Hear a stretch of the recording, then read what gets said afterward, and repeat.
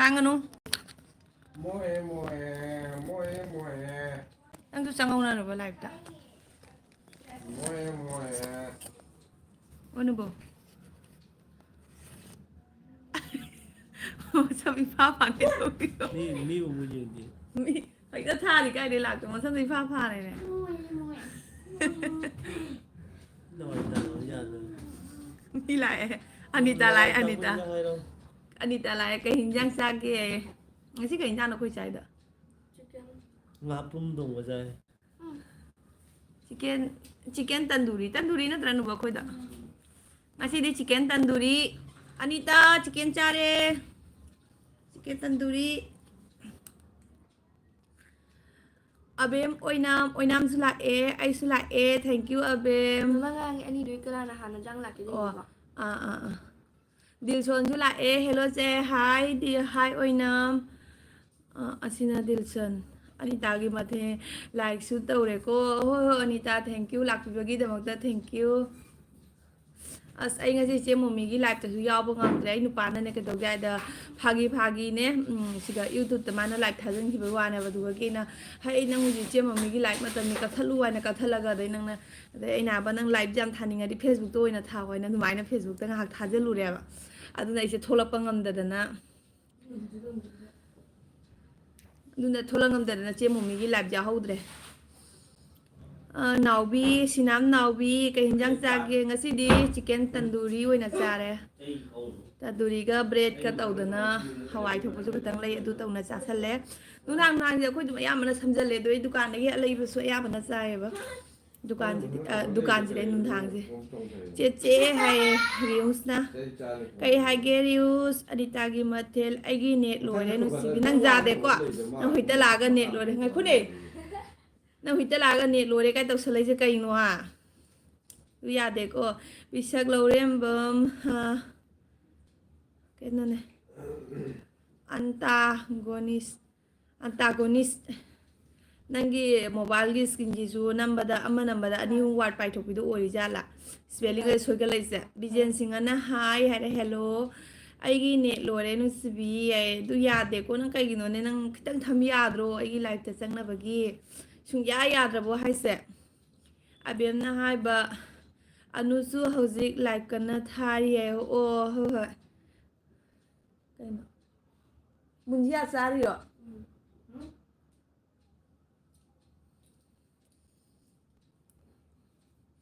anh Ngasidi cái nó tao đấy hip bạc cũng thà đấy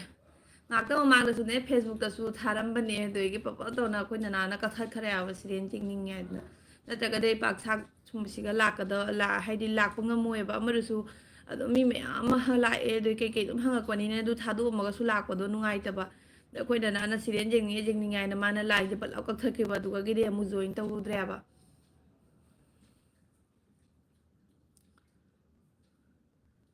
button hi hello button PM barkat pamru hana yeng zeni hai yeng zen hai kai hai no khang de pisa lo re ma ai gi net lôi re no sai mai net lôi hai cái nôm hai thì nam nào bị ai khôi gi xóm da su khôi ba lạc ô ni bhaga ô ni bhaga xem nang je kai no gi ro ho jai rong gi ro nào bi nang je ho jai gi ro ni bhaga je ni bhaga je cái nó lăng cả gi na te cái nó kun hai ba ni ma ki khun ju ka ho re ne the hojai gi ni hai ba ma hojai gi budi hojai ora ga ne ma ki mafam do kun mafam do kanum hai ba ni ka tho ga kun do cái nó Shankar ji ka neha ga laktri Shankar ji khar jang na lakpi ro Shankar ji neha Lakhinagar hai ho lakani inang nei na train to nga ga dum jawrak po ni inang nei ngam da na taw ni ngarang ai gi live ta ne ngarang ai gi live ta ne inaw ani kha moi sai di inaw ani tan te ba mi am ko last le ho wa se ngai ri ba ne as moi ngai ba dai su ngarang theng khare ama su ira kani last ai na ama su ira kani last ai na ama mu ira kani ai ni mà lôi vào níu ngang lang đi ô hay đấy rồi đồn Wah, pisah nang kayak gini comment kak thali dah comment kak kanu ne. Pam market, pam ruhana, yang jage, yang jang hau bro, ay hau re tanduri woi na cai ngasidi hau re. Wow, betul jangan na wow, ay ngasi yang phazar ba wow kahai tu ba. Soi sai na rabi, samlang lekte ki, lo na ying lakpa. As Facebook tadi saya juga satu ya.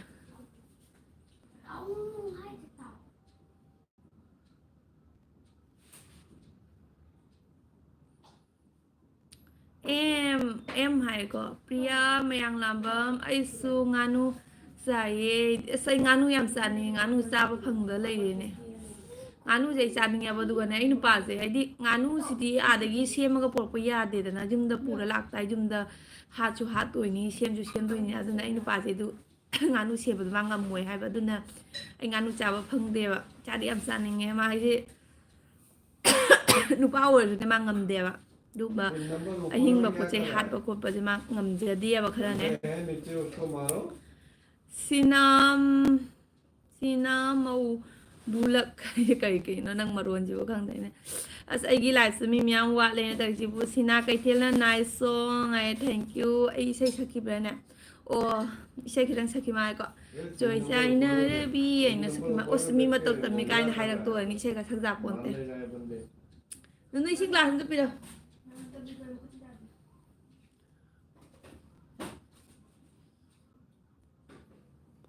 ไอ้คุยเดอซาซิลาโอให้บอกว่ากันงานนู้ยำจานอย่างเงี้ยงานนู้จานนี่จานนี่นู้มาจาน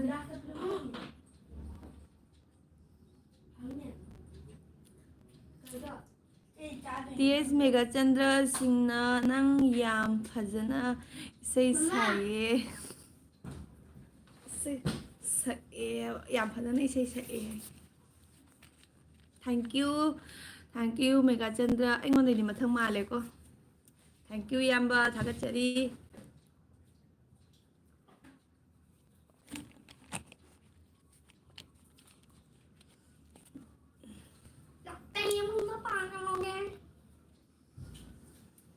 น่าตุน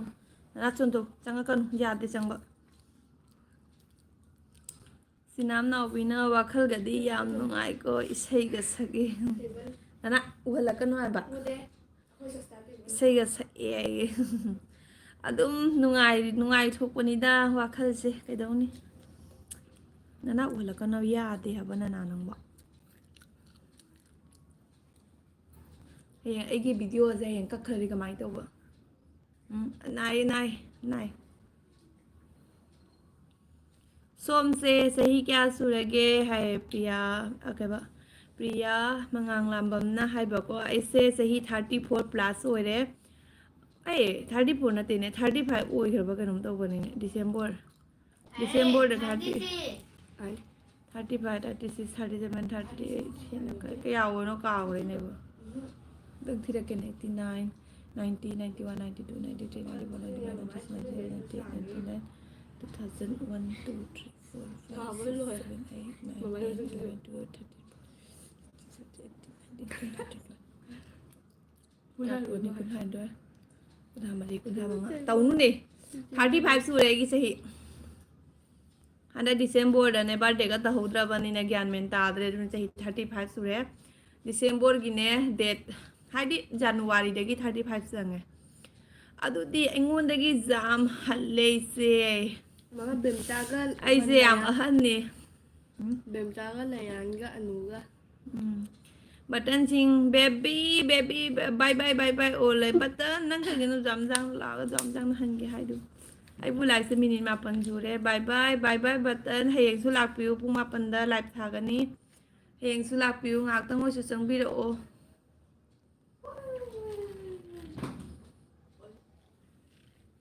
ชังเกิดจิลากตรีในหาสุลักตรีเด็กกี้ไอ้กี่มานะเห็นนะจาว เราทั่วกันนู้นนี่ กรีนาใช่ป่ะแล้วเนี่ยกรีนา นั่งคุยเพราะอะไร กรีนาได้ป่ะ ไอ้ดินานาในเตาเลยมี คนเนี่ยกรี ปา นา กันเลย ป้า ซักซาเลยบุอิเจกันดินาซักซาเลยไอ้สัมจีสกายมาแล้วก็เจ้านั่งนั่งเสียมันซักซาเลยสแกนตันดูดิ मैं कोई मामा की मजा से light तरी भजा बने पर असली जो ऑलरेडी पूरा लोय बन जोंगे मान बन ก็เจี๊ยบมาใส่เธอโลเลย बस कोई ने สักตีพัซยแกว่าสักตีพัซยเขาจิกซัวว้าว thank you ไลฟ์เซอีกากาบเนี่ยว่าสักจูทกดำเนี่ยว่าไลฟ์ทาวเซ मैं เอาตัวนั้นมีอะไรดีไลฟ์ทาวสักกูคนดำเนี่ยยามทีเป็นอะไรว่าไอ้สุดที่อุดโร मैं कोई मामा ने हराव ना बगिन ने ล้างรถให้จุ่มเลย मैं कोई मामा ने हराव ना बगिन ने दुम अम्मा दो भागी भागी दो दुम नुशेन हाई भी ล้างให้บอก ไอ้ยี่มา ตุ้มหม้อตุ้มมิ้นตุ้มหม้อ อันนี้ใครชักรถละ พูดเนี่ยไอ้ยี่มานะไอ้ยี่มานะพิชักไก่ให้น้องนั่งกินไอ้ยี่มาไก่ดูได้น้องนายหน่อยนุ่งอาบุตรดังงามเลย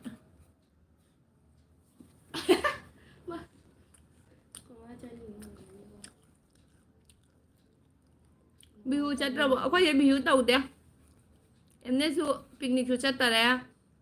manipur gi su hina mara moraga picnic ko ba khopa taudre ai samda paira kanu kono si charaga khambra nunu a samda paira kanu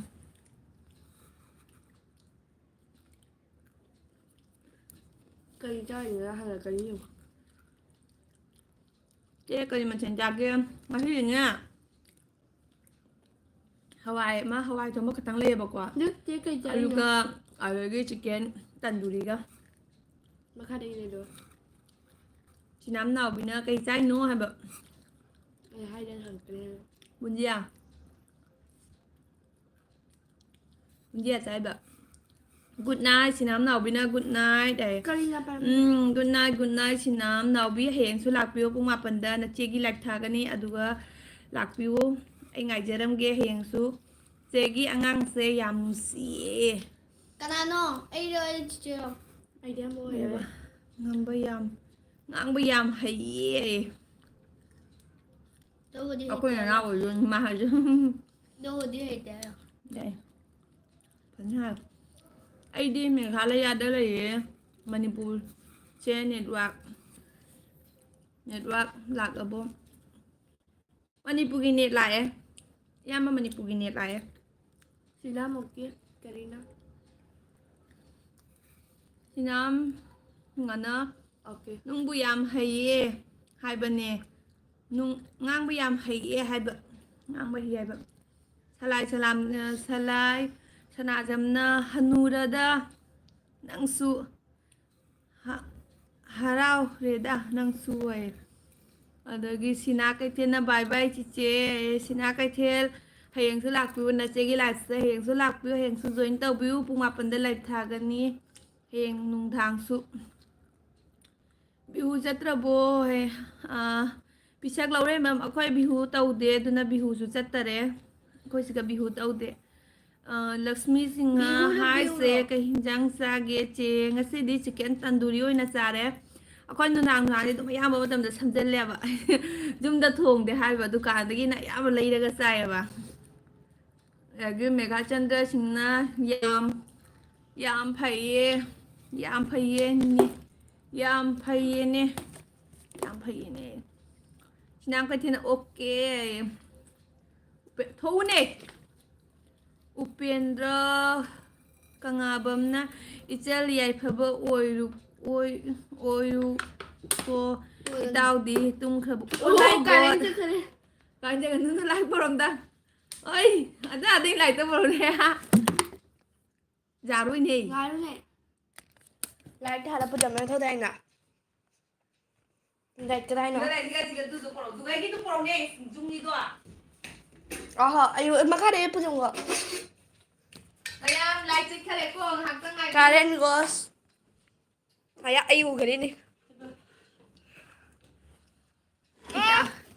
Itao di tum khabo hai ba ai ngak Facebook ta like tharam ba do yam ba open do se Facebook ta sula ambram tang hai bi ro ꯐꯦꯁꯕꯨꯛꯇ ꯃꯁꯛ ꯃꯥꯟꯅꯕ ꯃꯤ ꯑꯃ ꯌꯥꯎꯕꯗꯧ ꯇꯧꯔꯤꯑꯕ ꯑꯗꯨꯒꯅꯤ ꯍꯥꯏꯁꯦ ꯊꯣꯛꯄꯅꯤꯗ ꯃꯥ ꯀꯥꯔꯨ ꯏꯇꯥꯎ ꯀꯥꯔꯨ ꯁꯛ ꯐꯖꯈꯔꯦꯅꯦ ꯏꯇꯥꯎ ꯀꯥꯔꯨꯝ ꯍꯥꯏꯗꯣ ꯇꯥꯔꯦ ꯇꯧꯔꯤ ꯂꯥꯁꯦ ꯑꯩꯗꯤ ꯂꯣꯏꯔꯦꯗꯅ ꯑꯩꯗꯤ ꯂꯣꯏꯔꯦꯗꯅ ꯑꯗꯣ ꯆꯥꯗꯣꯏꯁꯤꯟꯗꯣ ꯁꯤꯗꯥꯔꯠ ꯁꯔꯃ ꯆꯤꯆꯦ ꯅꯪꯕꯨ ꯀꯥꯏꯒꯤꯅꯣ ꯑꯩꯁꯦ ꯁꯤꯜꯆꯔ ꯁꯨꯅ ꯑꯩ ꯀꯩ ꯍꯥꯏꯅꯤ ꯕꯣꯟꯇꯔꯥꯄꯨꯔꯒꯤꯅꯤ ꯀꯔꯤꯅꯥ ꯁꯤꯡꯍ ꯆꯦꯒꯤ ꯏꯄꯥꯝꯁꯦ ꯀꯩ ꯂꯝꯗꯩꯅꯣ ꯑꯩꯁꯦ ꯃꯣꯒꯣꯜꯄꯨꯔꯒꯤꯅꯤ ꯃꯦꯘꯥꯆꯟꯗ꯭ꯔ ꯁꯤꯡꯍꯅ ꯂꯥꯏ ꯆꯠꯂꯦ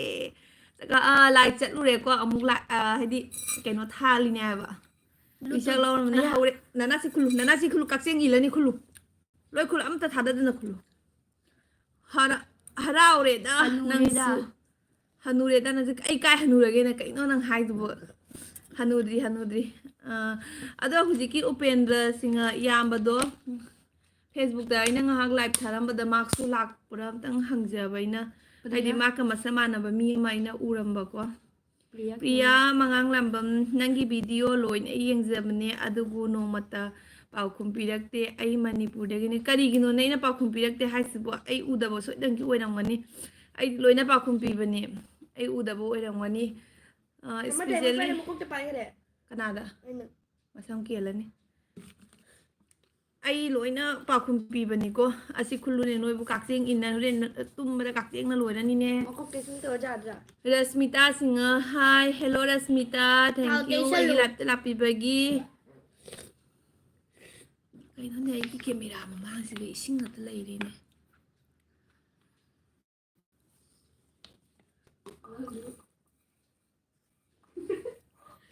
ꯄ꯭ꯔꯤꯌꯥ ꯃꯉꯥꯡꯂꯥꯝꯕꯝꯅ ꯈꯪꯖꯔꯦ ꯌꯥꯔꯦ ꯏꯕꯦꯝꯃ ꯑꯩ ꯇꯜꯂꯤꯌꯦ ꯑꯩ ꯎꯗꯕ ꯑꯣꯏꯔꯝꯒꯅꯤ ꯍꯥꯏꯕ ꯑꯩ ꯀꯃꯦꯟ ꯄꯤꯕꯅꯦ ꯑꯩ ꯀꯩꯒꯤ ꯄꯤꯔꯣꯏꯗꯣꯏꯅꯣ ꯑꯩ ꯀꯃꯦꯟ ꯄꯤꯕꯅꯦ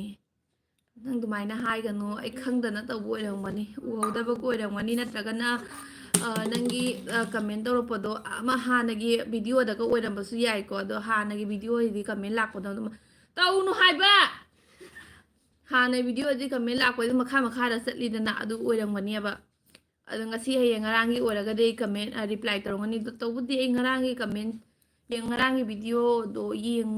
ꯀꯃꯦꯟ ꯌꯦꯡꯉꯨꯗꯕ꯭ꯔꯥ ꯀꯩꯅꯣꯝꯗꯤ ꯇꯧꯕꯅꯤꯀꯣ ꯃꯦꯘꯥꯆꯟꯗ꯭ꯔ ꯁꯤꯡꯍꯅ ꯑꯒꯔ ꯁꯤꯡꯒꯤ ꯃꯤꯡ ꯀꯔꯤ ꯑꯉꯥꯡꯁꯤꯡꯒꯤ ꯃꯤꯡ ꯀꯔꯤ ꯀꯧꯒꯦ ꯅꯅꯥ ꯅꯪꯒꯤ ꯃꯤꯡ ꯀꯩ ꯀꯧꯔꯤ अभिनाश सिंहा ꯑꯇꯦꯒꯤꯗꯤ मागदुमाचन ꯅꯤꯀꯤꯇꯥ ꯀꯧꯔꯦ ꯏꯆꯥꯅꯨꯄꯤꯅ ꯅꯨꯄꯥ ꯍꯤꯅ ꯑꯕꯤꯅꯥꯁ ꯀꯧꯔꯦ ꯆꯦꯆꯦ ꯊꯥꯖꯕ꯭ꯂꯣ ꯅꯆꯦ ꯍꯥꯏꯌꯦ ꯀꯩ ꯍꯥꯏꯒꯦ ꯊꯥꯖ ꯌꯥꯝ ꯍꯔꯥꯎꯔꯦ ꯅꯆꯦꯒꯤ ꯂꯥꯏꯐꯇ ꯂꯥꯛꯄꯤꯕꯒꯤꯗꯃꯛꯇ ꯁꯤꯗꯥꯔꯠ ꯁꯔꯃꯥꯅ ꯆꯦ ꯍꯣꯖꯥꯏ ꯑꯁꯥꯝꯗ ꯀꯣꯏꯕ ꯂꯥꯛꯑꯣ ꯑꯩ ꯂꯥꯛꯀꯅꯤ ꯑꯩꯒꯤ ꯍꯣꯖꯥꯏꯗꯁꯨ ꯀꯣꯏꯕ ꯂꯥꯛꯀꯅꯤ ꯃꯅꯤꯄꯨꯔꯗꯁꯨ ꯀꯣꯏꯕ ꯆꯠꯂꯨꯈꯤꯅꯤ ꯍꯣꯖꯥꯏꯗꯁꯨ ꯀꯣꯏꯕ ꯂꯥꯛꯀꯅꯤ ꯑꯩꯒꯤ ꯄ꯭ꯂꯥꯅꯤꯡ ꯌꯥꯝ ꯂꯩꯔꯤ ꯆꯥꯛ ꯆꯥꯔꯕꯣ ꯆꯥꯛ ꯆꯥꯔꯦ ꯆꯥꯛ ꯆꯥꯔꯦ ꯊꯥꯖ ꯅꯪꯗꯤ ꯆꯥꯛ ꯆꯥꯔꯕꯣ ꯂꯛꯁꯃꯤ ꯁꯤꯡꯍ ꯆꯦꯒꯤ ꯑꯉꯥꯡ ꯑꯅꯤꯃꯛ ꯌꯥꯝ ꯅꯨꯡꯁꯤ ꯀ꯭ꯂꯥꯁ ꯀꯌꯥꯅꯣ ꯆꯦ ꯍꯥꯏꯕ ꯑꯩꯈꯣꯏ ꯃꯨꯅꯤꯅꯅꯦ ꯀ꯭ꯂꯥꯁ 6 ꯅꯅꯥꯅ ꯀ꯭ꯂꯥꯁ 3ꯅꯤ ꯕꯤꯀꯦ ꯁꯨꯍꯦꯅꯥ ꯕꯦꯒꯝ ꯍꯥꯏ ꯆꯦ ꯆꯥꯛ ꯆꯥꯔꯕꯣ ꯆꯥꯛ ꯆꯥꯔꯦ ꯑꯗꯣ ꯃꯌꯥꯝ ꯑꯩꯒꯤ ꯂꯥꯏꯐꯇ ꯂꯥꯛꯄꯤꯔꯤꯕ ꯃꯌꯥꯝ ꯑꯩꯒꯤ ꯆꯦꯅꯦꯜ ꯁꯕꯁꯀ꯭ꯔꯥꯏꯕ ꯇꯧꯗꯕ ꯌꯥꯎꯔꯗꯤ ꯁꯕꯁꯀ꯭ꯔꯥꯏꯕ ꯇꯧꯁꯟꯕꯤꯔꯝꯃꯣ ꯑꯃ ꯒꯦꯝ ꯑꯃ ꯁꯥꯟꯅꯕꯗ ꯃꯣꯏꯒ ꯃꯥꯏ ꯐꯦꯚꯣꯔꯥꯏꯠ ꯀꯂꯔ ꯐꯦꯚꯣꯔꯥꯏꯠ ꯑꯃꯁꯤꯡꯗꯣ ꯑꯗꯨꯁꯤꯡꯗꯣ ꯍꯪꯉꯨꯅꯦ ꯀꯅꯥꯅ ꯑꯍꯥꯟꯕ ꯍꯥꯏꯔꯛꯄ ꯃꯤꯗꯣ ꯉꯝꯃꯦ ꯑꯆꯨꯝꯕ ꯍꯥꯏꯔꯛꯄ ꯃꯤꯗꯨꯗꯣ ꯑꯍꯥꯟꯕ ꯍꯥꯏꯔꯛꯄ ꯃꯤꯗꯣ ꯁꯥꯟꯅꯧ ꯆꯥꯔꯦꯁꯦ ꯕꯊꯥꯗ ꯀꯩ ꯌꯦꯟꯖꯥꯡ ꯆꯥꯒꯦ ꯃꯦꯘꯥꯆꯟꯗ꯭ꯔ ꯁꯤꯡꯍꯅ ꯑꯩꯅ ꯔꯦꯕꯤꯀꯥꯅꯤ मैम अखोई मागी फेवरेट कलर करीनो ꯇꯤꯌꯦꯁ जामीना ꯃꯦꯘꯥꯆꯟꯗ꯭ꯔ हाना ꯁꯤꯡ हायरꯛꯄ ꯃꯤꯗꯣ ꯑꯩꯅ ꯔꯦꯕꯤꯀꯥꯅꯤ ꯑꯩꯃ ꯍꯣꯖꯥꯏꯒꯤꯔꯣ ꯀꯩꯅꯣ ꯔꯦꯕꯤꯀꯥꯅꯤꯅ ꯍꯥꯏꯁꯤꯕꯣ ꯔꯦꯕꯤꯀꯥꯁꯦ ꯀꯅꯥꯅꯣ ꯑꯩꯈꯣꯏ ꯃꯥꯝꯆꯧꯒꯤ ꯃꯆꯥꯅꯨꯄꯤ ꯑꯃ ꯔꯦꯕꯤꯀꯥ ꯀꯧꯕ ꯑꯃ ꯂꯩ ꯑꯗꯨꯔꯣ ꯀꯅꯥꯅꯣꯏ ꯈꯪꯗ꯭ꯔꯦ ꯃꯤꯡꯁꯦ ꯃꯥꯟꯅꯗꯕꯗꯨꯒ ꯄ꯭ꯔꯤꯌꯥ ꯃꯉꯥꯜꯂ ꯅꯆꯥꯅꯨꯄꯤ ꯃꯁꯛ ꯌꯥꯝ ꯐꯖꯩꯌꯦ ꯑꯩꯒꯤ ꯏꯃꯧ ꯑꯣꯏꯖꯔꯒꯦ ꯍꯣꯏ ꯃꯇꯝ ꯂꯥꯛꯈꯤꯁꯅꯨꯀꯣ ꯍꯩꯇꯦ ꯍꯥꯏꯗꯣꯛꯄ ꯋꯥꯁꯦ ꯁꯛꯁꯦꯁ ꯑꯣꯏꯕ ꯉꯝꯗꯕꯅꯤ ꯉꯥꯛꯈꯣ ꯃꯇꯝ ꯂꯥꯛꯈꯤꯁꯅꯨ ꯑꯗꯨꯒ ꯌꯦꯡꯅꯁꯤꯀꯣ ꯉꯁꯤꯗꯤ ꯈꯪꯗꯕ ꯌꯥꯝꯅ ꯌꯥꯎꯔꯤ ꯉꯁꯤꯗꯤ ꯈꯪꯗꯕ ꯌꯥꯝꯅ ꯌꯥꯎꯔꯦ ꯉꯥ ꯊꯣꯡꯉꯤ ꯆꯦ ꯍꯥꯏꯕꯀꯣ BTS na like the mai nang ngasai nang tumin na tukru waina jenga huita like the nine hairo Imo wai di kaino. Kade Makanya imo ay tige gigina. mo do ijan nubi Imo waiba imo Eh di kaino. mau wajara ba thajablo mayam support tauminasi Khangaba kare sapabiramo kama return taujarake haba thajana yengsalo mayam tausanbiro dak tausanbiro masu tok hanjarani Oh abhi sai tere ko le nagle ko cha pamre pisak laure mam noi kadai de leige ba asidi secret ni na akhangma mina khange khangda mi di sidi secret ni na ina sigadi kamai hai gani mega chandra singha meghalaya da laiye haba Ma. Rebecca ro akhoi mam chawgi macha nupi Rebecca du rom ta hairo ne class 5 kai o Ai sa sai. mi ona re sei ja ge ro Ma bina sku chadai ka dai. che ta khel chu la e che ta khel ai ne che momi gi live yaw ba ngam dre ba ai nu pa kai de gi ne mana live tha ge noi ne live thai do kamai thai noi nganu nu a ai pam de nang toi do noi ne live thai da kamai thai no jing gi kai na ha ne pung ni pan khare hela ko da thajan gi ba wa ni chak to sang ko da doi ma mi bo la tre doi gi dei na khari ji ngo da pung ni pan khare hela me na ai na hai ba ho ai ngai khon ne che momi ta gi live tha ma tam ni nang do tau nu ne mu thalu ne na tau na dumai tau na ina mu that khre doi ma se live tha we ngon da doi gi amu Facebook to mu ha tha bi tha le doi ma na Facebook ta kai kai dum wari wa tai sa na ga loi la kwa da di dum pung ma pan ta do re na tau da na dum mu that le ba du nai che momi tai live ti yaw ba ngam dre eh muthalle na tra de na muthalle nang na mu that le ba kari khangri ba na hang khai ubidraga takalgi mingje aisu yaudre aise yenba thungadre che takhel ase gini che mo mitai live to ai yaudi am yawning bane duga ai nu pai nang ji pharak ta san gra ba du na ne priya sap to biro o e to san biro priya na mega chandra singha hawai how natte hai ba kwa hoi aisu nana class 5 han harak pa duga di aisu man da ba kare la Ai e nu pira ma. Nu pira. ꯑꯗꯒꯤ ꯀꯩꯅꯣ ꯍꯥꯏꯁꯤꯕꯨ ꯇꯈꯦꯜꯒꯤ ꯃꯤꯡꯁꯦꯜꯅ minute ꯀꯨꯟ ꯇꯧꯅ ꯌꯦꯡꯅꯕꯅꯦ ꯑꯗꯨꯐꯥꯎ ꯊꯨꯡꯅꯗ꯭ꯔꯦ ꯍꯣꯏ ꯆꯦ ꯇꯈꯦꯜ ꯀꯩ ꯍꯥꯏꯅꯤ ꯃꯊꯪ ꯑꯩꯁꯨ ꯍꯩꯔꯥꯡꯉꯦꯗ ꯖꯨꯔꯥꯡ ꯕꯥꯏꯗ ꯍꯦꯃ ꯇꯥꯔꯦꯗ ꯑꯩꯁꯨ ꯋꯥꯔꯤꯗꯣ ꯊꯣꯛꯎꯅꯦ ꯅꯨꯡꯅꯨ ꯅꯪꯕ ꯅꯣꯡꯃ ꯑꯃꯗ ꯅꯠꯇ꯭ꯔꯗꯤ ꯍꯦꯟꯕ ꯊꯨꯡꯉꯔꯣꯏ ꯃꯥꯅꯤ ꯑꯗꯨꯃꯥꯏꯅ ꯇꯧꯗ꯭ꯔꯒꯗꯤ ꯌꯥꯔꯔꯣই ngасina amada phajana chatpa dagi mathangna amada chappa natragadi taunune adu natragadi ngha ma siga phutlaw chat chona phutlaw thok to bodudi amada su kana de dana icham chamjabi ichal maleko kai haini takhelgi mingse na mikki guli se chong thorak tore ba ngaktang pothahan ko nangi mikki guli do ngakang phajan thamo chong thorokhi nuaina ये push कर रहा है क्या तुम लोग अंदर में push कर रहा है लग रहा है adu tawraga kari nuai jari no nangi je ha ऊपर जाना है अंदर में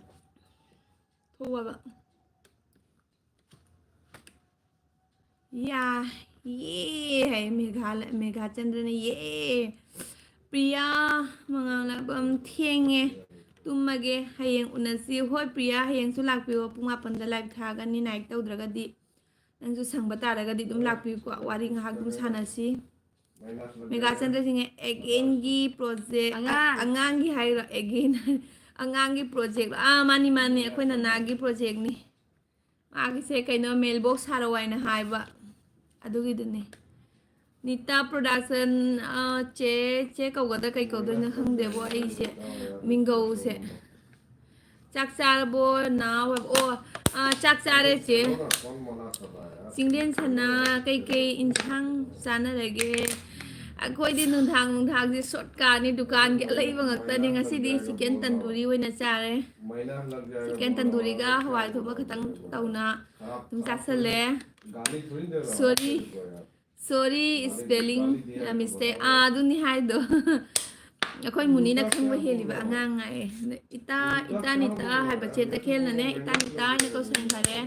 ꯑꯗꯨꯅ ꯂꯥꯡꯅ ꯄꯄꯥꯅ ꯃꯔꯣꯟ ꯑꯃ ꯉꯥꯡꯉꯦ ꯅꯪꯅ ꯑꯃꯨꯛ Chinese ꯉꯥꯡꯉꯤꯕ ꯎꯗ ꯀꯨꯏꯔꯦ ꯍꯥꯏꯕꯀꯣ ꯀꯩꯅꯣꯁꯦ ꯎꯗ ꯀꯨꯏꯔꯦ ꯏꯆꯦ ꯅꯤꯇꯥꯁꯦ ꯎꯗꯕ ꯀꯨꯏꯔꯦ ꯏꯇꯥ ꯀꯩ ꯃꯊꯦꯜꯅꯣ ꯍꯥꯏꯔꯦ ꯆꯦ ꯇꯈꯦꯜ ꯅꯤꯇꯥꯅꯅꯦ ꯆꯦ ꯅꯤꯇꯥꯅ ꯀꯩ ꯃꯊꯦꯜ ꯆꯥꯒꯦ ꯍꯥꯏꯕꯀꯣ ꯅꯤꯇꯥꯅ ꯍꯦꯞꯄꯤ ꯁꯪꯀ꯭ꯔꯥꯟꯇꯤ ꯃꯌꯥꯝ ꯄꯨꯝꯅꯃꯛꯄꯨ ꯀꯁꯥꯔ ꯅꯤꯉꯣꯜ ꯇꯔꯞꯇꯒꯤ ꯍꯦꯞꯄꯤ संक्रांति मुझे भी थोड़ा खिलाना डिनर चिकन थोड़ा खिलाना मुझे भी ꯑꯩ ꯅꯥꯔꯨꯔꯦ ꯍꯥꯏꯕꯀꯣ ꯆꯦꯅꯤꯇꯥꯁꯦ ꯅꯥꯔꯨꯔꯦ ꯍꯥꯏꯌꯦ ꯅꯨꯅꯨ ꯅꯪ ꯌꯥꯎꯅꯤꯡꯉꯗꯤ ꯆꯪꯉꯣ ꯌꯥꯎꯅꯤꯡꯗꯦ ꯃꯃꯥꯗ ꯌꯥꯎꯍꯟꯅꯤꯡꯉꯤ ꯃꯃꯥꯒꯤꯗꯨ ꯑꯃꯨꯛ ꯀꯧꯒꯅꯤ ꯊꯨꯁꯦ ꯍꯤꯡꯆꯥꯕꯤꯅ ꯁꯥꯏꯠꯇꯒꯤ ꯅꯥꯏꯅꯦ ꯃꯃꯥ ꯍꯦꯛ ꯀꯤꯂꯦꯟ ꯆꯨꯁꯟꯕ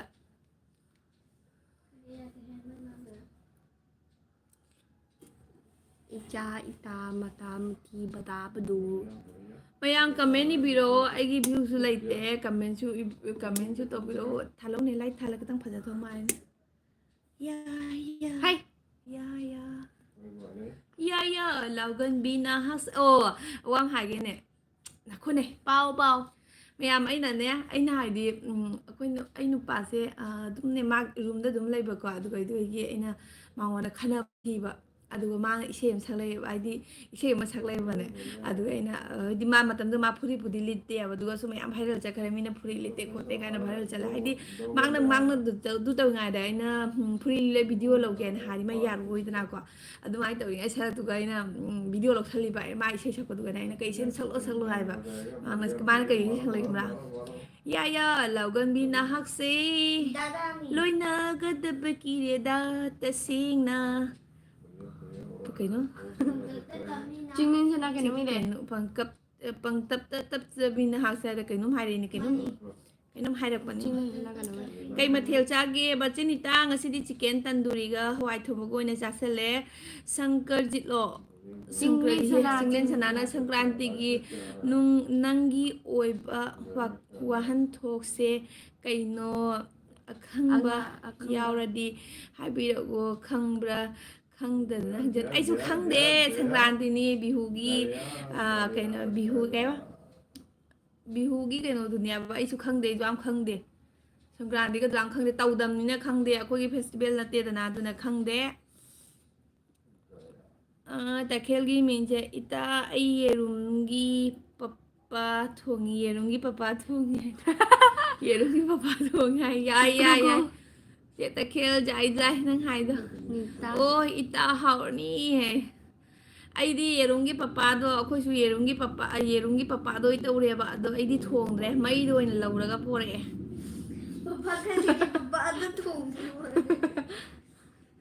ꯄꯄꯥ ꯀꯩ ꯍꯥꯏꯔꯦꯅꯣ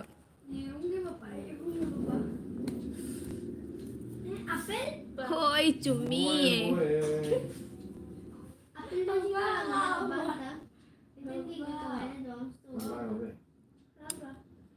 ꯃꯌꯥꯝ ꯂꯥꯏꯛꯇ ꯖꯣꯏꯟ ꯇꯧꯕꯤꯔꯛꯑꯣ ꯀꯃꯦꯟꯁꯨ ꯊꯥꯗꯕꯤꯔꯛꯎ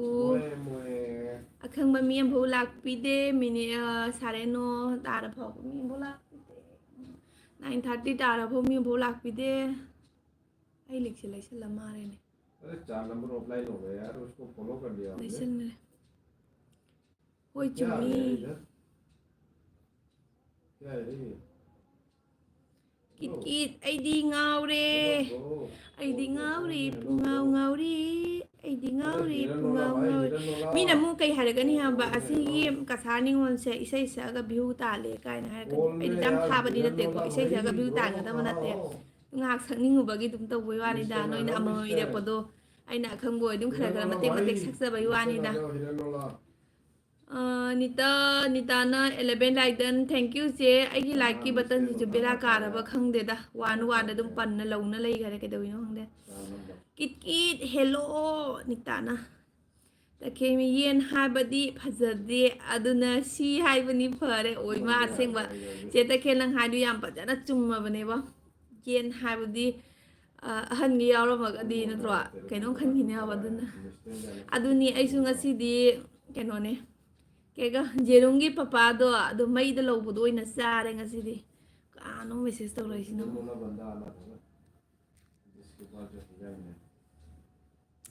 ꯑꯩꯈꯣꯏ ꯂꯥꯛꯀꯁꯤꯗꯤ ꯑꯩ ꯏꯇꯣꯝꯇꯅ ꯃꯤ 4ꯒꯤ ꯁꯥꯏꯖꯅꯤ ꯍꯣꯏ ꯆꯦ ꯆꯦꯅ ꯆꯦꯒꯤ ꯂꯥꯏꯐꯅ ꯏꯅꯨꯡ ꯅꯨꯡꯉꯥꯏ ꯑꯁꯦꯡꯕ ꯆꯥꯛ ꯊꯣꯡꯅꯅꯦ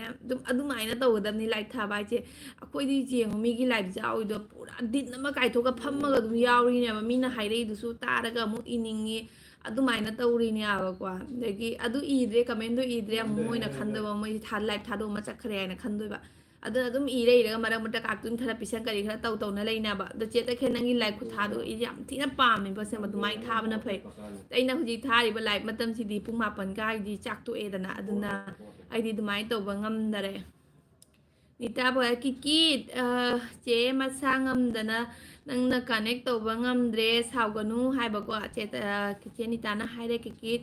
ꯑꯩꯒꯤ ꯇꯦꯂꯦꯟ ꯇꯧꯕꯗ ꯀꯅꯥꯅ ꯀꯔꯤ ꯍꯥꯏꯗꯣꯏꯅꯣ ꯍꯥꯏꯕꯒꯤ ꯄꯋꯥꯔꯁꯨ ꯂꯩꯇꯦ ꯍꯥꯏꯕꯀꯣ ꯀꯤꯀꯤꯠꯅ ꯀꯩꯅꯣꯝꯃ ꯍꯥꯏꯁꯤꯕꯨ ꯀꯩꯅꯣ ꯁꯤꯡꯗꯨꯔ ꯅꯝꯗ꯭ꯔꯗꯤ ꯌꯥꯗ꯭ꯔꯣ ꯃꯩꯇꯩ ꯃꯒꯨꯟ ꯍꯥꯠꯂꯦ ꯁꯤꯡꯗꯨꯔꯗꯨꯅ ꯍꯥꯏꯕꯀꯣ ꯑꯩꯈꯣꯏꯅ ꯄꯥꯝꯖꯕꯒꯤ ꯅꯝꯖꯕꯅꯦ ꯁꯤꯡꯗꯨꯔꯁꯦ ꯂꯥꯏꯛ ꯗꯟ ꯀꯁꯥꯔ ꯊꯦꯡꯀ꯭ꯌꯨ ꯁꯤꯡꯍ ꯂꯥꯏꯐ ꯁ꯭ꯇꯥꯏꯜ ꯔꯣꯛ ꯊꯦꯡꯀ꯭ꯌꯨ ꯑꯩꯒꯤ ꯂꯥꯏꯐꯇ ꯂꯥꯛꯄꯤꯕꯒꯤꯗꯃꯛꯇ ꯊꯥꯒꯠꯆꯔꯤ ꯀꯤꯀꯤ ꯅꯤꯇꯥ ꯏꯆꯦꯕꯨ ꯈꯨꯔꯝꯖꯔꯛꯑꯦ ꯀꯤꯀꯤꯠꯅ ꯀꯁꯥ ꯀꯩ ꯍꯤꯟꯖꯥꯡ ꯆꯥꯒꯦ ꯑꯩꯒꯤ ꯉꯁꯤ ꯍꯤꯟꯖꯥꯡꯁꯦ ꯁꯣꯠ ꯀꯥꯅꯤ ꯆꯤꯛꯀꯦꯟ ꯑꯂꯧꯕ ꯑꯣꯏꯅ ꯆꯥꯔꯦ ꯑꯗꯣ ꯆꯤꯛꯀꯦꯟ ꯑꯂꯧꯕ ꯀꯩꯅꯣ ꯀꯩꯗꯨꯕ ꯆꯤꯛꯀꯦꯟ ꯑꯂꯧꯕ ꯑꯣꯏꯅ ꯆꯥꯔꯦꯕ ꯗꯨꯀꯥꯟꯗꯩ ꯇꯟꯗꯨꯔꯤ ꯈꯔ ꯂꯨꯔꯛꯑꯦꯕ ꯑꯗꯨ ꯑꯗꯨꯝ ꯆꯥꯁꯜꯂꯦ ꯉꯁꯤꯗꯤ ꯑꯩꯈꯣꯏ ꯅꯨꯡꯗꯥꯡ ꯁꯨꯃꯥꯏꯅ ꯑꯗꯨꯝ ꯈꯔ ꯑꯁꯝꯕ ꯑꯣꯏꯅ ꯇꯧꯔꯦ ꯑꯗ ꯑꯩꯒꯤ ꯚ꯭ꯌꯨꯁꯤꯗꯤ ꯁꯨꯃꯥꯏꯅ ꯑꯗꯨꯝ ꯂꯩꯗꯣꯔꯕ ꯈꯪꯗꯦꯗ 9 10 11 ꯑꯗꯨꯝ ꯂꯩꯗꯣꯔ ꯃꯥꯜꯂꯦꯗ 9 ꯍꯥꯏꯅ 9 ꯑꯃꯨꯛ ꯆꯦꯟꯈꯔꯦ ꯀꯤꯀꯤꯠ ꯀꯃꯦꯟ ꯏꯔꯛꯎ ꯌꯥꯝ ꯍꯥꯎꯅ ꯆꯥꯏꯀꯣ ꯀꯁꯥ ꯍꯥꯎꯋꯤ ꯌꯨꯝꯗꯗꯤ ꯁꯦꯝꯅꯕ ꯑꯗꯨ ꯇꯧꯅꯕꯗꯣ ꯂꯩꯇꯕꯅꯤꯅꯅꯦ ꯗꯨꯀꯥꯟꯒꯤꯗꯣ ꯍꯥꯎꯔꯦ ꯑꯗꯨ ꯑꯣꯏꯔꯒꯁꯨꯅꯦ ꯍꯥꯎꯔꯒꯁꯨ ꯑꯗꯨꯝ ꯗꯨꯀꯥꯟꯗꯒꯤ ꯄꯩꯁꯥ ꯇꯤꯡꯉꯒ ꯂꯩꯕ ꯄꯣꯠꯅꯤꯗꯅ ꯃꯍꯥꯎꯗꯣ ꯑꯗꯨꯅ ꯑꯗꯨꯝ ꯍꯦꯜꯂꯦꯕ ꯌꯨꯝꯗ ꯑꯣꯏꯔꯝꯕꯗꯤ ꯌꯥꯝ ꯍꯥꯎꯔꯣꯏꯗꯕꯅꯤ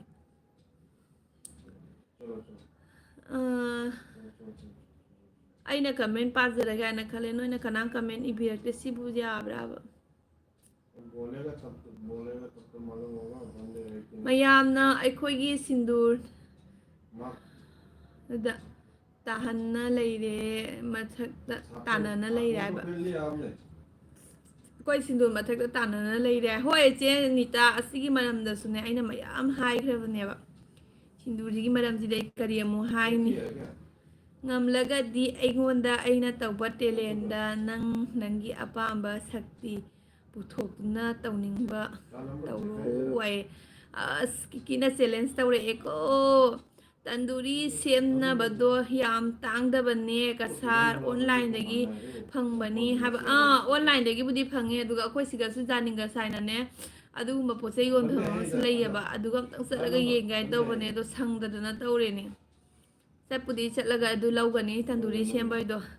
ꯀꯩꯅꯣꯗꯣ ꯑꯣꯚꯦꯟꯗ ꯑꯣꯏꯅ ꯂꯧꯒꯦ ꯇꯧꯕꯗꯣ ꯑꯣꯚꯦꯟꯗꯨꯒ ꯑꯃꯨꯛ ꯁꯦꯝꯕ ꯇꯧꯕꯗꯨꯒ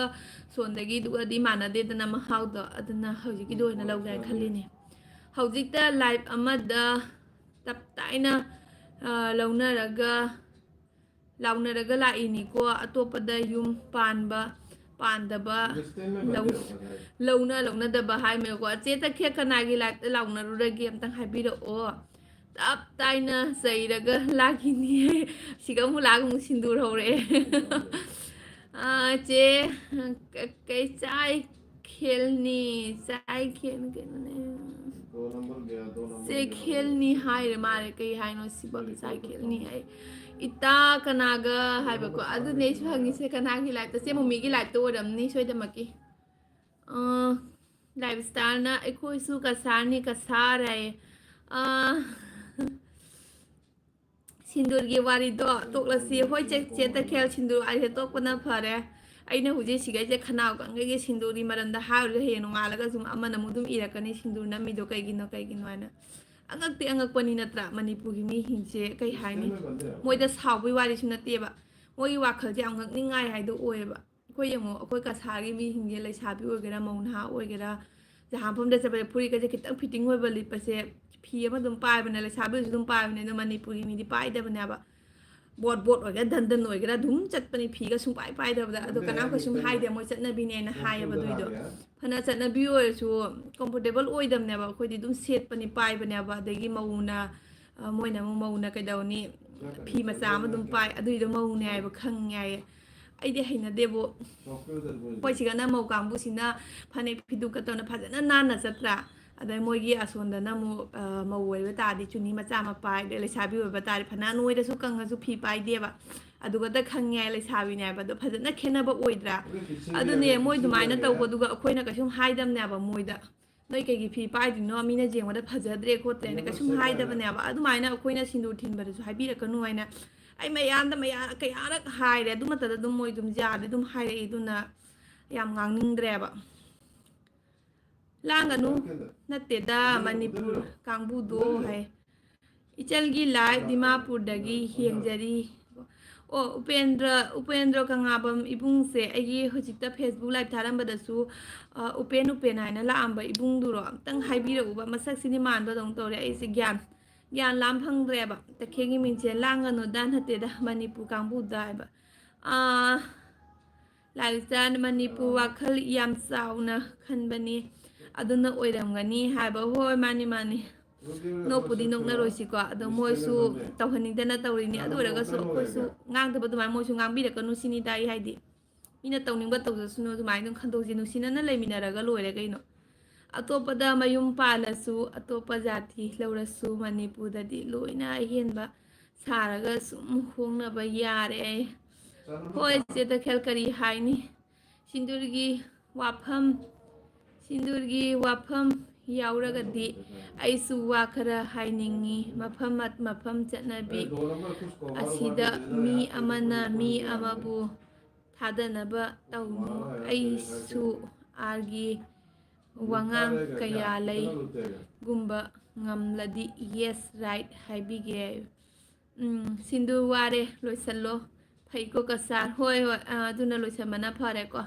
ꯌꯥꯝꯅ ꯑꯗꯨ ꯋꯥꯔꯤꯗꯣ ꯍꯧꯖꯤꯛ ꯄꯨꯊꯨꯔꯗꯤ ꯃꯈꯥ ꯑꯗꯨꯝ ꯁꯥꯡꯈꯤꯗꯅꯅꯦ ꯑꯗꯨꯝ ꯂꯣꯏꯈꯤ ꯇꯥꯔꯦ ꯑꯗꯨꯅ ꯑꯗꯨ ꯋꯥꯔꯤꯗꯣ ꯂꯣꯏꯁꯤꯜꯂꯁꯤ ꯆꯦ ꯇꯈꯦꯜꯅ ꯀꯩꯅꯣ ꯀꯔꯤꯒꯤ ꯑꯌꯥꯕ ꯄꯤꯔꯤꯅꯣ ꯍꯥꯏꯅ ꯃꯅꯤꯄꯨꯔ ꯀꯥꯡꯕꯨꯁꯦ ꯑꯇꯣꯞꯄ ꯖꯥꯇꯤꯗ ꯆꯠꯂꯁꯨ ꯏꯃꯥ ꯏꯄꯦꯝꯃ ꯂꯦꯝꯅꯒ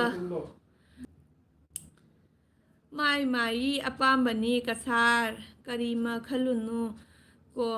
ꯃꯌꯥꯝ ꯍꯣꯏ ꯃꯥꯅꯤ ꯃꯥꯒꯤ ꯑꯄꯥꯝꯕꯅꯤ ꯑꯗꯨꯅꯤꯗ ꯃꯥꯒꯤ ꯋꯥꯈꯜꯗ ꯇꯧꯍꯟꯅꯤꯡꯗꯕ ꯑꯣꯏꯔꯝꯒꯅꯤ ꯑꯗꯨꯅ ꯐꯣꯡꯗꯣꯔꯛꯏꯅꯤ ꯃꯣꯏ ꯃꯁꯥꯒꯤ ꯑꯔꯥꯟꯕꯗꯨꯗꯤ ꯎꯗꯦ ꯑꯩꯈꯣꯏꯒꯤ ꯁꯤꯟꯗꯨꯗꯤ ꯁꯤꯇ ꯎꯅ ꯂꯩꯔꯦ ꯆꯨꯝꯃꯤ ꯆꯦ ꯇꯈꯦꯜꯅ ꯍꯥꯏꯁꯦ ꯌꯥꯝ ꯊꯤꯅ ꯆꯨꯝꯃꯕ ꯋꯥꯅꯤ ꯆꯥꯏꯈꯦꯜ ꯒꯨꯗ ꯑꯩ ꯁꯤꯡꯒꯜ ꯂꯥꯏꯐ ꯁ꯭ꯇꯥꯏꯜꯅ ꯆꯥꯏꯈꯦꯜ ꯒꯨꯗ ꯍꯥꯏ ꯃꯌꯥꯝ ꯀꯩꯅꯤꯕꯤꯔꯛꯎ ꯀꯦꯄꯤꯇꯦꯜꯅ ꯀꯩ ꯑꯣꯏꯃ ꯁꯗꯤꯡꯍꯧꯔꯦ ꯀꯩ ꯂꯝꯅꯣ ꯑꯩ ꯁꯤꯜꯆꯔꯗꯅꯤ ꯁꯤꯜꯆꯔꯗ ꯇꯈꯦꯜꯒꯤ ꯑꯩꯈꯣꯏꯔꯣꯝꯗꯗꯤ ꯑꯇꯣꯞꯄꯗ ꯆꯠꯈ꯭ꯔꯦ ꯆꯪꯕ ꯐꯪꯕꯩ ꯋꯥ ꯂꯩꯇꯦ ꯃꯥꯅꯤ ꯆꯦ ꯇꯈꯦꯜ ꯃꯥꯅꯤ ꯆꯨꯝꯃꯤ ꯑꯇꯣꯞꯄꯗꯆꯠꯂꯗꯤ ꯂꯧꯈꯠꯅꯗꯦꯅ ꯌꯥꯝꯅ ꯃꯩꯇꯩꯔꯣ ꯍꯥꯏꯕ ꯀꯩꯅꯣ ꯃꯩꯇꯩꯅꯤ ꯀꯩꯅꯣ ꯃꯩꯇꯩ ꯃꯥꯜꯂꯨꯗ꯭ꯔꯕꯣ ꯅꯪ ꯍꯥꯏꯗꯨꯕꯨ ꯍꯦꯜꯂꯣ ꯔꯦꯕꯤꯇꯥꯅ ꯍꯦꯜꯂꯣ ꯔꯦꯕꯤꯇꯥ ꯋꯦꯜꯀꯝ ꯍꯦꯜꯂꯣ ꯍꯥꯏꯕ ꯌꯨꯀꯦꯅ ꯍꯦꯜꯂꯣ ꯃꯌꯥꯝ ꯀꯁꯥꯔ MI 158 ꯃꯤ 158 ꯍꯣꯏ ꯅꯤꯇꯥ ꯄꯊꯥꯞꯅ ꯑꯩ ꯆꯥꯛ ꯆꯥꯈꯤꯒꯦꯀꯣ ꯍꯣꯏ ꯆꯦ ꯅꯤꯇꯥ ꯆꯥꯛ ꯆꯥꯕꯤꯌꯣ ꯀꯦꯄꯤꯇꯦꯜꯅ welcome two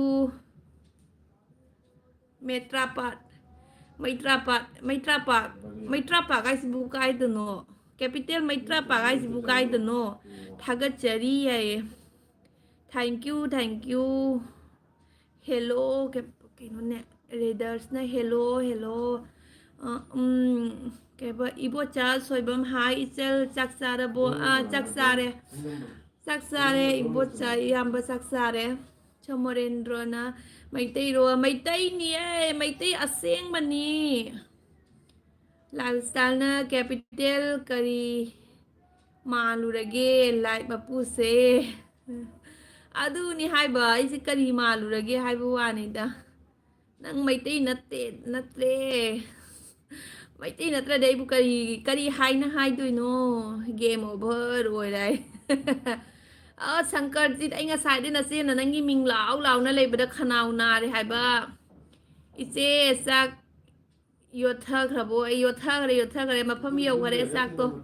mafam yo raga gyan ta na ma potha kare nga lega machine leiba horani nonga lega minus to baki how are you kai gale nei mai pe ma fine english mat ball idhar English mat bol line maitai maira pak maitai len maira pak maitai maitra pak maitai len hai ba ko karama phamoi do na ma ki sibai bu khang de ne kari a how ba no chicken tandoori oina sasan khare capital la kaino naron khangdra ba kai no hai si hai mayam subscribe to san view channel subscribe to san view share to view mi ta mayam lakna bagi so beautiful I thank you maitai leibak haine ekhoi ining tha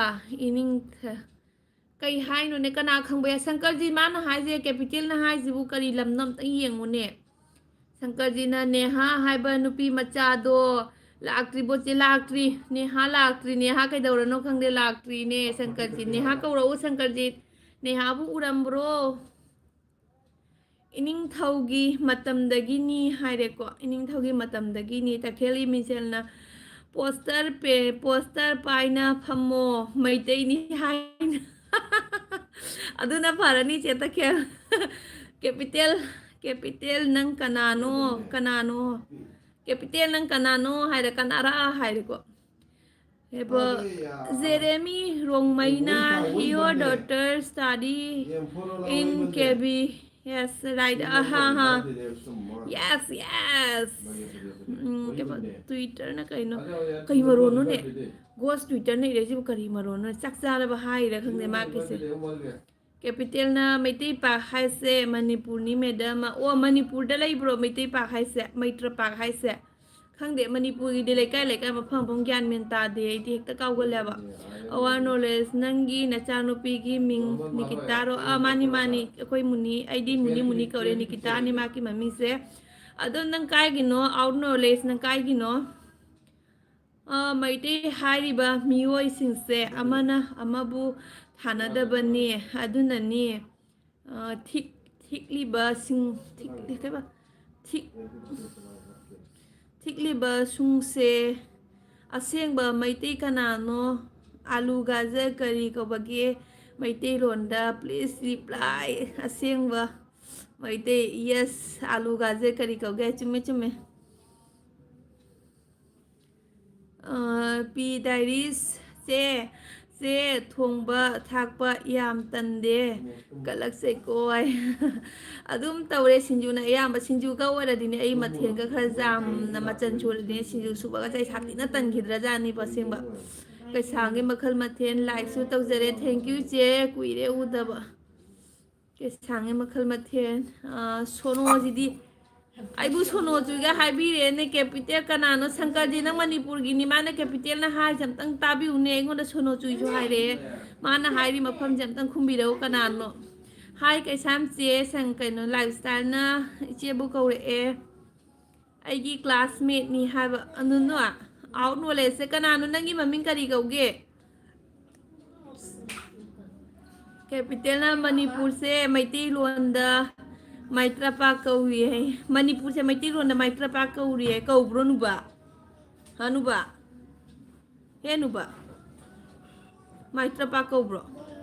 ibocha soibam aisu maitra pa si nangna haira kanda khangi aisu Manipur ne aduni haiba manga saidi maitra pa aina tawise kari no hane mana khunje onthoke haira khangdeba aiju ngasi da tajari Kanglei Park Maitra Park present Manipur aina hariba ko Kanglei Park tagi Maitra Park oi khare hujing mo khangde ta khekni minjena ai chak thi ko ai hoi che chak thiro our knowledge na mohit ni ai mohit khang bronoi class kya mohit nuparo nupani kai noi section giro o khangi mohit khangi maitai ni ne ꯎꯋꯥ ꯀꯅꯥꯏ ꯃꯆꯥꯅꯣ ꯑꯩ ꯈꯪꯖꯕ꯭ꯔꯣ ꯑꯣ ꯃꯣꯍꯤꯠ ꯈꯪꯉꯤ ꯑꯩꯈꯣꯏ ꯅꯤꯀꯤꯇꯥ ꯏꯅꯥꯛꯇ ꯂꯩꯔꯤ ꯌꯨꯝꯅꯝ ꯊꯣꯏ ꯁꯦ ꯑꯩꯈꯣꯏ Nikita Kapakano? ꯅꯈꯣꯏꯅ ꯃꯨꯊꯛꯀꯤ ꯂꯦꯡꯒꯅꯨ Kapakano? ꯀꯥꯞꯄꯣꯏꯅꯦ ꯂꯦꯡꯒꯅꯨ ꯌꯨꯝꯅꯥꯝ ꯊꯣꯏ ꯏꯇꯥ ꯅꯨꯡꯁꯤꯕꯤ ꯊꯦꯡꯛ ꯌꯨ ꯊꯣꯏ ꯂꯥꯛꯄꯤꯕꯒꯤꯗꯃꯛꯇ ꯑꯩ ꯉꯁꯥꯏꯗꯩ ꯉꯥꯏ ꯂꯩꯔꯝꯃꯤꯅꯤ ꯀꯅꯥꯝ ꯂꯥꯛꯄꯤꯗꯕ ꯑꯗꯨꯒ ꯑꯩꯁꯦ ꯂꯣꯏꯁꯤꯜꯂꯁꯤꯔꯥ ꯍꯥꯏꯅꯁꯨ ꯈꯜꯂꯨꯔꯦꯀꯣ ꯑꯥꯎ ꯅꯣꯂꯦꯖ ꯍꯥꯏꯕ ꯎꯄꯦꯟꯗ꯭ꯔ ꯁꯤꯡ ꯑꯁꯤ ꯁ꯭ꯋꯥꯏ ꯏꯒꯅꯣꯔ ꯃꯥꯏ ꯀꯣꯃꯦꯟ ꯑꯩꯕꯨ ꯎꯍꯧꯗ꯭ꯔꯕꯣ ꯑꯩ ꯈꯪꯗꯅ ꯇꯧꯏꯅꯦ ꯀꯥꯏꯅꯣ ꯌꯦꯡꯒꯦ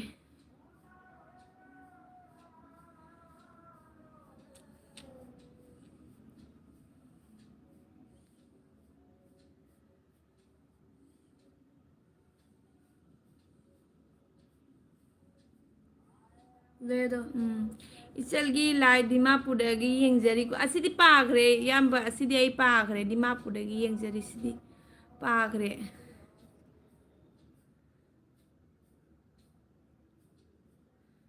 ꯑꯁꯤꯗꯤ ꯄꯥꯈ꯭ꯔꯦꯕ ꯏꯇꯥ ꯅꯨꯡꯁꯤꯕꯤ ꯍꯥꯏꯔꯤꯕꯣꯆꯥ ꯅꯪꯅ ꯑꯣꯏꯍꯜꯂꯣꯀꯣ ꯕꯨꯡꯉꯣ ꯅꯪꯅ ꯑꯣꯏꯍꯜꯂꯣꯀꯣ ꯕꯨꯡꯉꯣ ꯍꯥꯏꯕꯀꯣ ꯁꯪꯀꯔꯖꯤ ꯆꯦꯟꯈ꯭ꯔꯕꯣ ꯅꯦꯍꯥ ꯂꯥꯛꯇꯦ ꯍꯥꯏꯅ ꯍꯥꯏꯁꯦ ꯍꯦꯜꯂꯣ ꯑꯕꯦꯝꯃ ꯃꯩꯇꯩ ꯍꯦꯜꯂꯣ ꯂꯥꯏꯞꯇ ꯂꯥꯛꯄꯤꯕꯒꯤꯗꯃꯛꯇ ꯊꯥꯒꯠꯆꯔꯤ ꯏꯆꯦ ꯀꯩꯁꯥꯝ ꯑꯩꯅ ꯖꯣꯏꯟ ꯇꯧꯈ꯭ꯔꯕꯅꯤꯀꯣ ꯍꯥꯏꯕ ꯆꯦ ꯀꯩꯁꯥꯝ ꯁꯣꯏꯕꯝ ꯑꯗꯨ ꯁꯤꯡꯍ ꯂꯥꯏꯐ ꯁ꯭ꯇꯥꯏꯜꯅ ꯖꯣꯏꯟ ꯇꯧꯈ꯭ꯔꯦ ꯆꯦꯁꯨ ꯍꯟꯕꯤꯌꯨ ꯆꯩꯈꯦꯜꯒꯤ ꯃꯤꯡꯁꯦꯜꯗ ꯑꯣꯟꯗ ꯂꯩ ꯌꯥꯏ ꯍꯣꯏꯁꯦ ꯃꯩꯇ꯭ꯔꯄꯥꯛ ꯍꯥꯏꯗ ꯁꯔꯨꯛ ꯃꯩꯔꯩ ꯄꯥꯛ ꯍꯥꯏꯔꯣ ꯍꯥꯏꯕ ꯍꯣꯏ ꯑꯗꯨꯁꯨ ꯑꯗꯨꯝ ꯐꯖꯩꯀꯣ ꯃꯤꯡꯁꯦ ꯁꯤꯡꯍ ꯖꯍꯥꯖꯁꯨ ꯍꯥꯏꯁꯅꯨ ꯃꯣꯏꯅ ꯖꯍꯥꯖꯁꯨ ꯄꯟꯁꯅꯨ ꯃꯅꯤꯄꯨꯔꯒꯤ ꯃꯥꯒꯤ ꯃꯃꯤꯡꯗꯨꯗꯤ ꯑꯗꯨꯝ ꯑꯣꯏꯗꯣꯏꯅꯦꯕ ꯃꯣꯏꯅ ꯁꯦꯝꯗꯣꯛ ꯁꯦꯝꯖꯤꯟ ꯇꯧꯔꯁꯨ ꯃꯥꯒꯤ ꯃꯩꯍꯧꯔꯣꯟꯗꯒꯤ ꯂꯩꯔꯛꯄ ꯃꯃꯤꯡꯗꯨꯗꯤ ꯑꯗꯨꯝ ꯑꯣꯏꯗꯣꯏꯅꯤꯀꯣ ꯇꯟꯈ꯭ꯔꯦꯕꯣ ꯇꯈꯦꯜꯒꯤ ꯃꯤꯡꯁꯦꯜ ꯁꯤꯡꯍ ꯍꯥꯏꯕꯀꯣ ꯏꯕꯣꯆꯥꯁꯦ ꯑꯩꯈꯣꯏꯗꯤ ꯀꯪꯂꯩꯄꯥꯛ ꯍꯥꯏꯅ ꯈꯪꯅꯩ ꯈꯪꯉꯦ ꯀꯪꯂꯩꯄꯥꯛ ꯍꯥꯏꯅꯕꯅꯦ ꯀꯩꯁꯥꯝ ꯍꯥꯏꯕ ꯇꯈꯦꯜꯒꯤ ꯃꯤꯡꯁꯤꯅ ꯀꯩꯁꯥꯝ ꯏꯇꯥ ꯍꯥꯏꯕ ꯆꯦ ꯇꯈꯦꯜꯅ ꯀꯧꯔꯛꯑꯦ ꯆꯦ ꯀꯩꯁꯥꯝ ꯆꯦ ꯇꯈꯦꯜꯅ ꯀꯧꯔꯛꯑꯦ ꯑꯕꯦꯝꯃ ꯍꯥꯏ ꯍꯥꯏꯕ ꯑꯕꯦꯝꯃ ꯍꯥꯏ ꯀꯦꯄꯤꯇꯦꯜꯅ ꯀꯪꯂꯩꯄꯥꯛ ꯍꯥꯏꯁꯦ ꯏꯅꯤꯡꯊꯧꯅ ꯊꯣꯟꯕꯅꯦ ꯃꯩꯔꯥꯄꯥꯛ ꯑꯁꯤꯅ ꯏꯕꯨꯙꯧ ꯄꯥꯈꯪꯕꯅ ꯊꯣꯟꯕꯅꯤ ꯊꯣꯜꯂꯝꯕꯅꯤ ꯍꯥꯏꯕꯀꯣ ꯑꯣ ꯈꯪꯗꯦꯅꯦ ꯀꯦꯄꯤꯇꯦꯜ ꯑꯩꯗꯤ ꯃꯅꯤꯄꯨꯔꯤ ꯅꯠꯇꯕꯅꯤꯅ ꯑꯩ ꯑꯦꯛꯖꯥꯝꯗꯤ ꯈꯪꯗ꯭ꯔꯦ ꯑꯦꯛꯆꯨꯌꯦꯂꯤ ꯑꯩ ꯃꯅꯤꯄꯨꯔꯒꯤ ꯀꯗꯥꯏꯗ ꯀꯔꯤ ꯂꯩꯔꯤꯕ ꯑꯗꯨꯁꯨ ꯃꯐꯝꯁꯨ ꯈꯪꯗꯦꯕ ꯑꯗꯨꯅꯤ ꯊꯣꯏ ꯌꯨꯝꯅꯥꯝ ꯊꯣꯏꯅ ꯀꯔꯤ ꯃꯊꯦꯜ ꯆꯥꯔꯒꯦ ꯍꯥꯏꯕ ꯊꯣꯏ ꯑꯩꯈꯣꯏꯗꯤ ꯅꯨꯡꯗꯥꯡꯁꯦ ꯁꯣꯠꯀꯥꯅꯤꯕꯣ ꯆꯤꯛꯀꯟ ꯇꯥꯟꯗꯨꯔꯤ ꯑꯣꯏꯅ ꯑꯗꯨꯝ ꯗꯨꯀꯥꯟꯒꯤ ꯑꯂꯩꯕ ꯑꯣꯏꯅ ꯑꯗꯨꯝ ꯆꯥꯁꯜꯂꯦ ꯍꯋꯥꯏ ꯊꯣꯡꯕꯒ ꯇꯧꯅ ꯑꯗꯨꯝ ꯆꯥꯁꯜꯂꯦ ꯀꯃꯦꯟ ꯍꯤꯌꯥꯡꯅ ꯄꯥꯗ꯭ꯔꯗꯤ ꯑꯩ ꯆꯠꯂꯦ ꯑꯣꯏ ꯆꯠꯈꯤꯅꯨ ꯇꯧꯅꯤ ꯅꯪ ꯍꯪꯉꯨ ꯍꯥꯏ ꯂꯥꯏꯐ ꯏꯁꯇꯥꯏꯜ ꯔꯣꯛ ꯍꯥꯏꯅ ꯍꯥꯏꯔꯦ ꯒꯨꯒꯜꯗꯒꯤ ꯌꯦꯡꯉꯨ ꯍꯥꯏꯕ ꯍꯣꯏ ꯌꯦꯡꯖꯒꯦ ꯒꯨꯒꯜꯗꯒꯤ ꯑꯗꯨꯝ ꯌꯦꯡꯖꯒꯦ ꯃꯦꯝ ꯍꯥꯏ ꯀꯩꯗꯧꯔꯒꯦ ꯑꯗꯒꯤ ꯁꯤꯟꯗꯨꯔ ꯂꯣꯏꯅ ꯃꯤꯇ꯭ꯔꯤꯛꯄ ꯃꯨꯛ ꯍꯧꯔꯦ ꯇꯧꯔꯦ ꯁꯥꯏ ꯀꯁꯥꯔ ꯀꯩꯁꯥꯡꯒꯤ ꯃꯈꯜ ꯃꯊꯦꯜꯗ ꯇꯈꯦꯜ ꯏꯇꯥ ꯅꯨꯡꯉꯥꯏꯔꯤꯕꯣ ꯍꯥꯏꯕꯀꯣ ꯆꯦ ꯑꯩꯉꯣꯟꯗꯁꯨ ꯁꯞꯄꯣꯔꯠ ꯇꯧꯁꯟꯕꯤꯌꯨ ꯍꯥꯏꯕ ꯃꯌꯥꯝ ꯑꯕꯦꯝꯃ ꯃꯩꯇꯩꯁꯨ ꯁꯞꯄꯣꯔꯠ ꯇꯧꯁꯟꯕꯤꯌू सुंदर सिंह हाय कैसे हो क्या कर रही हो क्या हाल है आपके नया साल बधाई देना आप बहुत है रिप्लाई पीबीको से ꯀꯩ ꯄꯤꯗꯣꯏꯅꯣ ꯊꯦꯡꯛ ꯌꯨ ꯍꯥꯏꯒ ꯂꯣꯏꯔꯦ हाय कैसे हो ꯑꯩꯅ ꯍꯥꯏꯁꯦ ꯑꯝꯇ रिप्लाई पीबीको से ꯑꯆꯤ ꯍꯥꯏꯒ दोइदी कैसे हो क्या कर रही हो क्या हाल है कहना की चुम्मी हायरेको कंगलैपाक हौरे कंगलैपाक कौरे हायबा की चुम्मी कंगलैपाक कौरे चुम्मी कंगलैपाक कौरे अखोइसु खंगजबदा कंगलैपाक हायना दुम कौरिना अदो माकी मैरापाक हायसे कोना येंग तारे चुम्मीरा लालीरा अदो अचुमरा नेहा लाए शंकर जी नेहा लाए ꯃꯈꯥꯗ ꯏꯔꯩꯁꯦ ꯌꯦꯡꯉꯨ थैंक यू इचल रिपीट माय ꯁꯨꯠ ꯍꯥꯏꯕꯀꯣ ꯍꯣꯏ ꯏꯌꯥꯝꯕ ꯑꯩ ꯎꯍꯧꯗꯅ ꯇꯧꯋꯤꯅꯦ ꯑꯗꯨꯒꯤꯗꯨꯗꯤ ꯑꯩꯅ ꯔꯤꯄ꯭ꯂꯥꯏ ꯇꯧꯖꯈ꯭ꯔꯕꯅꯦꯕ ꯍꯥꯏꯁꯦ ꯅꯤꯍꯥ ꯁꯪꯀꯔꯖꯤꯅ ꯅꯪꯕꯨ ꯉꯥꯏꯍꯥꯛ ꯂꯩꯇꯅ ꯍꯪꯉꯝꯕꯅꯦ ꯅꯤꯍꯥ ꯂꯥꯛꯑꯕ ꯍꯥꯏꯅ ꯅꯤꯍꯥ ꯅꯪ ꯀꯥꯏꯗ ꯃꯥꯡꯉꯨꯔꯒꯦ ꯑꯩꯈꯣꯏ ꯃꯨꯅꯤꯁꯨ ꯅꯤꯍꯥꯅ ꯉꯁꯥꯏꯗꯩ ꯉꯥꯏ ꯂꯩꯔꯝꯃꯤꯅꯦ ꯑꯩꯈꯣꯏ ꯃꯨꯅꯤ ꯑꯩ ꯏꯆꯥꯅꯨꯄꯤꯁꯦ ꯅꯤꯍꯥꯅ ꯉꯁꯥꯏꯗꯩ ꯉꯥꯏ ꯂꯩꯔꯝꯃꯤꯅꯦ ꯏꯇꯥ ꯑꯩꯁꯦ ꯃꯅꯤꯄꯨꯔꯗꯒꯤꯅꯤ ꯑꯗꯣ ꯃꯅꯤꯄꯨꯔꯁꯦ ꯌꯥꯝ ꯋꯥꯅꯔꯦ ꯍꯣꯏ ꯃꯅꯤꯄꯨꯔ ꯋꯥꯅꯔꯦ ꯀꯩꯗꯧꯅꯤ ꯑꯩꯈꯣꯏꯁꯨ ꯑꯗꯨꯝ ꯅꯨꯡꯉꯥꯏꯇꯦ ꯑꯗꯨ ꯑꯣꯏꯔꯒꯁꯨ ꯑꯗꯨꯝ ꯑꯩꯈꯣꯏꯁꯨ ꯈꯔ ꯈꯔ ꯂꯥꯏꯞ ꯊꯥꯅ ꯑꯗꯨꯝ ꯃꯇꯝ ꯂꯦꯜꯂꯤ ꯑꯗꯣ ꯊꯦꯡꯛ ꯌꯨ ꯌꯨꯝꯅꯥꯝ ꯊꯣꯏ ꯂꯥꯏꯞꯇ ꯂꯥꯛꯄꯤꯕꯒꯤꯗꯃꯛꯇ ꯍꯌꯦꯡꯁꯨ ꯂꯥꯛꯄꯤꯌꯨ ꯍꯌꯦꯡꯁꯨ ꯄꯨꯡ 7ꯗꯩ ꯂꯥꯏꯞ ꯊꯥꯒꯅꯤ ꯍꯌꯦꯡꯁꯨ ꯂꯥꯛꯄꯤꯌꯨ ꯁꯪꯀꯔꯖꯤ ꯆꯤꯡꯉꯥ ꯅꯦꯍꯥ ꯏꯕꯦꯝꯃ ꯑꯗꯣ ꯁꯪꯀꯔꯖꯤꯒ ꯅꯦꯍꯥꯒꯗ ꯑꯩ ꯋꯥ ꯑꯃ ꯍꯪꯒꯗꯕ ꯂꯩꯌꯦꯕ ꯉꯔꯥꯡꯒꯤ ꯑꯩꯒꯤ ꯂꯥꯏꯐꯁꯦ ꯂꯣꯏꯁꯤꯟꯕꯁꯦ ꯀꯅꯥꯅ ꯂꯣꯏꯁꯤꯜꯂꯤꯅꯣ ꯁꯪꯀꯔꯖꯤꯅ ꯂꯣꯏꯁꯤꯟꯈ꯭ꯔꯤꯔꯥ ꯅꯦꯍꯥꯅ ꯂꯣꯏꯁꯤꯟꯈ꯭ꯔꯤꯔꯥ Nehana. ꯀꯅꯥꯅ ꯂꯣꯏꯁꯤꯜꯂꯦ ꯑꯝꯇ ꯍꯥꯏꯔꯣ ꯑꯁ ꯂꯣꯏꯁꯤꯟꯈꯤꯕ ꯃꯤꯗꯣ ꯑꯝꯇ ꯍꯥꯏꯔꯣ ꯈꯟꯕ ꯍꯧꯅꯒꯨꯝꯁꯤꯀꯣ ꯈꯟꯅꯕ ꯍꯧꯅꯒꯨꯝꯁꯤꯀꯣ ꯏꯌꯥꯝꯕ ꯀꯦꯄꯤꯇꯦꯜꯅ ꯀꯧꯔꯨꯅꯣ ꯃꯣꯏꯗꯤ ꯈꯪꯗꯕꯒꯤꯅꯦ ꯍꯥꯏꯕ ꯆꯦ ꯆꯥꯛ ꯆꯥꯔꯕꯣ ꯆꯥꯛ ꯆꯥꯔꯦ ꯅꯤꯍꯥ ꯆꯥꯛ ꯆꯥꯔꯦ ꯆꯤꯛꯀꯟ ꯇꯟꯗꯨꯔꯤꯒ ꯍꯋꯥꯏ ꯊꯣꯡꯕꯒ ꯑꯣꯏꯅ ꯑꯗꯨꯝ ꯆꯥꯁꯤꯟꯈꯔꯦ ꯃꯩꯇꯩꯁꯦ ꯀꯔꯤ ꯗ꯭ꯔꯃꯥ ꯆꯠꯅꯒꯦ ꯀꯔꯝꯕꯅ ꯃꯩꯇꯩ ꯑꯁꯦꯡꯕꯅꯣ Dharma ini. ꯙꯔꯃ ꯍꯥꯏꯔꯣ ꯀꯔꯝꯕꯅ ꯃꯩꯇꯩ ꯑꯁꯦꯡꯕꯅꯣ ꯙꯔꯃ ꯀꯌꯥ ꯁꯨꯔꯦ ꯃꯩꯇꯩꯗ ꯍꯤꯟꯗꯨꯅ kari ꯃꯩꯇꯩꯅ kari ꯍꯥꯏꯕꯀꯣ Maite ani si. ꯁꯖꯥꯔꯦ ꯂꯥꯡꯅꯁꯨ Is. ꯃꯌꯥꯝ ꯀꯤꯀꯤ ꯔꯤꯄ꯭ꯂꯥꯏ ꯄꯤꯕꯤꯔꯛꯑꯣ ꯀꯦꯄꯤꯇꯦꯜꯅ ꯍꯥꯏꯔꯦ ꯀꯦꯄꯤꯇꯦꯜ ꯃꯨꯊꯈ꯭ꯔꯅꯨ Ulag na ꯃꯨꯊꯈ꯭ꯔꯣ tukini ne. ꯊꯩꯔꯣ ꯌꯨꯝꯅꯥꯝ ꯊꯣꯏꯅ ꯍꯣꯏ ꯂꯥꯛꯀꯦ ꯍꯥꯏꯕꯀꯣ ꯂꯥꯛꯄꯤꯌꯨꯀꯣ ꯊꯣꯏ ꯍꯌꯦꯡꯁꯨ ꯋꯥꯔꯤ ꯁꯨꯅꯁꯤ ꯊꯧꯅꯥꯖꯟ ꯁꯪꯀꯔꯖꯤꯅ ꯑꯣ ꯏꯕꯦꯝꯃ ꯍꯥꯏꯕꯁꯦ ꯈꯠꯅꯕ ꯍꯧꯕꯣꯏ ꯊꯣꯛꯑꯕꯣ ꯑꯗꯣ ꯁꯪꯀꯔꯖꯤ ꯉꯔꯥꯡꯒꯤ ꯑꯩꯒꯤ ꯂꯥꯏꯐꯇꯣ ꯁꯪꯀꯔꯖꯤꯅ ꯂꯣꯏꯁꯤꯟꯈꯤꯕ꯭ꯔꯥ ꯅꯦꯍꯥꯅ ꯂꯣꯏꯁꯤꯟꯈꯤꯕ꯭ꯔꯥ ꯑꯝꯇꯪ ꯍꯥꯏꯔꯣ ꯑꯩꯗꯤ ꯈꯪꯍꯧꯔꯦꯕ ꯀꯅꯥꯅ ꯂꯣꯏꯁꯤꯟꯈꯤꯅꯣ ꯍꯥꯏꯗꯣ ꯑꯗꯣ ꯅꯋꯥꯏꯅ ꯑꯝꯇ ꯍꯥꯏꯔꯣ ꯀꯅꯥꯅ ꯆꯨꯝꯒꯦ ꯍꯥꯏꯗꯣ ꯌꯦꯡꯒꯦ Last. ꯌꯥꯝ ꯅꯣꯛꯅꯤꯡꯉꯦ ꯉꯔꯥꯡꯒꯤ ꯂꯥꯏꯐꯇꯣ ꯊꯝꯈ꯭ꯔꯒꯅꯦ ꯑꯩ ꯊꯣꯛꯇ ꯅꯣꯛꯁꯨ ꯀꯌꯥꯝ ꯅꯣꯛꯅꯤꯡꯉꯦ ꯉꯔꯥꯡꯒꯤ ꯑꯩꯁꯨ ꯂꯥꯏꯐꯁꯨ ꯌꯥꯎꯔꯤ. ꯊꯝꯈ꯭ꯔꯒ ꯑꯩꯗꯤ ꯑꯩꯈꯣꯏ ꯃꯨꯅꯤꯁꯨ ꯌꯥꯎꯔꯦꯕ ꯅꯅꯥꯁꯨ ꯌꯥꯎꯔꯦ ꯑꯩꯈꯣꯏ ꯍꯨꯝꯅꯦ ꯄꯪꯅꯣꯛꯇ ꯅꯣꯛꯄꯩ ꯋꯥꯅꯤꯕꯣ Eh, tapi dah jauh deh. ꯎꯝ Udah makin ngalak sama ini. ꯈꯪꯉꯤꯗꯣ ꯅꯣꯡꯉꯥꯜꯂꯒꯔ ꯏꯆꯦ ꯕ꯭ꯂꯨ ꯈꯪꯉꯤ ꯉꯔꯥꯡ ꯈꯪꯉꯤ ꯇꯨꯝꯗ ꯀꯋꯥ ꯉꯥꯡꯈꯠꯂꯦꯅꯦ ꯑꯩꯈꯣꯏ ꯅꯅꯥꯁꯦ ꯅꯨꯅꯨ ꯊꯣꯛ ꯅꯈꯨꯠꯇꯣ ꯊꯣꯛ Ay, coba ke. ꯅꯈꯨꯠꯇꯣ ꯊꯣꯛ Kasih tahu deh. Ih, katanya udah langsung aja. ꯁꯪꯀꯔꯖꯤ ꯀꯩꯗꯧꯔꯦ ꯃꯥꯡꯈ꯭ꯔꯕꯣ ꯀꯥꯏ ꯆꯠꯈ꯭ꯔꯦ ꯀꯃꯦꯟ ꯏꯔꯛꯑꯣꯅꯦ ꯀꯃꯦꯟ ꯏꯕꯤꯔꯛꯑꯣ ꯅꯆꯦꯕꯨ ꯊꯥꯗꯣꯛꯑꯒ ꯆꯠꯄꯤꯈ꯭ꯔꯕꯣ ꯆꯠꯈ꯭ꯔꯕ ꯈꯪꯗꯦꯕ ꯅꯨꯅꯨ ꯆꯠꯈ꯭ꯔꯕ ꯈꯪꯗꯦ Dulai tuh. ꯑꯩꯅ ꯇꯧꯁꯟꯈ꯭ꯔꯕꯅꯦ ꯕ꯭ꯂꯨ ꯇꯧꯁꯟꯈ꯭ꯔꯕꯅꯦ Jungko jatuh tuh, pelan jungko men. ꯆꯤꯡꯌꯥꯒꯤ ꯂꯩꯀꯣꯜ Kabel lawan nih. ꯂꯩꯀꯣꯜꯒꯤ ꯂꯩꯔꯥꯡ Dulai tuh. Sushila ꯅꯦꯍꯥ ꯅꯪ ꯀꯥꯏ ꯆꯠꯂꯨꯏꯅꯣ ꯅꯦꯍꯥ ꯏꯆꯦ ꯏꯌꯥꯝꯕꯅ ꯂꯣꯏꯁꯟꯕꯅꯦ Nate. ꯅꯦꯍꯥ ꯅꯪꯅ lꯣꯏꯁꯟꯈꯤꯕꯅꯦ ꯑꯩꯅꯗꯤ 1 2 3 ꯇꯣꯛ ꯃꯁꯤꯡ ꯊꯤꯈꯔꯦ ꯑꯗꯨꯒ ꯀꯥꯏꯗꯪꯗ ꯂꯥꯁ ꯍꯥꯏꯅ ꯏꯔꯩꯗꯣ ꯅꯪ ꯅꯠꯇ꯭ꯔꯣ ꯂꯥꯁ ꯍꯥꯏꯅ ꯏꯔꯛꯄꯗꯣ ꯅꯪ ꯅꯠꯇ꯭ꯔꯣ ꯑꯩꯅꯗꯤ ꯃꯁꯤꯡ ꯊꯤꯔꯦ ꯁꯪꯀꯔꯖꯤꯅ ꯉꯝꯃꯦꯅ ꯍꯥꯏꯔꯒ ꯃꯁꯤꯡ ꯊꯤꯔꯦꯅ ꯑꯗꯒꯤ ꯂꯥꯁꯇ ꯅꯪꯅ ꯑꯩꯅ ꯂꯥꯁ ꯍꯥꯏꯅ ꯏꯔꯛꯏꯗꯨꯗꯤ ꯑꯩ ꯍꯥꯏꯐꯦꯠ ꯎꯍꯧꯔꯦꯕ ꯑꯩ ꯀꯅꯥꯗꯁꯨ ꯈꯟꯅꯕ ꯍꯧꯕ ꯅꯠꯇꯦ ꯂꯩꯇꯦ ꯋꯥꯍꯪꯒꯤ ꯄꯥꯎꯈꯨꯝ ꯄꯤꯕ ꯉꯥꯛꯇꯅꯤ ꯍꯣꯏ ꯃꯥꯅꯤ ꯀꯤꯀꯤꯠ ꯃꯥꯅꯤ ꯕ꯭ꯂꯨ ꯑꯣꯞ ꯍꯥꯏꯕꯅꯦ ꯒ꯭ꯌꯥꯟ ꯇꯥꯑꯣ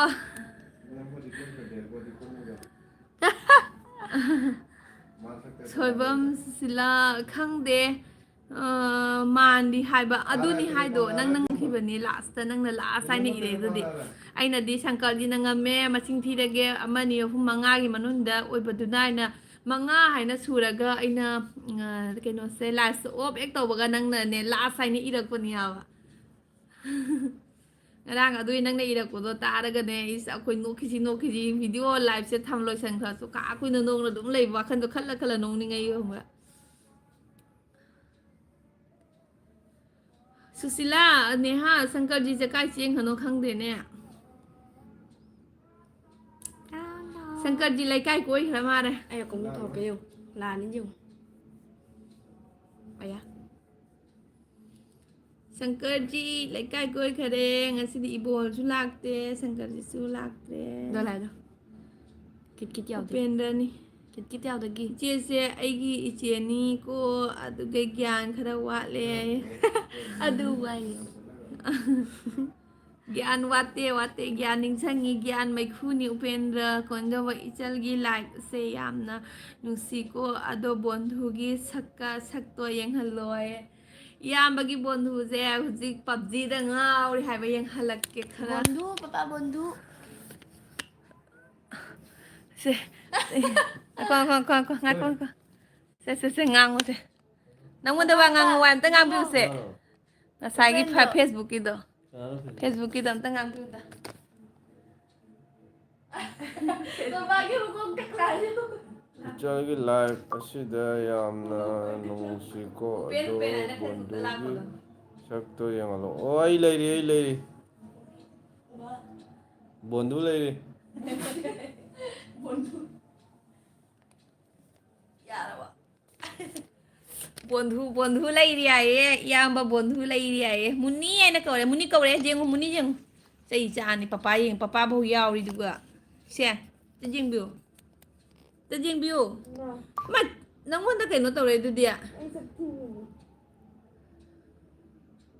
ꯁꯦ ꯑꯝꯇ ꯌꯦꯡꯕꯤꯌꯨ ꯑꯌꯥ ꯅꯪ ꯃꯤꯅ ꯀꯧꯔꯛꯏꯁꯨ ꯐꯖꯅ ꯀꯧꯔꯛꯏ ꯑꯝꯇ ꯌꯦꯡꯉꯨꯁꯦ ꯃꯨꯊꯠꯂꯦ ꯊꯦꯡꯛ ꯌꯨ ꯍꯥꯏꯅ ꯍꯥꯏꯔꯦꯀꯣ ꯅꯨꯄꯥ ꯊꯦꯡꯛ ꯌꯨ ꯍꯥꯏꯔꯦ ꯅꯪ ꯄꯣꯞꯂꯧ ꯊꯥꯔꯛꯇꯣꯔꯦ ꯉꯁꯤ ꯑꯉꯥꯡꯅ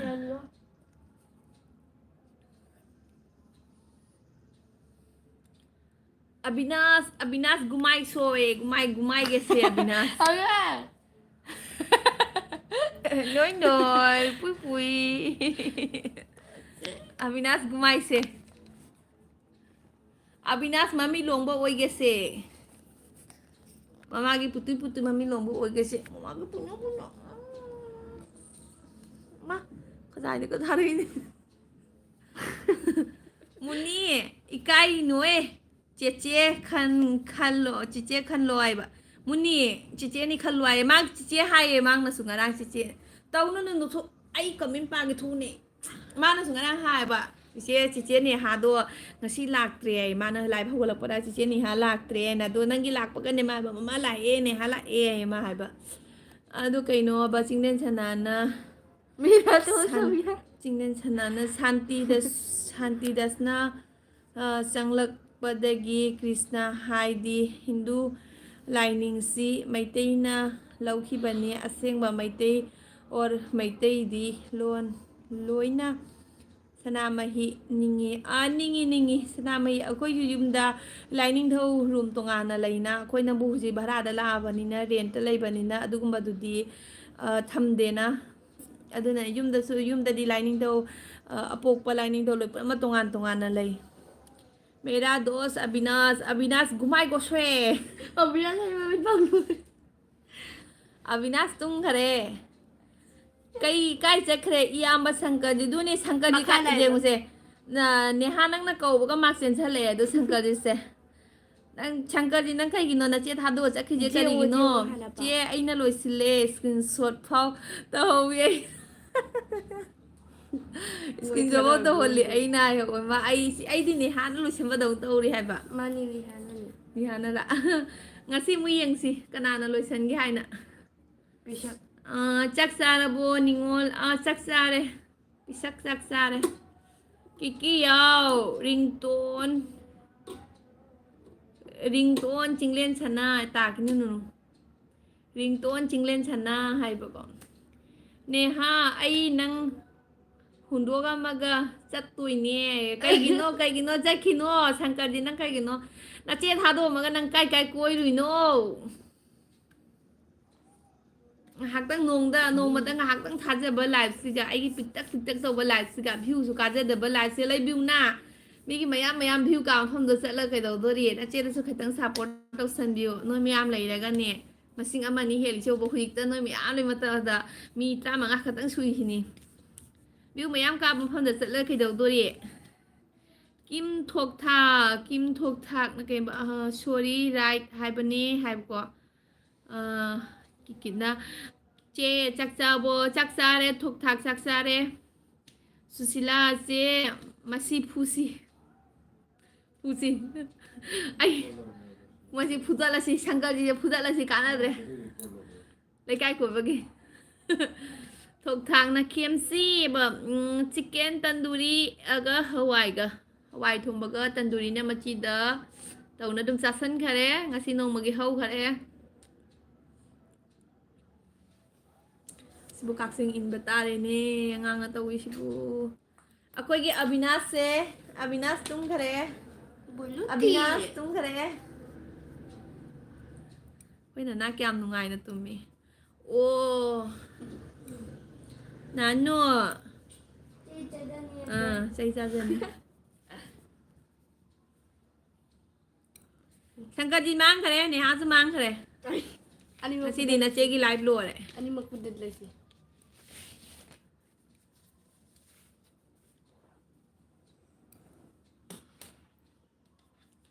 mayang comment ni salo kana kana lai ba comment ni do na comment ni dak trade kamai taw ni रुक जाओ यार aduni hai ba ko ni ha na mani ni ha ma kai che khano khang de wa tan kha ja ni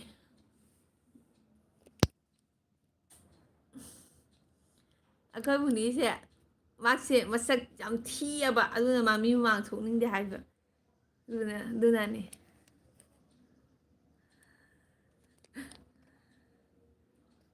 Eigi Nupasu munini masakuliman bi munini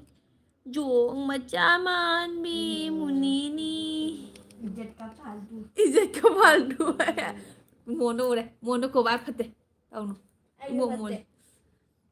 muni hai chi che susila na ko khare ni hana Kiki Icanupagi khonjel tari ai phone line da lay okay Kiki thona jan Sangkaji che na comment pa ba tapini ai lep ye tapine ai le ye na hui ta comment ni da kai nu na hai du boy comment ma kha lai su lai tana abe mai na ko re da gi nu si e muni nang u ba se इसको full full akai muni se maya su po ja ba ne Neha ba akwai muni se maya su puja bani smaina siganga hingchabi dona sai petrok na lei bani maya su pu bani nungsi e haba upendra singana kangabam sagai se kasar bontarapur da leiko lei ba khiba leita haitare ko leiba khiba kasar bonteror leiko khiba haitare ko aigi kaka bontarapur da leiko but o lei kangabam sagai se bontarapur da lei yamba lei bontarapur da kangabam sagai mayam lei bane comment kan draw comment leite comment na iraga ni kan da comment amta ibirakte nangdi tot yamba ne ikai iraktraga haibadu ni do Neha cici haiba ko munina Neha cici na kau gare Neha na tu ke long mani ne Neha cici na ko munina kau gare adu ni ba makse Sangkaji se ma lai su lai tana ko aingon da mutai na salini abema ai no malake ai ga mubang tawmina siko tawduri lau mak tawduri oh ai sauhan ganu ko ibema nang tau nu ko Sangkaji nang tau nu ko ai so ni hagi mi chang da lai di ko nang tumai tau nu ko nang na idaktri ni comment do like dan mani muban thank you mani hello muni how muni haire ko kiki bro haire degi Sangkaji na Neha aina leige yada bado nang oina asapot leibiyo han haire Neha Sangkaji ke asapot nang oina leibiyo haigali ene tawrisi bu mani bro haiba ko sauhan lakanu ko gyan आगे recall करके आगे इधर gyan mu nang mu sawala kanu hari mya bakwa mani mo bang che kai mathel chage ngasi di chicken tandoori ga hawai ko na loisan gare laisam ure ka na masak tuga pakte he tum ke ba tumam dai sidai aslore he saksi ba dai islam hazai saksi pakte kai ne lai thaw da ai muka phajami ani su da ne mi myam lai ta chala jeng so na tumba ma mi ta tholakani chumra lore da mani muka na kiki bro kai mathel chagi hare ngasai mani bro ai sobam sisana kai hai no ꯍꯥꯏꯅꯣ ꯏꯌꯥꯝꯕꯣ ꯀꯩ ꯍꯥꯏꯔꯣ ꯍꯥꯏꯅꯣ ꯏꯌꯥꯝꯕꯣ ꯍꯥꯏꯌꯦ ꯁꯪꯀꯔꯖꯤ ꯀꯥꯏ ꯆꯦꯟꯈ꯭ꯔꯦ ꯃꯅꯤꯕ꯭ꯔꯣꯗꯤ ꯀꯤꯠꯀꯤꯠꯅ ꯆꯦ ꯀꯦꯝꯁꯤ ꯅꯦꯍꯥ ꯀꯦꯝꯁꯤ ꯑꯩꯗꯤ chicken ꯇꯟꯗꯨꯔꯤꯒ ꯍꯋꯥꯏꯒ ꯑꯣꯏꯅ ꯆꯥꯔꯦ ꯅꯦꯍꯥꯗꯤ ꯀꯩ ꯍꯦꯟꯖꯥꯡ ꯆꯥꯒꯦ ꯃꯅꯤ ꯃꯨꯛꯕꯥꯡꯅ ꯆꯨꯝꯃꯤ ꯆꯦ ꯍꯥꯏꯕꯀꯣ ꯆꯨꯝꯕꯅꯤ ꯑꯁꯦꯡꯕꯅꯤ ꯆꯨꯝꯕꯅꯤ ꯂꯥꯏꯚ ꯊꯥꯕꯁꯦ ꯂꯥꯏꯚ ꯊꯥꯕꯒꯤ ꯃꯤꯒꯤ ꯃꯁꯛꯁꯦ ꯇꯨꯝꯕꯥ ꯃꯥꯟꯕ ꯈꯔ ꯀꯥꯁꯨꯠ ꯀꯥꯁꯦꯛ ꯇꯧꯕ ꯑꯗꯨꯒꯨꯝꯕ ꯉꯥꯛꯇ ꯑꯣꯏꯕꯅꯦꯕ ꯂꯥꯏꯚꯁꯦ ꯖꯨꯒꯣꯠ ꯆꯥꯈꯤꯗ꯭ꯔꯖꯥꯠꯅꯦ ꯑꯁꯦꯡꯕ ꯃꯅꯤ ꯃꯨꯛꯕꯥꯡ ꯆꯤꯛꯀꯦꯟ ꯆꯥꯏ ꯀꯤꯛꯀꯤꯕꯣ ꯉꯁꯤꯗꯤ ꯆꯤꯛꯀꯦꯟ ꯉꯥꯛꯇ ꯑꯣꯏꯅ ꯇꯧꯔꯦ ꯀꯩꯅꯣ ꯇꯧꯔꯤꯁꯤꯕꯣ ꯑꯩꯗꯤ ꯌꯦꯔꯨꯝ ꯆꯥꯏꯌꯦ ꯑꯁ ꯌꯦꯔꯨꯝꯁꯨ ꯍꯥꯎꯕꯅꯦ ꯑꯩꯈꯣꯏ ꯃꯨꯅꯤ ꯌꯦꯔꯨꯝꯁꯨ ꯌꯥꯝ ꯄꯥꯝꯃꯦ ꯉꯥꯗꯤ ꯑꯝꯇ ꯆꯥꯗꯦ ꯃꯥꯁꯦ ꯌꯦꯔꯨꯝ ꯁꯥꯊꯤꯅ ꯄꯥꯝꯃꯦ ꯃꯆꯨꯝ ꯑꯃꯗꯤ ꯁꯤꯁꯦ ꯅꯨꯄꯤ ꯑꯃ ꯉꯥꯎꯔꯤ ꯐꯩꯔꯤ ꯆꯪꯉꯝꯕꯗꯣ ꯀꯥꯏ ꯆꯦꯡꯒꯅꯣ ꯈꯪꯗꯦ ꯑꯗꯨ ꯇꯧꯔꯛꯀꯅꯣ ꯀꯥꯏ ꯆꯦꯡꯒꯅꯣ ꯈꯪꯗꯦ ꯃꯥꯟꯗꯦ ꯆꯦꯗꯤ ꯌꯥꯝ ꯅꯨꯡꯁꯤꯌꯦ ꯊꯦꯡꯀ꯭ꯌꯨ ꯑꯩꯕꯨ ꯅꯨꯡꯁꯤꯕ ꯃꯤꯅꯗꯤ ꯑꯗꯨꯝ ꯅꯨꯡꯁꯤ ꯍꯥꯏꯔꯤꯅꯦꯕ ꯑꯗꯣ ꯑꯩ ꯅꯨꯡꯁꯤꯗꯕ ꯃꯤꯅꯗꯤ ꯑꯃꯨꯛ ꯂꯥꯏꯛꯇ ꯍꯣꯔꯣ ꯆꯪꯉꯝꯃꯒ ꯀꯥꯔꯟꯇ ꯉꯥꯡꯁꯜꯂꯝꯃꯒ ꯑꯃꯨꯛ ꯆꯦꯟꯈꯔꯦ ꯌꯦꯡꯉꯨ ꯃꯨꯅꯤꯒ ꯑꯩꯒ ꯃꯥꯟꯅꯔꯦ ꯍꯥꯏꯕ ꯆꯦ ꯅꯤꯍꯥꯒ ꯅꯪꯒ ꯃꯥꯟꯅꯔꯦ ꯍꯥꯏ ꯅꯨꯅꯨ ꯃꯥ ꯃꯨꯅꯤ ꯖꯦꯔꯨꯝ ꯌꯥꯝ ꯆꯥꯏ ꯑꯣ ꯅꯦꯍꯥꯕꯨꯅ ꯕ꯭ꯂꯨ ꯄꯤꯕ ꯑꯩꯕꯨꯅ ꯀꯞꯅꯤꯡꯉꯦꯗ ꯍꯥꯏ ꯑꯉꯥꯎꯕ ꯑꯃ ꯂꯥꯛꯑꯦ ꯑꯩꯁꯦ ꯉꯔꯥꯡꯗꯒꯤꯅ ꯑꯗꯨꯝ ꯂꯩꯈꯤꯕꯗꯣ ꯑꯗꯨꯅꯦꯕ ꯁꯪꯀꯔꯖꯤꯠ ꯅꯨꯡꯉꯥꯏꯔꯅꯤ ꯌꯦꯡꯉꯣ ꯆꯦ ꯀꯥꯏꯗꯒꯤꯅꯣ ꯍꯥꯏ ꯑꯩꯁꯦ ꯁꯤꯜꯆꯔꯗꯒꯤꯅꯤ ꯁꯅꯥꯇꯣꯝꯕ ꯑꯩꯁꯦ ꯁꯤꯜꯆꯔꯗꯒꯤꯅꯤ ꯑꯗꯣ ꯃꯌꯥꯝ ꯁꯕꯁꯀ꯭ꯔꯥꯏꯕ ꯇꯧꯁꯟꯕꯤꯔꯝꯃꯨꯀꯣ ꯕꯣꯏꯄꯨ ꯀꯣꯡꯁꯥꯏ ꯁꯛꯊꯣꯏ ꯀꯔꯤ ꯍꯥꯏꯒꯦ ꯗ꯭ꯔꯣꯞ ꯂꯥꯛꯑꯦ ꯍꯥꯏꯌꯦ ꯍꯣꯏ ꯂꯥꯛꯑꯦ ꯗ꯭ꯔꯣꯞ ꯈꯔ ꯆꯪꯁꯜꯂꯛꯄꯅꯗꯤ ꯐꯩꯗ ꯏꯆꯜꯒꯤ ꯂꯥꯏꯐ ꯑꯗꯣ ꯐꯦꯃꯤꯂꯤ ꯌꯦꯡꯅꯩꯀꯣ ꯍꯥꯏꯌꯦ ꯊꯦꯡꯀ꯭ꯌꯨ ꯏꯌꯥꯝꯕ ꯂꯥꯏꯁ꯭ꯔꯝ ꯎꯔꯦꯈꯥ ꯀꯁꯥꯔ ꯅꯤꯉꯣꯜꯗꯤ ꯑꯩꯈꯣꯏ ꯀꯁꯥꯔꯒꯤ ꯃꯤꯁ ꯀꯁꯥꯔꯅꯤ ꯅꯪ ꯈꯪꯗ꯭ꯔꯣ ꯍꯥꯏꯌꯦ ꯆꯨꯝꯕ꯭ꯔꯥ ꯍꯥꯏꯁꯦ ꯆꯨꯝꯗ꯭ꯔో ꯃꯤꯁ ꯀꯁꯥꯔꯅꯤ ꯁꯨꯡꯀꯦ ꯀꯦꯗꯕꯗ ꯐꯖꯕꯤ ꯀꯥꯏꯗꯣ ꯀꯁꯥꯔ ꯅꯤꯉꯣꯜ ꯑꯩꯅꯤꯅꯦ ꯈꯪꯉꯕꯣ ꯒꯦꯝ ꯁꯥꯟꯅꯔ ꯃꯊꯣꯟꯗꯒ ꯄꯪꯁꯥꯎꯗ ꯁꯥꯎꯏꯅꯦ ꯃꯤ ꯑꯃꯅꯤ ꯃꯤ ꯃꯑꯣꯡ ꯑꯃꯅꯤꯅꯦ ꯑꯗ ꯑꯩꯅ ꯀꯛꯀꯦ ꯊꯣꯔꯛꯑꯗꯤ ꯄꯥꯔꯂꯔꯗꯒ ꯆꯪꯉꯒ ꯀꯛꯀꯦ ꯊꯣꯔꯛꯑꯗꯤ ꯀꯔꯤ ꯍꯥꯏꯅꯤ ꯃꯤꯒꯁꯦ ꯕꯣꯗ꯭ꯔꯣ ꯀꯦꯟꯕꯩ ꯋꯥꯅꯤ ꯀꯂꯔ ꯃꯤꯗꯨ ꯇꯥꯟꯗꯣꯛꯑꯅꯤ ꯃꯤꯁ ꯀꯁꯥꯔ ꯀꯔꯤ ꯍꯥꯏꯒꯦ ꯃꯤꯁ ꯀꯁꯥꯔ ꯑꯜꯇꯥꯞ ꯁꯃꯤꯔꯅ ꯍꯥꯏꯕ ꯃꯤꯁ ꯀꯁꯥꯔ ꯍꯥꯏ ꯀꯔꯤ ꯍꯥꯏꯒꯦ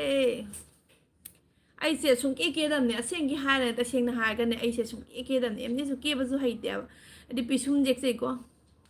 ꯄꯤꯁꯨꯝꯗꯤ ꯈꯔ ꯑꯗꯨꯝ ꯖꯦꯛꯏꯀꯣ ꯄꯤꯁꯨꯝꯗꯤ ꯖꯦꯛꯇꯕ ꯌꯥꯗꯦꯕ ꯄꯤꯁꯨꯝ ꯌꯥꯎꯗꯕꯅꯦ ꯄꯤꯁꯨꯝ ꯖꯦꯛꯑꯦ ꯕꯤꯟꯗꯤ ꯅꯝꯃꯦ ꯃꯃꯤ ꯈꯔ ꯑꯗꯨꯝ ꯑꯥꯏꯂꯤꯅꯔ ꯈꯔ ꯇꯩꯁꯜꯂꯤ ꯂꯤꯁꯇꯤꯛ ꯑꯃ ꯇꯩꯔꯦ ꯂꯣꯏꯔꯦ ꯑꯩꯒꯤ ꯀꯦꯕ ꯑꯩ ꯀꯦꯗꯕꯅꯦ ꯑꯇꯩ ꯌꯥꯝꯅ ꯃꯃꯥꯏꯗ ꯀꯔꯤ ꯇꯩꯕ ꯈꯣꯠꯄ ꯕꯤꯖꯥꯕꯤ ꯑꯩ ꯀꯩꯝ ꯇꯩꯗꯦꯀꯣ ꯑꯗꯨꯒꯨꯝꯕ ꯈꯣꯠꯄ ꯑꯗꯨꯗꯤ ꯑꯩ ꯍꯣꯏ ꯀꯩꯅꯣ ꯗꯦ ꯀ꯭रीमꯕꯨꯗꯤ ꯇꯩꯀꯣ ꯑꯇꯩ ꯍꯦꯝ ꯑꯝꯇ ꯇꯩꯗꯦ ꯆꯦ ꯃꯥꯏ ꯄꯨꯕ ꯉꯝꯗ꯭ꯔꯕꯣ ꯈꯨꯠꯅ ꯉꯥꯒꯤꯗꯨꯕꯨ ꯃꯥꯏ ꯄꯨꯕ ꯉꯝꯗ꯭ꯔꯕ ꯈꯨꯠꯅ ꯉꯥꯒꯤꯗꯨꯕꯨ ꯍꯥꯏ ꯑꯗꯨꯝ ꯉꯥꯒꯤꯃꯤꯗ ꯈꯨꯠꯁꯦ ꯊꯝꯐꯝ ꯈꯪꯗ꯭ꯔꯕ ꯑꯗꯨꯅꯅꯤꯗ ꯊꯧꯅꯥꯎꯖꯝꯅ ꯀꯩꯕ ꯃꯅꯤꯡꯕ ꯀꯁꯥꯔ ꯂꯝꯒꯤ ꯂꯩꯁꯥꯕꯤꯗꯣ ꯁꯨꯀꯦ ꯀꯦꯗꯅ ꯐꯖꯕꯤꯗꯣ ꯏꯁꯩ ꯐꯥꯎ ꯂꯩꯕꯅꯦ ꯍꯣꯏ ꯀꯁꯥꯔ ꯂꯝꯒꯤ ꯂꯩꯁꯥꯕꯤꯗꯣ ꯁꯨꯀꯦ ꯀꯦꯗꯅ ꯐꯖꯕꯤꯗꯣ ꯏꯆꯜ ꯊꯣꯏꯕꯤ ꯁꯛꯂꯦꯟꯕꯤꯗꯣ ꯀꯥꯎꯕ ꯉꯝꯗꯦ ꯀꯔꯤꯒꯤꯅꯣ ꯍꯥꯏꯅ ꯍꯥꯏꯕꯗꯣ ꯑꯗꯨꯒꯤꯅꯤ ꯀꯩꯅꯣꯅ ꯑꯃꯨꯛ ꯃꯅꯤꯄꯨꯔꯒꯤ ꯃꯣꯔꯥꯝꯕꯗꯣ ꯈꯪꯉꯤꯗꯅ ꯃꯣꯔꯥꯝꯕꯒ ꯑꯩꯒ ꯑꯍꯥꯟꯕ ꯊꯦꯡꯅꯕ ꯃꯇꯝꯗꯨꯒ ꯃꯣꯔꯥꯝꯕꯅ ꯍꯥꯏꯈꯤꯕ ꯑꯃ ꯂꯩꯌꯦꯕꯀꯣ ꯀꯁꯥꯔ ꯂꯝꯒꯤ ꯂꯩꯁꯥꯕꯤꯗꯣ ꯁꯨꯡꯀꯦ ꯀꯦꯗꯅ ꯐꯖꯕꯤꯗꯣ ꯍꯥꯏꯅ ꯍꯥꯏꯔꯒꯅꯦ ꯀꯁꯥꯔ ꯂꯝꯒꯤ ꯂꯩꯁꯥꯕꯤ ꯁꯨꯡꯀꯦ ꯀꯦꯗꯅ ꯐꯖꯕꯤ ꯑꯃ ꯏꯆꯦ ꯑꯃ ꯐꯪꯅꯔꯛꯑꯦ ꯀꯥꯏꯅ ꯃꯥꯅ ꯑꯗꯨꯃꯥꯏꯅꯒ ꯍꯥꯏꯈꯤꯕꯅꯦꯕ ꯃꯤ ꯄꯨꯝꯅꯃꯛ ꯈꯪꯉꯦꯕ ꯑꯩꯈꯣꯏ ꯀꯁꯥꯔꯒꯤ ꯃꯤꯁꯤꯡꯁꯦ ꯀꯦꯒꯟꯗꯦ ꯍꯥꯏꯗꯣ ꯏꯝꯐꯥꯜ ꯂꯣꯝꯒꯤ ꯁꯥꯏꯠꯀꯤꯅ ꯑꯃꯨꯛ ꯀꯦꯕ ꯌꯥꯝꯅ ꯍꯦꯜꯂꯦꯕ ꯀꯦꯕꯁꯦ ꯅꯦꯍꯥ ꯁꯪꯀꯔꯖꯤꯅ ꯀꯧꯔꯛꯑꯦ ꯅꯦꯍꯥ ꯈꯨꯝꯕꯤꯔꯛꯑꯣ ꯅꯦꯍꯥ ꯑꯝꯇ ꯈꯨꯝꯕꯤꯔꯛꯑꯣ ꯁꯪꯀꯔꯖꯤꯅ ꯀꯧꯔꯛꯏꯁꯦ ꯑꯝꯇ ꯈꯨꯝꯕꯤꯔꯛꯑꯣ ꯀꯩꯒꯤꯅꯣꯅ ꯅꯣꯏ ꯗꯗꯥꯒꯩꯒ ꯀꯅꯥꯅ ꯐꯖꯕ ꯍꯦꯜꯂꯤ ꯋꯥꯍꯩ ꯑꯅꯤ ꯃꯥꯡꯒꯤ ꯅꯤꯍꯥꯁꯦ ꯀꯩꯕ ꯁ꯭ꯋꯥꯏ ꯁ꯭ꯋꯥꯏ ꯃꯥꯡꯉꯤꯅꯦ ꯃꯥꯡꯉꯤ ꯅꯦꯍꯥꯁꯦ ꯂꯩꯀꯥꯏ ꯀꯣꯏꯔ ꯈꯪꯗꯦ ꯁ꯭ꯋꯥꯏ ꯃꯥꯡꯉꯤ ꯏꯁꯩꯗꯨ ꯌꯥꯝꯅ ꯐꯖꯩ ꯏꯁꯩꯗꯨ ꯌꯥꯝ ꯐꯖꯕꯅꯤ ꯇꯥꯞ ꯁꯃꯤꯔ ꯆꯦ ꯀꯧꯔꯛꯑꯦ ꯀꯔꯤ ꯍꯥꯏꯒꯦ ꯁꯃꯤꯔ ꯑꯜꯇꯥꯞ ꯂꯥꯡꯒꯅꯨꯅꯦ ꯀꯥꯏꯗꯩ ꯎꯍꯟ ꯑꯃ ꯊꯣꯛꯂꯛꯅꯁꯤ ꯀꯩꯁꯦ ꯀꯣꯛ ꯂꯧ ꯂꯩ ꯆꯦꯆꯦ ꯀꯩ ꯍꯥꯏꯒꯦ ꯁꯃꯤꯔ ꯕꯣꯟꯗꯨꯅ ꯍꯦꯜꯂꯤꯌꯦ ꯆꯤꯡꯂꯦꯟ ꯁꯅꯥ ꯅꯣꯏ ꯕꯣꯟꯙꯨꯒꯤ ꯃꯃꯤꯠ ꯌꯦꯡꯉꯨ ꯆꯤꯡꯂꯦꯟ ꯁꯅꯥꯁꯦ ꯑꯩꯈꯣꯏ ꯆꯤꯡꯅꯦ ꯃꯥꯟꯅꯕꯗꯔ ꯕꯣꯟꯙꯨꯗ ꯍꯦꯜꯂꯤ ꯍꯪꯉꯨ ꯑꯝꯇꯪ ꯅꯪꯒꯤ ꯀꯥꯏꯒꯤꯅꯣ ꯕꯣꯟꯙꯨ ꯆꯤꯡꯂꯦꯟ ꯁꯅꯥ ꯅꯪ ꯀꯥꯏꯒꯤꯅꯣ ꯅꯪ ꯆꯤꯡꯂꯦꯟ ꯁꯅꯥꯗꯤ ꯀꯔꯤ ꯈꯨꯟꯒꯤꯅꯣ ꯕꯣꯟꯗꯨ ꯍꯦꯜꯂꯤꯀꯣ ꯍꯦꯟ ꯃꯅꯤ ꯅꯨꯄꯥ ꯊꯥꯒꯠꯇꯔꯤ ꯌꯥꯕ꯭ꯔꯣꯗꯣ ꯊꯥꯎ ꯅꯣꯏ ꯈꯔ ꯊꯥꯒꯠꯂꯒ ꯌꯥꯔꯦ ꯇꯧꯅꯨ ꯁꯖꯤꯕꯨ ꯅꯦꯍꯥ ꯄꯨꯟꯁꯤ ꯀꯀꯥ ꯅꯆꯦꯁꯦ ꯃꯌꯦꯡ ꯇꯥꯍꯟꯈꯔꯦ ꯁꯖꯤꯕꯨ ꯇꯤꯟꯄꯇꯤ ꯁꯥꯟꯅꯅꯤ ꯄꯨꯟꯒꯅꯤ ꯑꯗꯨ ꯄꯨꯜꯂꯣꯏꯌꯦ ꯇꯤꯟꯄꯇꯤ ꯁꯥꯟꯅꯅꯤ ꯏꯆꯦ ꯌꯥꯝꯅ ꯍꯦꯜꯂꯤꯗ ꯆꯦꯅ ꯌꯥꯝ ꯍꯦꯜꯂꯤꯗ ꯐꯖꯕ ꯑꯌꯦ. ꯇꯧꯅꯨꯗ ꯀꯩꯅꯣꯁꯦ ꯐꯖꯕ ꯁꯪꯀꯔꯗꯤ ꯑꯉꯥꯡꯅꯦ ꯊꯣꯡꯖꯝ ꯁꯪꯀꯠ ꯇꯧꯅꯨꯗ ꯅꯪ ꯅꯨꯄꯥꯅ ꯅꯨꯄꯥ ꯑꯗꯨꯃꯥꯏꯅ ꯇꯧꯅꯨꯗ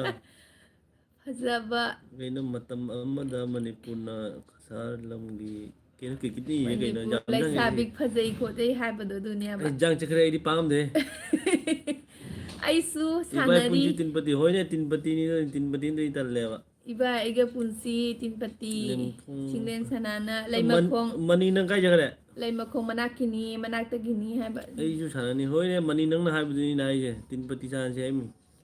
ꯂꯩꯃꯈꯣꯡ ꯃꯅꯥꯛꯀꯤꯅꯤ ꯍꯥꯏꯕ ꯆꯤꯡꯂꯦꯟ ꯁꯅꯥꯁꯦ ꯃꯅꯤꯄꯨꯔꯒꯤ ꯑꯣ ꯂꯩꯃꯈꯣꯡ ꯃꯅꯥꯛꯀꯤ ꯂꯩꯃꯈꯣꯡ ꯈꯪꯉꯤꯍꯦ ꯂꯩꯃꯈꯣꯡꯗꯤ ꯑꯩꯈꯣꯏ ꯍꯪꯒꯥꯟꯗ ꯆꯠꯂꯤ ꯑꯩ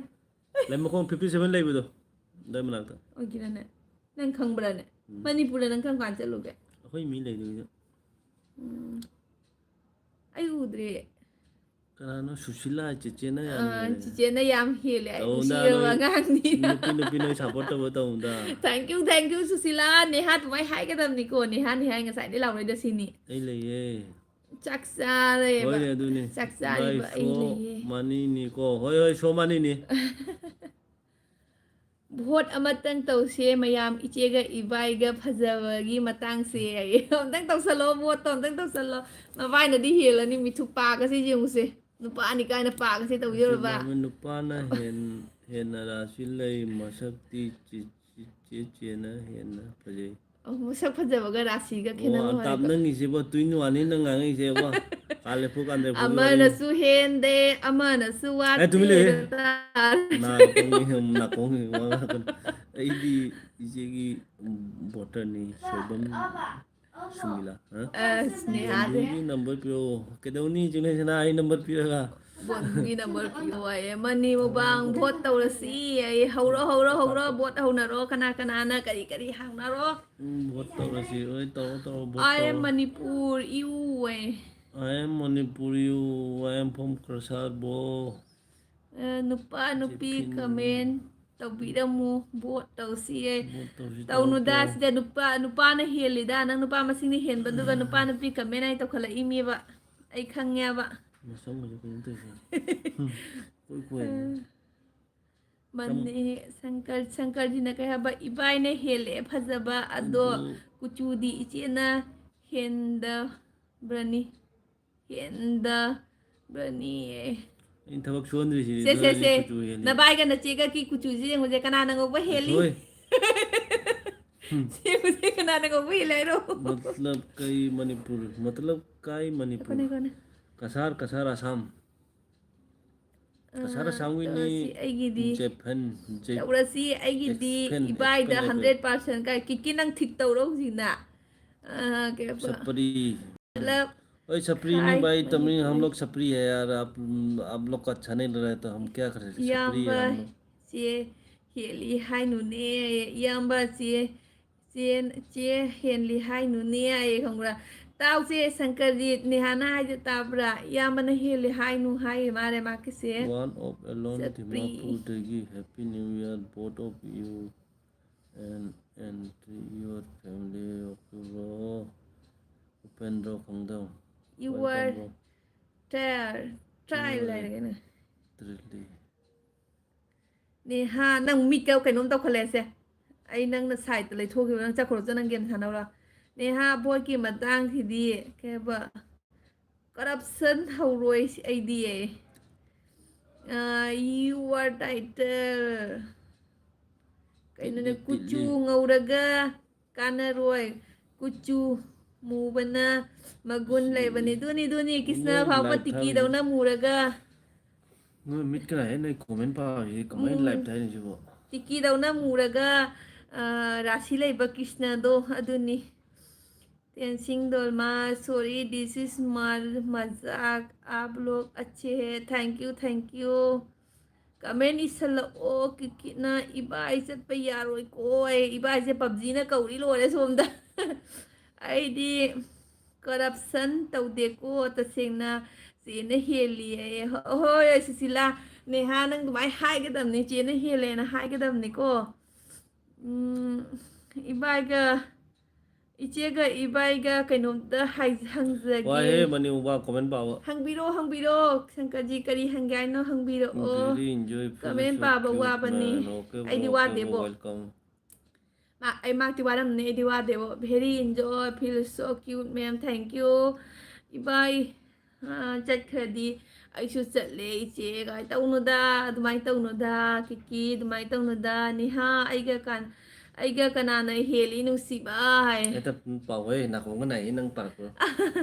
นี่ฮะไอ้ก็กันนาในเฮลินุสิบายสังกัดจีน่ะกันน้องห่างกันได้นี่ฮะไอ้สูอีบายเก่าเกอีบายสูพัศอีบะโดเจน่ะเคยเห็นเลยยาปนเตนนุปียหินเห็นโดยมีเน่นี่ฮะจุเมโดอีบายสุกุมนั่นตั้มในพัศบันนี้ด้านอีบายสุไอ้น่ะอาหารบ่อูบ่ดังเอาอีมีอีบายเส Chana pini jeng ke dulu Mai ni betung dan mi itu jeng. Chana pini tahu ya andu pandu tahu mai. Ai mobile la. ก็ไม่นี่เฉลยละไอ้ดีมิตรกีปีตาแกตัวเอจริงเด่นชนะนั่นโน้ยนี่กีมันนินดาเมลีเจ้าพูดเมลีโดยยิงเกมตาเฮียก็มุนี่ Chana pini. ดีอาโบดคิวเด็ด thank you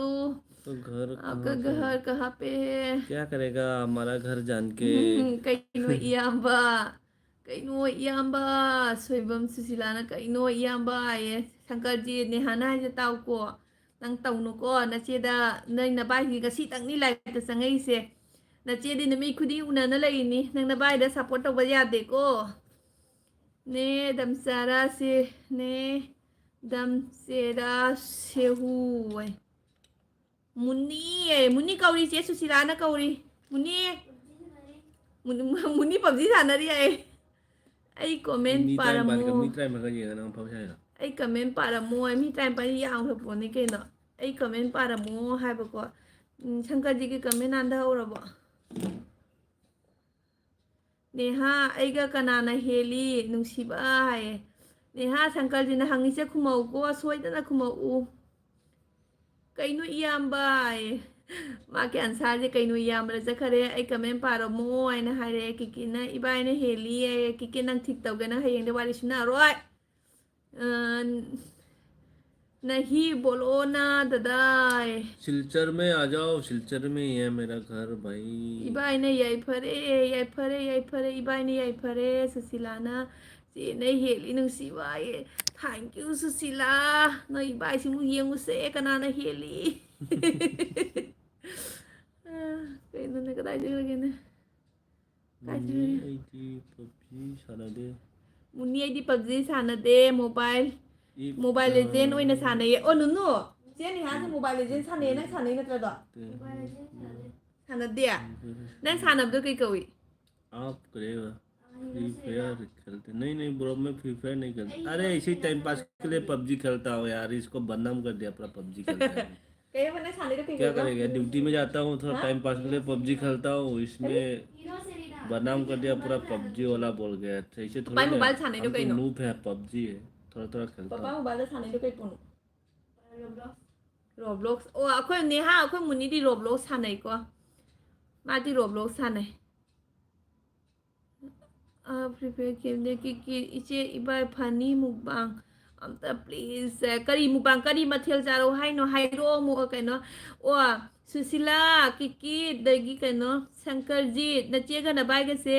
मुकबांग तंग तौ गाय नै हाइरि ने अब करी मुकबांग जारोगे मयांग चॉइस मखादा कमेंट थादरो करीगी मुकबांग तरोगे खोबाइनी से इचेगा इबायगे करी मुकबांग जारोगे मयांग कमेंट बॉक्स तक थादा बिरमो Sina Hanli Haiba Yamba Sina Hilan Yamba thank you Aduni Sankarji se hojbong yan ta de Sankarji mang khare kikit na ibai ne heli iche nang su ibai da nung sina lai la ke na tro ani mani oi thui mi puna uri mi ko uri ni chang jalo yeng ne chang jalo yeng ne chơi chang jalo yeng chọn top nàyส่วนทั่วไปมาจากอีกใกล้ที่มันมีแนวไกล nó gặp con người lấy comment ba cái tôi về này 너누가 고민 바로 야. 파자브로 예뻐보가 지그래. ai 파자브로 마 comment पानिंगे आए हैं सीना मेरा है subscriber 7.7 के कौन सा PUBG में PUBG से सब्सक्राइबर लेना ब्रो नहीं ना यूट्यूब भांगे पैसा फंग ब्रो सेफन क्या पबजी में क्या 7.75 के है इबाई एगी ड्यूटी 3 डे है ले ओ जाम फ्राई दे कमेंट लंथरओ मयाम इचेगा इबाई से मुबांग तंग सागे तवदो करी मुबांग सारोगे ज्ञान तादना लैरे याम्बा कई लेगे आए याम्बो काय लेगे शंकर जी मांग करे नेहा शंकर जी लेकाय कोई करे काय लेगे कोई ऐ सिलचर लेने नथिन नथिन नते अमा खक्तो है शंकर जी ना ngang आई थोलो कमेंट से उद्रबो चे अदुम काली से awa aigi comment se udrabo se असंग नंग पावाती adum kali se aina नहीं मेरा hangni YouTube ichega subscriber ibaiga है अच्छा अच्छा अच्छा hangbane nehaga आप कौन से जाती हो सेफन सेफन और नेहादी उजदरी ने एक्सपन क्या नाम है यार सेफन क्या नाम है यार आप शिफान कौन से जाती है आप शिफान एफएफ अदो शंकर जी की मसक्ति उरे दुगा नेहागी मसक्ति उजदरी ने कमाई तो सिगे नेहागी मसक्ति उजदरी शंकर जी ती याम अंगांग नि हे अंगांग पितृ नि नंगदी याम अंगांग नि मयांग सु कंगी को क्या ब्लॉगर है क्या आप ब्लॉगर हो शायद खंदेबो ओई मारे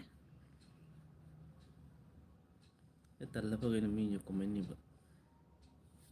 comment ni raw ne comment ni raw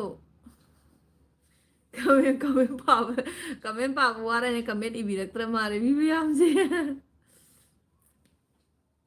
cái rồi sẽ là vợ bài bay tàu khỏe Eigi Nupa bài bay tàu khỏe comment đi bira ô mày comment đi bira cái nó si pha này vợ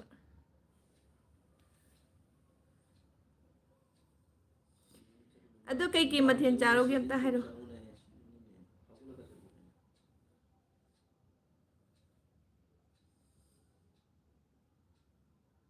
स्वाइदो उंगना ले से hi bro comment electric दुबा नुबा कनो तो आई नंगी mobile हमता Hong comment of ले खना कनो तौरे कमेंट मैम लामे बा कमेंट उदन दे चेबेमजा आई कमेंट उहोद्रे आई कमेंट की ngang बिदो अदु माइना ले थोखिबे वाने बा कमेंट कनागे कमेंट लागते ना खन्न लेरमे यामना कई लेगे याम कई लेगे है बको अतगी नहीं मेरा यूट्यूब सब्सक्राइब है बको मागे यूट्यूब की ने हाय से नुबा नुपा पुना मगी हेली खलगा इबाइदा लाकी नत्रो चेसे मानी मानी चुमी चुमी आई नुपा गा याम खंदे दुगी वारी की हागरगदी आई अदुमाइना खनबा मी दुमाइना खंदे बाई यामना कोइचत चलुरगा अहेमदा थुंगबदो अदुगुंबदो आइदी नत्तेको आई तसेंगना हायरगदी सक उद्रसु नुसिए हाइबिरगो नेहादी ने आइना खंजाबदा शंकर जे चिंथीबदी ने नेहादी नुसिदौसु माले माकी मिंगजिगा माकी वंगांग संगा माने इरेइबा खोलेइबा मवोंग मतौसि नुसिदौ माले आइदी गेमर हूं आइको आइगिदी अचंबा हंगाम चमदो हंगाम चानिंगद्रे योंचा सिंजू बोरा इरोंबा उती अदुगुंबा बुदी दुम जाय दुगा हंगाम चानिंगद्रे अदो मयाम आइगी नुपा गैगा करी मुबांग चालु हमता हाइबियो चिबिमचा आई उहोदन तविनी ऐसे मैं सिलचर का हूं आइबा को माक्स सिलचर गिने आए 19 खुबी लाइक लाके चिबिमचा आई ने ngasi चे मोमीगी ब्लॉग लाइव तो यावबा ngamdreba aidu maram doi ngasai hai gamne ko mu khai king hakang live comment ji kitang likthagi sunu hai gumdana iyamba ki se ai su yai hai ko ki se ai su yai hai ba o hangam thongba do hangam do saman bagi tan sala ba yenge ko bema nang chaksa labo noigi chaksa re wangkhem sina wangkhem akoi chaksa re जीफना मेरा दीदी रहती है हैबा सिचर मा की मचे ले हैबा ओ उरु ले bro नाने कमेंट यादबदो तौरुरे नेट सिदी तनली हे हैबा को नेहा नेट चिंग हा यादबदो तौरुरे नेहा नंग अमता उजगे दाय नेहा नंग से अमतंगसु उनिंगे नचेनसु उनिंगे उबदी फंगदे आपका कितने साल है मेरा 35 साल हो गया ऐसा इस अइना अतियादा येंगो हाइड्रोय अतियादा येंगदी नेहा अतियादा थोंगना लay याय येंग नुनु अइ मथते ब्लैंकेट से लौथु बाई वाबना लोरे अननाय मखोंगे लौथु खोंगचुए हाइसु हाइदनाय शंकरजीना हाइसु हाइदना हाइबाको ओमा हाइदी ओलांगना लोरेबो कोसिदा चेबेमचा नेहाना कौरी सो क्यूट दीदी थैंक यू हाय दुदी हाइबाको नेहाना हाइखरे को शंकरजी मा अतियादा जेंगवाइना हाइखरे सुशीला केएमसी हाइबा सुशीलारी येरुम थुंबा चाय हाइबनी चे दगी येरुम चाय हाइबा इधर किसने ये लिंक भेजा है रेड कलर का लिंक किसने भेजा है इसको मैं डिलीट कर रही हूँ ऐसे मत भेजो ये ठीक नहीं है कमेंट बॉक्स में ऐसे लिंक मत भेजो येरुम चाय हाइबा बेमचाना कयम कायदे नयानो कौने कयुम कायदे हाइबाको दीदी आप बहुत सुंदर हो थैंक यू हाय दीदी अरुपमने हाय ngarangi कोई जोमबदो लाकपुरो लाकता मारे चे अदुने अखो मुनीना हाइसे केबा केबा नयान मुनीना हाइबा नयान अब तक कौवाय दीदी आने कौरे को आप कितने क्लास तक पढ़ती हो मैं तो पार्ट 2 में मेरा शादी हो गया खत्म नहीं हुआ खत्म हो गया नहीं हो गया पार्ट 3 खत्म नहीं किया मैंने ओ नेहाना फजई सेन नेहाना फजई सिनीने फैये नेहाना फजइये नेहादी वांगांग संगांग माकी ngang बुखुपदो नुंसी हाइबा मवोंग मतौदो ओय मैं पार्ट 2 तक पढ़ती हूँ लेकिन अभी तो सब भूल गया पढ़ाई भी नहीं होता है बच्चे का भी ऐसे उसके साथ बैठ के पढ़ाई करने का ज़रूरत भी नहीं है ट्यूशन भेजती हूँ और इधर कोई भी ऐसे मणिपुरी लोग हैं इधर हिंदी ऐसे माने दूसरा लैंग्वेज में बात नहीं करती हिंदी में टाउन है उलांग है बस मणिपुरी में ही बोलती हूँ इसलिए मुझे हिंदी भी नहीं आता है कुछ नहीं आता है कहीं इयाम्बा दुमाय हाइनो अखोय अने सब मानैने मानैको चेना नुसिबा चप्ती मानरिनियाबा आई चप्ती मानैने अदुगा कई हाइनी सब मानै नो बाइनी मजा मानै नुसिबा साव हजालो मुसंकर मैं अब कॉलेज 3rd ईयर पे हूँ आप तो बहुत छोटे हैं मेरा 2010 में पार्ट 2 था अभी तो कहाँ होगा पार्ट 2010 में मेरा शादी हुआ था तब मैं पार्ट 2 में था उस टाइम से अभी तक बुक पकड़ा भी नहीं पढ़ाई भी नहीं करता है बस सब खत्म हो गया मेरा चेनदी आई पलकतेने नुसीना अस दुमाइना हाय नुने शंकर बाबू दुमाइना हाय गनुने नुसीमिने नंगना नुसी हायरे नंगना फजे हायरे दुगा नंगोंदमु तानी नेहाना हायरे नेहादमु तानी ऐसे नची ऐसे कदोमना ngadoino खंगद्रबा अदुननी हायबा कई मथेल चागे निंगोल चे अखोय ngasiने चिकन तंदूरी ओइना दुम दुकानदगी लेरे अखोय नुंथांग यामनने दुम समजल्लाबा अलेबना ओइना दुम तौसल्लाबा अदुम दुकानदगी दुम चिकन तंदूरी का लेरे दुमाय तौना दुम चाथोए इस याबगी वारी नोकनिंगे हे नु आई ओलांगना लोरे सिलो तुसे बेमसा शंकर केएमसी बेमार खुपाकसानी शंकर केएमसी हैबा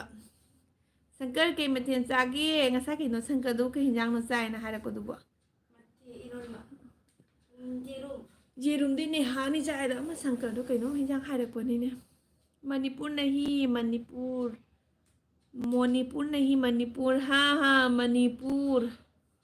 से बेमसा नावबीसु लागते अनु दो लागते चे मोमीसु लाकदा लाओइदर हंगदे जिफन मणिपुर नहीं मणिपुर दौना जन नेहा ꯑꯩꯒꯤ ꯅꯠꯇꯦꯀꯣ ꯅꯪ ꯑꯝꯇ ꯎꯖꯒꯦ ꯍꯥꯏꯕ ꯐꯥꯒꯤ ꯅꯠꯇꯦꯀꯣ ꯅꯪ ꯑꯝꯇ ꯎꯖꯒꯦ ꯍꯥꯏꯕ ꯅꯦꯍꯥ ꯑꯁꯦꯡꯀꯩꯅꯤ ꯅꯦꯍꯥ ꯅꯪꯁꯤ ꯀꯃꯥꯏꯅ ꯇꯧꯅ ꯎꯅꯤ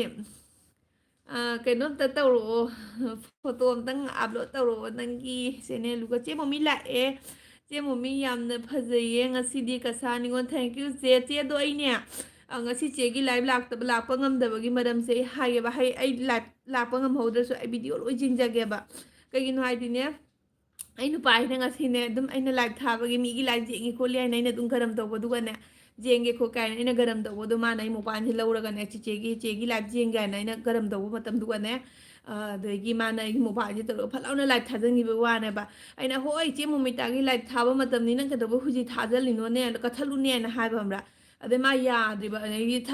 ꯑꯩꯅ ꯊꯥꯅꯨ ꯍꯥꯏꯅ ꯇꯧꯅ ꯑꯩꯅ ꯁꯥꯎꯕꯗꯩ ꯃꯥꯁꯦ ꯀꯠꯊꯠꯈ꯭ꯔꯦ ꯍꯥꯏꯕꯗꯨꯗꯒꯤ ꯑꯩꯅ ꯂꯥꯏꯚꯁꯦ ꯗꯤꯂꯦꯠ ꯇꯧꯈ꯭ꯔꯦ ꯍꯥꯏꯕ ꯑꯗꯒꯤ ꯃꯊꯪꯗ ꯃꯥꯅ ꯀꯩꯅꯣ ꯇꯧꯔꯦ ꯂꯥꯏꯚꯁꯦ ꯊꯥꯒꯦ ꯈꯣꯠꯀꯦꯅ ꯍꯥꯏꯕꯗꯨꯗꯒꯤ ꯑꯩꯅ ꯐꯔꯦ ꯑꯗꯨꯏꯗꯤ ꯅꯪ ꯊꯥꯅꯤ ꯍꯥꯏꯗꯤ ꯐꯦꯁꯕꯨꯛꯇ ꯑꯣꯏꯅ ꯊꯥꯔꯣꯏꯅ ꯑꯗꯨꯃꯥꯏꯅ ꯐꯦꯁꯕꯨꯛꯇ ꯉꯥꯏꯍꯥꯛ ꯂꯥꯏꯚ ꯆꯪꯉꯝꯃꯤꯑꯕ ꯑꯩ ꯅꯨꯄꯥꯒ ꯑꯩꯒꯅꯦ ꯑꯗꯨꯗꯒꯤ ꯑꯩꯅ ꯄꯞ ꯇꯧꯅ ꯊꯣꯛꯀꯦ ꯍꯥꯏꯅ ꯇꯧꯔꯒ ꯃꯤꯁꯦ ꯑꯗꯨꯝ ꯖꯥꯝꯃꯛꯄꯗꯒꯤ ꯋꯥꯔꯤꯁꯦ ꯑꯗꯨꯝ ꯁꯨꯅꯔꯛꯄꯗꯒꯤ ꯊꯣꯛꯄꯁꯦ ꯉꯝꯗ꯭ꯔꯦꯕꯅ ꯑꯩꯅꯦ ꯑꯗꯩ ꯑꯩꯈꯣꯏ ꯅꯅꯥꯏꯅ ꯁꯔꯛꯇꯨ ꯑꯗꯨꯝ ꯃꯥ ꯁꯤꯔꯦꯟ ꯌꯦꯡꯉꯦ ꯍꯥꯏꯅ ꯇꯧꯅ ꯅꯅꯥꯅ ꯃꯣꯕꯥꯏꯜꯁꯦ ꯕꯠ ꯂꯥꯎ ꯀꯛꯊꯠꯈ꯭ꯔꯦꯕ ꯑꯗꯨꯅ ꯑꯃꯨꯛ ꯀꯩꯗꯧꯒꯦ ꯍꯥꯏꯗ ꯄꯨꯡ 9 ꯇꯥꯒꯗꯕ ꯃꯤꯅꯤꯠ 3-4 ꯑꯗꯨꯃꯥꯏꯅ ꯋꯥꯠꯂꯤꯉꯩꯗꯅꯦ ꯑꯗꯨꯒꯤ ꯅꯅꯥ ꯁꯤꯔꯦꯟ ꯉꯥꯏꯍꯥꯛ ꯌꯦꯡꯉꯒ ꯑꯩꯁꯦ ꯄꯨꯡ 9 ꯍꯦꯜꯂꯒ ꯂꯥꯏꯚ ꯂꯥꯛꯏꯅꯦꯕ ꯑꯗꯨꯅ ꯆꯦ ꯃꯣꯃꯤꯒꯤ ꯂꯥꯏꯚꯇ ꯆꯪꯕ ꯉꯝꯗ꯭ꯔꯦ ꯆꯦ ꯉꯁꯤꯗꯤ ꯏꯌꯥꯝꯕꯁꯦ ꯀꯃꯦꯟ ꯏꯕ ꯌꯥꯝ ꯇꯞꯄꯤ ꯀ꯭ꯋꯥꯏ ꯍꯣꯏꯅꯦ ꯃꯥꯁꯦ ꯀꯣꯏꯆꯦꯟ ꯆꯦꯜꯂꯤꯔ ꯀꯩꯅꯣꯝ ꯇꯧꯔꯦ ꯑꯗꯨꯅꯅꯤ ꯃꯥꯁꯦ ꯇꯞꯄꯤꯁꯦ ꯍꯥꯏ ꯀꯤꯀꯤꯅ ꯕꯥꯏ ꯕꯥꯏ ꯍꯣꯏ ꯀꯤꯀꯤ ꯕꯥꯏ ꯕꯥꯏ ꯑꯗꯨ ꯉꯥꯏꯍꯥꯛꯇꯪꯒ ꯂꯩꯈꯣꯗꯅ ꯀꯩꯅꯣ ꯅꯪ ꯆꯠꯅꯤꯡꯉꯕꯣ ꯆꯦ ꯕꯤꯑꯦꯝ ꯑꯩꯗꯤ ꯌꯦꯟ ꯆꯥꯏꯌꯦ ꯆꯦ ꯕꯤꯑꯦꯝꯗꯤ ꯍꯥꯏꯌꯦ ꯁꯪꯀꯔꯖꯤ ꯆꯤꯛꯀꯟ ꯆꯥꯏꯌꯦꯅ ꯍꯥꯏꯔꯦꯀꯣ ꯍꯦꯜꯂꯣ ꯀꯦꯁꯦ ꯍꯣ ꯍꯥꯏꯕ ꯃꯦꯊꯤꯈꯨ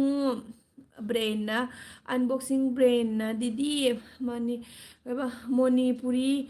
बात करो ना प्लीज़ मैं मणिपुरी तो बोल रही हूँ कैसुम कायदे निंगोल लाइना हाइबा होय चे दुमाइन तौखिबने ngasiसे adunane ngasi masu live ga yauramiba yaneebo ngasi मासे खरा कोक से खरा ngangaba kainom tawre haiba साथ में खेलो यार कितने बार कॉल करते इबा तपे को ने हाय इबा तपे हाय ने हाय शंकर जी नम वाथी ngang ने हा जेंगुसे अने अमा ब्रिलियन एकेडमी दो खंग्रो मेला ग्राउंड की दो स्कूल दो आइन हाइबको नेहाना आइजे ताव शंकर जी हेलो दीदी हेलो चे इंजंग हंगसु हंगदना आइना हाय आइना हंगखिद्रा नेहाना हंगखिब्रा कइनोम तौबने ngасai सावरे से जिफन जे सावजले कइगिनो साइ तौर सावजले से नहीं बात करो ना हाइबको नहीं बात कर मैं मणिपुरी तो बोल रही हूँ नेहा शंकर के हिंजंग चागे से नेहा ना येरुम चाय शंकर ना चिकन चाय अदो मोबाइल नि सो खुमजरा अनि के हिंजंग चागे अमता हाइबिरओ ये तो आप हिंदी बात कर रही ना तू कहाँ से आया है मैं तो मणिपुरी में बात कर रही हूँ दीदी बात करो ना मणिपुरी चे मोमिता आइदी येन चाइए चेदी कई मथेल चागे चे मोमिता येरुम चाइए न हाइबको ये याम फजइए चेचे से एक्ट्रेस अमगी खोन माले हाय तारुकन सोफिया अलमोल मयाम सब्सक्राइब तो संबले पीगनु सब्सक्राइब तो संबियु दुगा एगी लाइट तो लाइबा मी मयाम बसु नया येंगिंग मफम द चलगा सब्सक्राइब तो संबियु गुड नाइट पिसल लौरे ममना पिसन ngasai lumna leiramido hita good night haida the good night hengsu lakpiuko ha no khare adama yang comment isan bido yes ma'am sur mangana yes ma'am an momitana how ni yerum yen wai hoi se mobile se man su madani na mapi ga macha ga ni chara mi je mapi ga macha ga ni chara mi se bem cha sakra mare ko iyamba aduda aigi photo हापनिए सोइबम नेहा देवी हाइना हाइबको जेंगो शंकर जी नेहाना हाइरकोदो अदुगी दुगो photo हापे माकी सोइबम नेहा देवी हाइना हापे क्या मणिपुरी नेहा नंगी इंस्टा पाइब्रो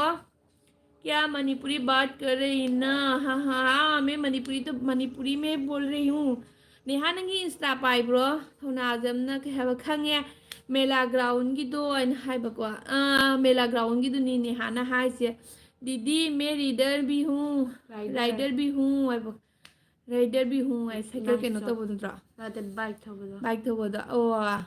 very good आई पाइदे आई इंस्टा पाइदे आई अदुदि कमायना नंगा पाउ फाउननी नेहा नंगा पाउ फाउननिंगी यामना नंगा वारी वताई साननिंगी मसकदो उनिंगी यामना कमायना पाउ फाउनसिगे नंग फेसबुक अकाउंट गा पाइब्रो हा ए ngawbane si kamay pidunne Are amaduga. lore he kaidawngai sana kaidawngai sangni khadang no amta waizage khadang no amta waizage ai khadang se ai live se loraga sangani pung sare ga do pung 13 makhai gi du ga 13 makhai dum ngang na dum 13 makhai dum tare do ai du di sangani wai ba ya ga ni do hayeng no ngalaga mu pibi ro kaigino aigi jumda icha iwa aigi icha nupi aigi nupa leibanina mogosu khada ngangna bai khadang mathau tanina aduna nongalaga dum amu pibiro o nahi baat karu ai momita oi ai sak sage hai na saura kanu koni saude si saude photo थेट्रो हाइब थेली हाइदुदी शंकर जी नेहाना कइनोम नेहायना photo थेला कइनोम संगा कइनोम नेहायना फोटो थेले हाइबने दु येंगो अदुगाने अइंगोंदसु हलो शंकर जी नेहागी फोटो दा अइंगोंदसु हलो को येंगनिंगी असेंबा छातीने येंगनिंगीबो मेरे पास डार्क 390 है दुके कइनो आइजे दुके Khangde gari ne papa da do ni kawrini. हा Papa da do gini kawri do pa khangwani. कई गाइनो नुबा Nu hulo. खेत पनी आए नुबा कई गाइनो दुके ऐसे Duke 390 दुके is. ऐसे कई गाइनो Duke 390. खंदे गमन तो मारे को Don't know. खेत खत्म आए बा दीदी हेलो मैम सब्सक्राइब कर दो प्लीज मेरा चैनल सब्सक्राइब कर दो अबू नंग उदे हायरदी मी स्कूल ममांगदुदा अमुक लेपुखिद्रो शंकर जी नंग नंगांगोसी वा नेक्सु याम निंगे सेंगो सिरुकना कामई hi hello ma'am please subscribe कर दो किस किस की घर में जाना है किस किस की चैनल में जाना है सभी की चैनल में जाके सभी को भी सपोर्ट कर दो सब्सक्राइब कर दो ओ मेरे को भी छोड़ना नहीं मुझे को भी सब्सक्राइब करके चले जाना मिंग मानबा यावबदी अतैदी नेहा अदुगा अइगा मिंग मानबदुदी निहा हाइबको मिंग मानबा यावबने अतै अइदी नेहा अदुगा अइगा मिंग मानबदुना निहा खंब्रा शंकरजीत नेहागी ममिंगसिने NEHA अतोपा अमदुना NEEHA ना हाइबनी हाइबा अगांगदु तुमनिंगबा माले तुमनिंगदे माक्ति मम्मीचे दुम ओकेने मकू दुमाइने दुम लैदोइने माक्ति पुंग 12 13 दुम लैदोइने अखोय तुंगना मा दुम मम्मी फाकोंग लैदोइने मा सुर मंगांग नुपी मचासे यादबा अमा नुपी मसाना यादबा अमा लैये अदो मेमगी खदांगदो वाइरगा अमता हाइजेगे तौरीदा आइनो वाइ यानी आई लाइव थमखिबगा आई दुम पिथोमगे यानी दो नोंगालागा दे अमु हलक्ताइको अइना हाना ताकलकपने तरा फावबा मीगी नते अइगी स्कूल ने याम्बा हाइबा अइना हाना तमलंबने तरा फावबा 10 फावबा तममे हाय क्लास 10 फावबा दो माकी स्कूल नते मीगी स्कूल ने ना हाइबको बेरानी हे नंग सक उदबो होदबसिनी सक उदंगै दुमाइ लैबोदो याम नुंगाइबने शंकरजी यानिखगी दोन दुमाइना दुम लैरो खोइरांग खोइचाउबनेबा उनिंगबगी कइनो आशा वाखंदुनने आइसु उनिंगे ने हास याम उनिंगे हायना शंकरजीती उबा फंगजरे नेहा याम उनिंगबय वाने दीदी मत करो Koeman Ama long mai ni. कामई ने कइंदो सलेको I am also Manipuri and haba आदि मणिपुरी नि सिंह हासदि मणिपुरी नि प्रेमजी सिंह and प्रेमजी सिंह ना हबा हाँ जी आपका चैनल सब्सक्राइब किया थैंक यू जी अभिराम थैंक यू जी सिफाना कुकी क्योंकि ये लोग ऐसे ही बोलते हैं हाँ मैं तो मणिपुरी हूँ मणिपुरी में ही बोलूँगी ꯑꯗꯨꯅꯤ ꯎꯅꯤꯡꯉꯨꯅꯨ ꯏꯌꯥꯝꯕ ꯅꯦꯍꯥ ꯑꯗꯨꯃꯥꯏꯅ ꯇꯧꯅ ꯑꯩꯁꯨ ꯅꯪ ꯌꯥꯝ ꯎꯅꯤꯡꯕꯩ ꯋꯥꯅꯤ ꯑꯁꯦꯡꯒꯤꯅꯤ ꯅꯪꯒ ꯀꯃꯥꯏꯅ ꯄꯥꯎ ꯐꯥꯎꯅꯗꯣꯏꯅꯣ ꯈꯟꯕꯗ ꯑꯩꯁꯦ वारेबा असेंबा उनिंगे नंग जामना अभिराम ना आप कैसे हो मैं अच्छी हूँ भीम थप्पा मगर हेलो नमस्ते नमस्ते नमस्ते भीम जी नमस्ते सिकुलुंग कामैना काय dung re noi kai marono kangde nangi marono ama mai thai premjit na ama mai thai hai lai pe na hi siksana ꯑꯩꯅꯗꯤ ꯅꯦꯍꯥ ꯀꯧꯔꯒ ꯃꯣꯏ ꯏꯃꯥ ꯑꯣꯏ ꯂꯩꯔꯝꯃꯦꯗꯅ ꯇꯧꯔꯤꯁꯤ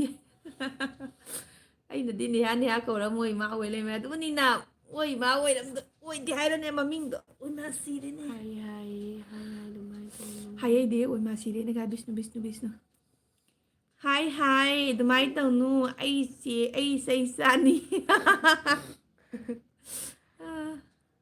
नेहा नंगी मच्ची मनाव क्या सुगे नोगी नुपी कयानो नुपा कयानो आई गेस तौगे अनी नेहा नंगी नुपा कयानो नुपी कयानो नोगी मच्ची मनाव क्या सुगे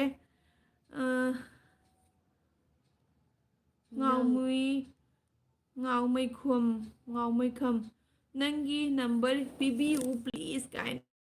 आईगी नंबर कमाय पी दोइनो मामा बहुत थैंक यू बहुत क्यूट है ना ये थैंक यू हारे ना फजना हाइरोय अदु से अवन हारे नेहा अनि अईने अतोम्बी चे अमगा कईनो नंग हाइबो चपचा सिमी कईगिनो आई गरे नंना अनि सुये ना हाइदुदी आई गेस तौरिनीदा ओमा नेहा नंगना अनि सुये ना हाइदो अखोय मुनीना हाइबा नंगी मची मनाव से अनि सुरमने ना हाइबा येगुने अतोम्बीबुदी माले मी अतोम्बी हाइसे दुम माकी वांगांग तारगा दुम खंगबनेबा नंग अतोम्बीबुदी माले नंग नंगांगी खोलिदो याम नुंसीबै वाने अदुनेबा बेमचाना आई हुवारी तारिये होय चे बेमचा हो आईदी सो क्यू हो दीदी सो क्यू थैंक यू नेहा नंग बाप ताद्रे अइना हाइदो शंकर जी नंग सिगेना क्याम फजना थीदोइनो नेहा होय सागैदो कइनो सगोल कइनो हाबने अदुगा नेहा इन हाइरगा मोगे मच्ची मनाव अनि सुबनी नुपी अमा की मथाइ नुपी अमानी माना हाइदी नुपी अनि तने मोगे नुपा याउदबनी इकोन कोन थीरो यारे कइनो दुबो सोबम सुशीलाना तारे न हाइबा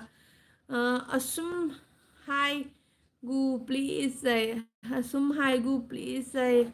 ngau mai kham na hai ba asum hai gu please number पे वाइड oh so number पे ha badra didi आपका नेम क्या है आपका नेम क्या है तो मेरा नाम चंद्रवती सिंह है रेनी देवी ना हेलो सो क्यू चिचे thank you Reni thank you नते दुसे अमा जकन वाकिंग गली है ना हट लथो खल्लो तक दे चेबेमचो आइना कौइबा नेहाना कौरे चेबेमचा नेहाना कौरी लइये कईगिनो कमेंट इरक्ट्रीदी हाइरेको नेहा चेबेमचा कमेंट इबिरक्ते सिंहा हाय सिन्हा नहीं सिंहा HINGHA सिन्हा ये सिन्हा तो ये मणिपुरी है लेकिन ये विष्णुप्रिया मणिपुरी है मैं ही तो ओरिजिनल मणिपुरी हूँ बिना नेहा क्या अना नेहा हाइरदी चुमना नेहा हाइबदुने हाइबा अना नेहा हाइसिदी चुमना नेहा हाइबदुने शंकर जी ना कइनोम हाइख्रे नेहा मुन्ना ताको क्या ये जेफाना ngamu ikam post taiko चिचे से थैंक यू नंग मिंजे ngamu हाइदा ngamu हाइगदा कई हाइदनो खंगदेबा ngamu हे ngamu हाइदे ngamu याय मारे थैंक यू ngamu कम मे बी एबजिफाना मे बी ताई बेमचाना जे बेमचाना ताई हाय रे कई हाइनो ताई जे बाय बाय हाइरो जिफाना हंते किया ना Tomori che bem cha si ji phangi ri plan dam piu ja hanti kiana toto la ri e kai hai no khang de bo Kija stay original Manipuri है क्या हाँ मैं original Manipuri हूँ बेमसाना own दले ये ना हाय रे एको ai hedi yo yo ma मैं original Manipuri हूँ लेकिन बिनुपिया Manipuri कैसे बोलते पता है तो ना फटिंग बात था तो पता ऐसे बोलते हैं बिनुपिया na Manipuri de no kache आमी तोमा आमी कैसे ऐसे ऐसे बोलते हैं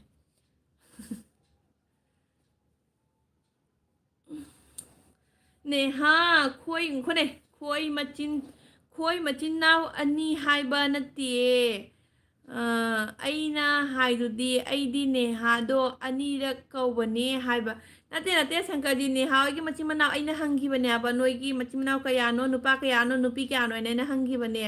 अदुगा माना हाइरेनी नुपी अनि सुई मांगना अतोमिनी मथक्ता मची अमा लैयेना हाइबा कमरा तो बात करो ना हाइरे को जिफाना amin jane na mi जाने ना ngamiu na haire amta phone na o na na thonda tawjaro dudi ko na na thonda tawjaro he zifan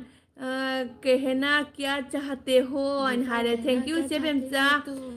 thank you ai gyan ta de ma ngang he gyan ta de ngarang ina ya nu ai ti am dan cha ni ti de wa tu ngan ta na yo ma ma lu ta na Kaza से मणिपुरी में कितने हैं आप मणिपुरी में कितर है आप मैं मणिपुरी में कितर है आप manipur ke kedai dan no hang ni पता नहीं मुझे दीदी दीदी कैसे बात करती है जिफाना है को सो थोस ओ देन दसान ये काय creday aduni chumdra do ikai dra mina ichum chumna hangjari haijare ida ikai nu ai karim khande yamba neha na haido do ikai nu ai karim khande yamba duni aina haido shankar aina haido duni nang neha thi gari am komna thiba phangdro bani soibam neha haido kadai da lei moigi jung kadai da no kai adai mama mapa maming hangani adudi neha mama gi maming dudi susila ko bone na haibiro nangna अदगी मोगी मचिमना अनि पोपने नुपी अनि नि हौजिकी नेहा हाइजिना अतोम्बिनी नुपा याउजदबनी लोरे याम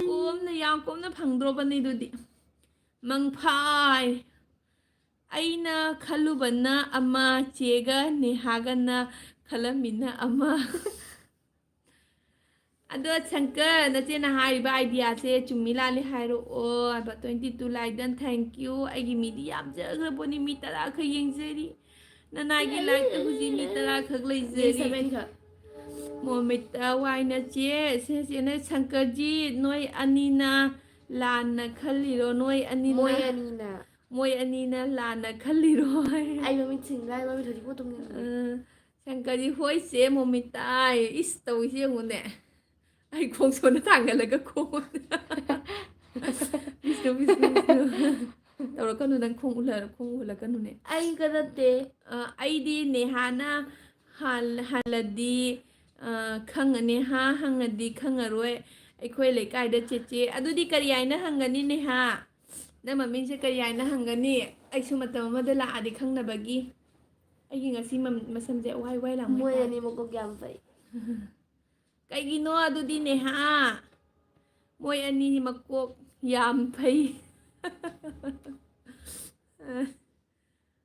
kaino ai gyan tadre kaino lana khaliba yamba aduni haiba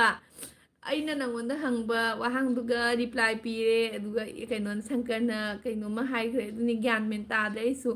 hai lo pada question paraga reply pire pra kaw thokare kari hai no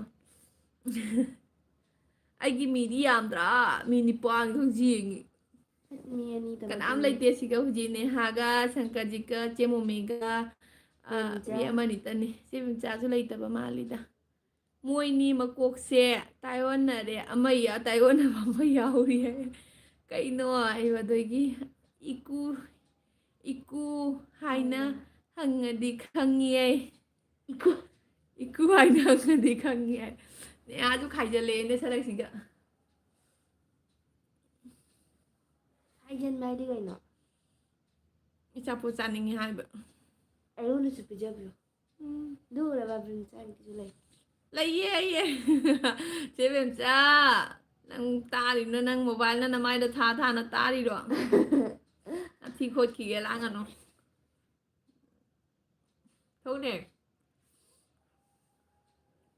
ꯂꯩ ꯑꯃꯨꯛꯇꯪꯅ ꯄꯥꯏꯈꯠꯈ꯭ꯔꯦꯗꯣ ꯍꯣꯏ ꯁꯪꯀꯔꯖꯤꯠꯅꯦ ꯍꯣꯏ ꯁꯪꯀꯔꯖꯤꯠ ꯇꯥꯏꯌꯣꯟꯅꯔꯦꯅ ꯍꯥꯏꯔꯦꯀꯣ ꯑꯩꯅꯤ ꯌꯨꯝꯗ ꯏꯀꯨ ꯀꯧꯔꯦ ꯍꯥꯏꯕ ꯑꯩꯗꯤ ꯌꯨꯝꯗ ꯏꯀꯨ ꯀꯧꯔꯦ ꯏꯀꯨ ꯑꯩ ꯌꯥꯝ ꯐꯖꯕ ꯃꯤꯡꯅꯤꯍꯦ ꯑꯗꯨꯗꯤ ꯖꯤꯁꯟꯅ ꯕꯥꯏ ꯗꯤꯗꯤ ꯁꯣ ꯀ꯭ꯌꯨꯠ ꯊꯦꯡꯀ꯭ꯌꯨ ꯖꯤꯁꯟꯖꯤ ꯄꯨꯡ ꯀꯌꯥꯗ ꯍꯧꯒꯦ ꯏꯌꯥꯝꯕ ꯃꯦꯘꯆꯟꯗ꯭ꯔ ꯑꯩꯒꯤ ꯂꯥꯏꯐꯁꯦ ꯅꯨꯃꯤꯗꯥꯡ ꯄꯨꯡ 9ꯗꯒꯤ ꯑꯗꯨꯝ ꯍꯧꯔꯦ ꯂꯥꯛꯄꯤꯌꯨ ꯁꯪꯕ ꯃꯇꯝꯗ ꯑꯗꯨꯝ ꯂꯥꯛꯄꯤꯌꯨ ꯍꯥꯏ ꯃꯦꯘ ꯍꯥꯏꯕ ꯆꯦ ꯃꯣꯃꯤꯇꯥꯅ ꯀꯧꯈ꯭ꯔꯦ ꯃꯣꯃꯤ ꯀꯦꯝꯁꯤ ꯆꯦ ꯃꯦꯝꯆꯥꯅ ꯆꯦ ꯃꯣꯃꯤ ꯀꯩ ꯌꯦꯟꯖꯥꯡ ꯆꯥꯒꯦ ꯍꯥꯏꯕ ꯑꯣ ꯁꯣꯏꯕꯝ ꯏꯀꯨ ꯍꯪꯗꯣꯏꯔꯣ ꯍꯥꯏꯌꯦ ꯇꯧꯅꯨꯀꯣ ꯏꯀꯨ ꯍꯥꯏꯅ ꯑꯃꯨꯛ ꯚꯥꯏꯔꯦꯜ ꯆꯠꯈꯤꯅꯤꯀꯣ ꯅꯦꯍꯥ ꯏꯀꯨ ꯍꯥꯏꯅ ꯚꯥꯏꯔꯦꯜ ꯆꯠꯈꯤ ꯇꯥꯔꯦꯅ ꯇꯧꯔꯤꯁꯦ ꯕꯦꯞꯆꯥ ꯇꯥꯔꯦ ꯇꯥꯔꯤ ꯍꯥꯏꯔꯦꯀꯣ ꯏꯌꯥꯝꯕ ꯅꯪꯅ ꯍꯪꯕ ꯌꯥꯔꯣꯏ ꯏꯌꯥꯝꯕ ꯅꯪꯅ ꯍꯪꯕ ꯌꯥꯔꯣꯏ ꯍꯥꯏꯔꯦ ꯅꯪꯅ ꯍꯪꯉꯗꯤ ꯆꯩ ꯆꯥꯔꯅꯤ ꯍꯥꯏꯕ ꯃꯌꯥꯟ ꯕꯦꯝꯆꯥ ꯍꯥꯏꯕꯀꯣ ꯆꯦꯆꯦꯅ ꯍꯪꯒꯗꯕ ꯍꯥꯏꯕ ꯑꯩꯅ ꯍꯪꯕꯗꯤꯅꯦ ꯏꯀꯨ ꯍꯥꯏꯅ ꯍꯪꯕ ꯌꯥꯏ ꯍꯥꯏꯕ ꯁꯪꯀꯔ ꯅꯪꯅ ꯍꯪꯕ ꯑꯣꯏꯗꯤ ꯌꯥꯔꯣꯏ ꯍꯥꯏꯕ ꯈꯪꯕ꯭ꯔꯥ ꯑꯣ ꯃꯣꯃꯤ ꯍꯥꯎꯅꯤ ꯍꯥꯏꯕ ꯃꯌꯥꯟ ꯍꯥꯎꯕꯅꯤ ꯀꯨꯂꯨꯌꯥꯏ ꯃꯔꯨꯒ ꯍꯥꯞꯄꯒꯅꯦ ꯍꯥꯎꯕꯅꯤ ꯃꯦꯘꯆꯟꯗ꯭ꯔꯅ ꯍꯥꯏ ꯃꯣꯃꯤꯇꯥ ꯍꯥꯏꯌꯦ ꯑꯣ ꯑꯝꯇ ꯍꯪꯂꯔꯣꯏ ꯍꯥꯏꯕꯀꯣ राम जी कैसे हो आप मैं अच्छी हूँ विजेंद्र श्योरन विजेंद्र श्योरन मैं अच्छी हूँ कईनो लैरांगदी मेघा बच्चे मुमिताना अदगी भराता रबारीना हाय हेलो गुड तारे इयाम्बसे अचापोट लेबीरनी लेबियू इयाम्बगे अचापोट लेबियू शंकर नेहाना अचापोट लेबीरनी हाय खरे ननावसिंगना लाइव न लोइरे तौरिसे my big fan thank you मनाव थैंक यू कना लाइव थानरिगे खंदे कना लाइव थानरिगे ममिंग इसलो दग थादरो कना लाइव थारिगे अइना व्यू इलिंग दियंगनी हौरे हैब अचापोट थिलको नंगना नुपीनिना हायके अदगी अचापोट थिलो हायखरेने नेहा पैसा पिरो आरो अचापोट लेबिरके हायरो कास्टो चा लिंबू दिल कुमार लिंबू कास्टो चा मोय कास्तू ए कई हायनो खंगते काइगिनो नुमित खुदिंग लाइव तौरिसे कईगिनो नुमित खुदिंग लाइव तौरिसे कदीदी उपाय लेरी मयांग अदुम वारी सुमाइना वारी सुनाबसे नुंगाइत्रा अदुनने मयांग वारी साननिंगना अदुम तौबनिदा अꯩꯒꯤ लाइककी वाच टाइम अदु मथौ ताबा खोपदि अꯩꯒꯤ कैसु लेजदे पुनमक सुरे वाच टाइम कसु पुनमक सुजरे अदो अꯩ दुम मयांग सुमाइना वारी साननिंगबदगी लाइव से थाजबने अदो नंगसु संगगदि हयेंसु अमुक लाक्पियो पुंग 8दगी लाइव थागनी संसाय हुं होय हलके नुपीनी थिलके नुपीनी नंगना नुपानिना ngairamo पैसा थाजलो वारू अकाउंट पैसा थारो वारू नेहा लेरांग मानखरे मोमिता लेरांग मंगखरे मोमिता हाइबको मेघाचंद्रन चे मोमिता नो याबा मेघाचंद्रन कैनोम हाइखरे पिंटू पटेल लाइन हारगा सिनम कै कोन सिबा मथि फाइरा कैनो सिबा पिंटू पटेल ने कैनो ने हाय हेबा मनाव सिंगना नोय कसारगी मी ngक्तनी हेबा ओ खंगदेदा कना थारिनो इदी ओके याई ही तानलसिरो तालमलनी हेबा याई तालमनी हेबा ओ अनु लागतेने ngasi अनु कैदरनो खंगदेने होइने तायो नबीने हा कनानो हुजिकिदुबु अना मनाव काय चकरगे मनाव लेकाय कोई हबो Rajiv Singh chikoo I love you haireko Rajipna sis staying baby ayang awa nungai tanari ne ayang awa nungai tanari ni en haiba ano ayang do ngasagi do ayang do oh mani ne ha thank you ne ha reply pipi bagi aina piba hitraba kaino kadai no ne awa nungai tanari ne kai jakrage ne lai khaba mang khaba ꯅꯠꯇꯦꯅꯦ ꯅꯦꯍꯥꯅ ꯏꯔꯛꯄꯗꯣ ꯁꯤꯗ ꯂꯩꯔꯦ ꯑꯗꯒꯤ ꯑꯇꯤꯕꯟ ꯁꯀꯔ ꯀꯩꯅꯣ ꯑꯇꯨꯜ ꯕꯟ ꯁꯀꯔꯅ ꯅꯣꯏ E ꯂꯣꯏꯔꯦ hi hello ꯑꯣꯟꯗ ꯂꯩ ꯌꯥꯏ ꯆꯦ ꯕꯦꯝꯆꯥꯁꯨ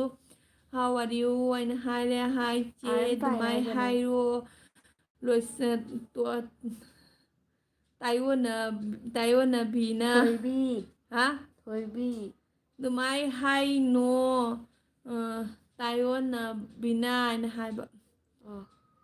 where are you from ansa kumu reply piu adagi mangkhre haibanida haiba ngairibo kainone nang hairibo nungairibo haiba nungairi kurumjari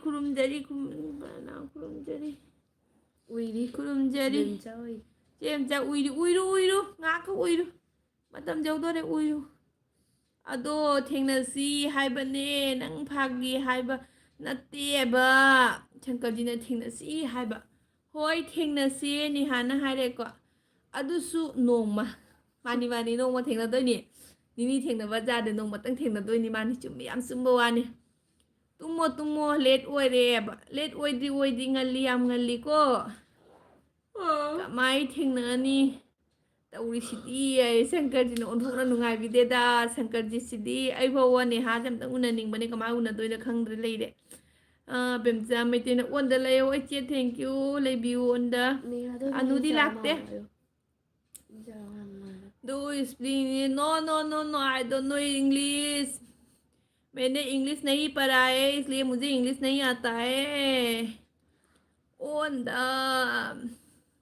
ꯑꯗꯣ ꯏꯌꯥꯝꯕ ꯑꯩ ꯀꯥꯏꯗ ꯇꯝꯗꯣꯏꯕ ꯑꯩ ꯀꯥꯏꯗ ꯇꯥꯏꯌꯣꯟꯅꯩꯅꯣ ꯍꯥꯏꯕ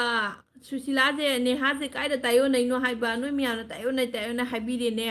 ꯌꯣ ꯌꯥꯝ ꯉꯜꯂꯤꯗ ꯍꯥꯏꯕ ꯌꯥꯝ ꯉꯜꯂꯤꯗ ꯉꯜꯂꯤ ꯄꯨꯡ 12 ꯇꯥꯔꯤ ꯌꯥꯝ ꯉꯜꯂꯤ 13 ꯐꯥꯎ ꯇꯥꯗ꯭ꯔꯤ 11 ꯐꯥꯎ ꯇꯥꯗ꯭ꯔꯤ ꯌꯥꯝ ꯉꯜꯂꯤ ꯍꯦꯜꯂꯣ ꯍꯥꯏꯕ ꯅꯣꯡꯃ ꯊꯦꯡꯅꯗꯣꯏꯅꯦ ꯏꯌꯥꯝꯕ ꯍꯥꯏꯕ ꯁꯣꯏꯗꯅꯒꯤ ꯊꯦꯡꯅꯗꯣꯏꯅꯤ ꯅꯣꯡꯃ ꯍꯥꯎ ꯑꯥꯔ ꯌꯨ ꯍꯥꯏꯅ ꯍꯥꯏꯔꯦ ꯐꯥꯏꯟ ꯀꯩꯕ नकना ꯂꯩꯔꯁꯤ ꯐꯥꯎꯕ ꯎ ꯐꯪꯅꯗ꯭ꯔꯦ ꯐꯪꯅꯔꯛꯀꯅꯤ मतम यौदन तवनी फंगनरकनी ये मेरा लड़की है मेरा 2 बच्चा है मेरा शादी हो चुका है 12 years हो गया मेरा शादी अना अखोई अछीदा चलो हारगा अदुम उये अना अखोई स्कूल चलो हारगा अदुम उनी हाइबा चलो हाइबा कनो शंकरजीत अमता चलो निहा होगी स्कूल अमता चलो दुगा फोटो थेली हाइबने अदो अमता येंगुचो दुगा अदुम खंगजरनी हाइबा मेघा चंद्रना खुरमजरी हाइबदगी पेन पुनेम जरी हाइबना फजे पुनेम जरी हाइबना पाउमे जरी हाइरा पुनेम जरी हाइरा दुना फजे याय खंगदेदा आइदि दुम खुरम जरी हाइना हाइजन खरे आर यू हाइना हाइरे कमाइना नंबर पीदोइबा खनबदनी मथा सारिसे हाइबा कमाइना नंबर पीना दोइना खनबदनी मथा सारिसे अदुनीबा नेहा नंग फे इयो कनोमा इंस्टा अकाउंट मा हांगजलो वारी सानसिको what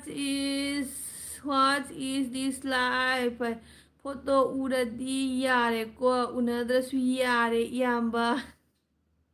फोटो उरदी उनद्रसे अदो नेहागी फोटो दो स्क्रीनशॉट लौरो अदुगा येंहल्लो कना नेपाली नि ममा कसा निंगोल से माय ngakta ngairame सावबनिको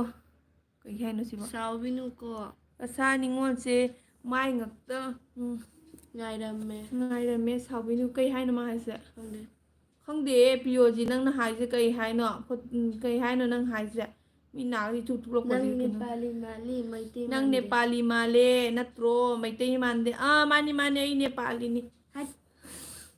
ꯑꯩ ꯅꯦꯄꯥꯂꯤꯅꯤ ꯃꯥꯅꯤ ꯌꯨ ꯀꯩ ꯍꯥꯏꯅꯣꯅꯦ ꯌꯨ ꯀꯩꯅꯣ ꯅꯨꯅꯨ ꯃꯣꯕꯥꯏꯜꯒꯁꯦ ꯀꯩꯅꯣꯝ ꯇꯧꯈꯠꯂꯦꯅꯦ ꯎꯔꯛꯇ꯭ꯔꯦꯅꯦ ꯇꯆꯦꯞꯄ ꯑꯃ is coming ꯇꯆꯞꯄ ꯏꯁ ꯀꯥꯃꯤꯡ ꯊꯦꯡꯛ ꯌꯨ ꯇꯆꯞꯄ ꯃꯃꯤꯡ ꯑꯗꯨꯅꯦ ꯁꯣꯅꯣ ꯆꯨꯔꯤꯔ ꯅꯨꯅꯨ ꯅꯪꯒꯤꯗꯨꯕꯣ I love you ꯇꯆꯤ ꯃꯦꯂꯥ ꯒ꯭ꯔꯥꯎꯟꯗ ꯏꯃꯥꯟꯅꯕꯤ ꯅꯨꯄꯤ ꯑꯃ ꯂꯩꯕꯅꯦ ꯗꯣꯛꯇꯔ ꯑꯗꯨꯗ ꯐꯣꯇꯣ ꯀꯥꯞꯍꯜꯂꯛꯁꯤꯔꯥ ꯏꯕ ꯀꯥꯞꯍꯜꯂꯣ ꯇꯧꯔꯣ ꯀꯔꯤ ꯂꯝꯗꯩꯅꯣ ꯑꯩꯁꯦ ꯁꯤꯜꯆꯔꯗꯒꯤꯅꯦ ꯆꯦ ꯑꯩꯗꯤ 12 ꯂꯣꯏꯔꯒ ꯑꯣꯏꯅ ꯄꯤꯔꯒꯦꯕ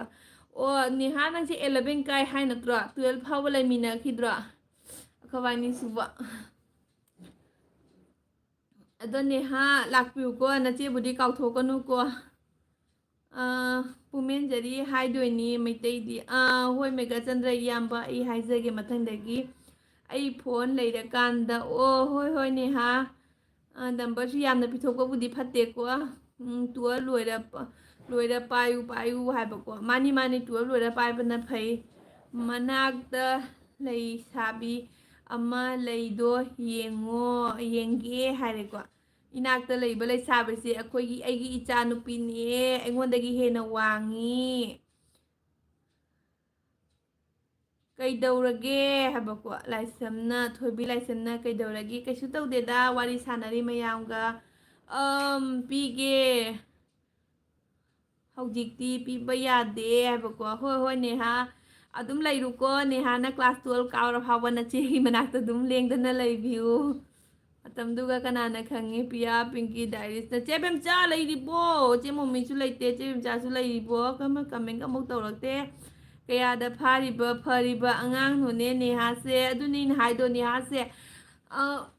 ꯃꯤꯁꯦ ꯀꯃꯦꯟꯏꯔꯛꯄꯗ ꯑꯗꯨꯝ ꯈꯪꯕꯅꯦ ꯃꯤꯁꯦ ꯀꯃꯥꯏꯅ ꯇꯧꯔꯝꯒꯅꯤ ꯍꯥꯏꯕꯗꯣ ꯑꯗꯨꯝ ꯈꯤꯇꯪꯗꯤ ꯑꯗꯨꯝ ꯑꯥꯏꯗꯤꯌꯥ ꯂꯧꯁꯟꯕ ꯉꯝꯕꯅꯦ ꯆꯦ ꯕꯦꯝꯆꯥꯅ ꯂꯩꯖꯔꯤꯅ ꯍꯥꯏꯔꯛꯏꯕ ꯇꯥꯅ ꯂꯩꯌꯨꯀꯣ ꯅꯪꯗꯣ ꯑꯩ ꯅꯝꯕꯔ ꯂꯧꯔꯣꯏꯀꯣ ꯀꯤꯔꯅꯨ ꯑꯩ ꯀꯔꯤꯝ ꯍꯦꯛ ꯍꯥꯏꯔꯛꯑꯔꯣꯏ ꯑꯩ ꯍꯤꯞꯅꯤꯡꯕꯅ ꯂꯣꯏꯔꯦꯕꯣ ꯑꯩ ꯀꯔꯤꯝ ꯍꯦꯛ ꯍꯥꯏꯔꯛꯑꯔꯣꯏ ꯖꯤꯡꯀ ꯆꯤꯛꯀ ꯍꯥꯏꯅ ꯇꯧꯈꯠꯂꯦ ꯆꯦ ꯕꯦꯝꯆꯥꯅ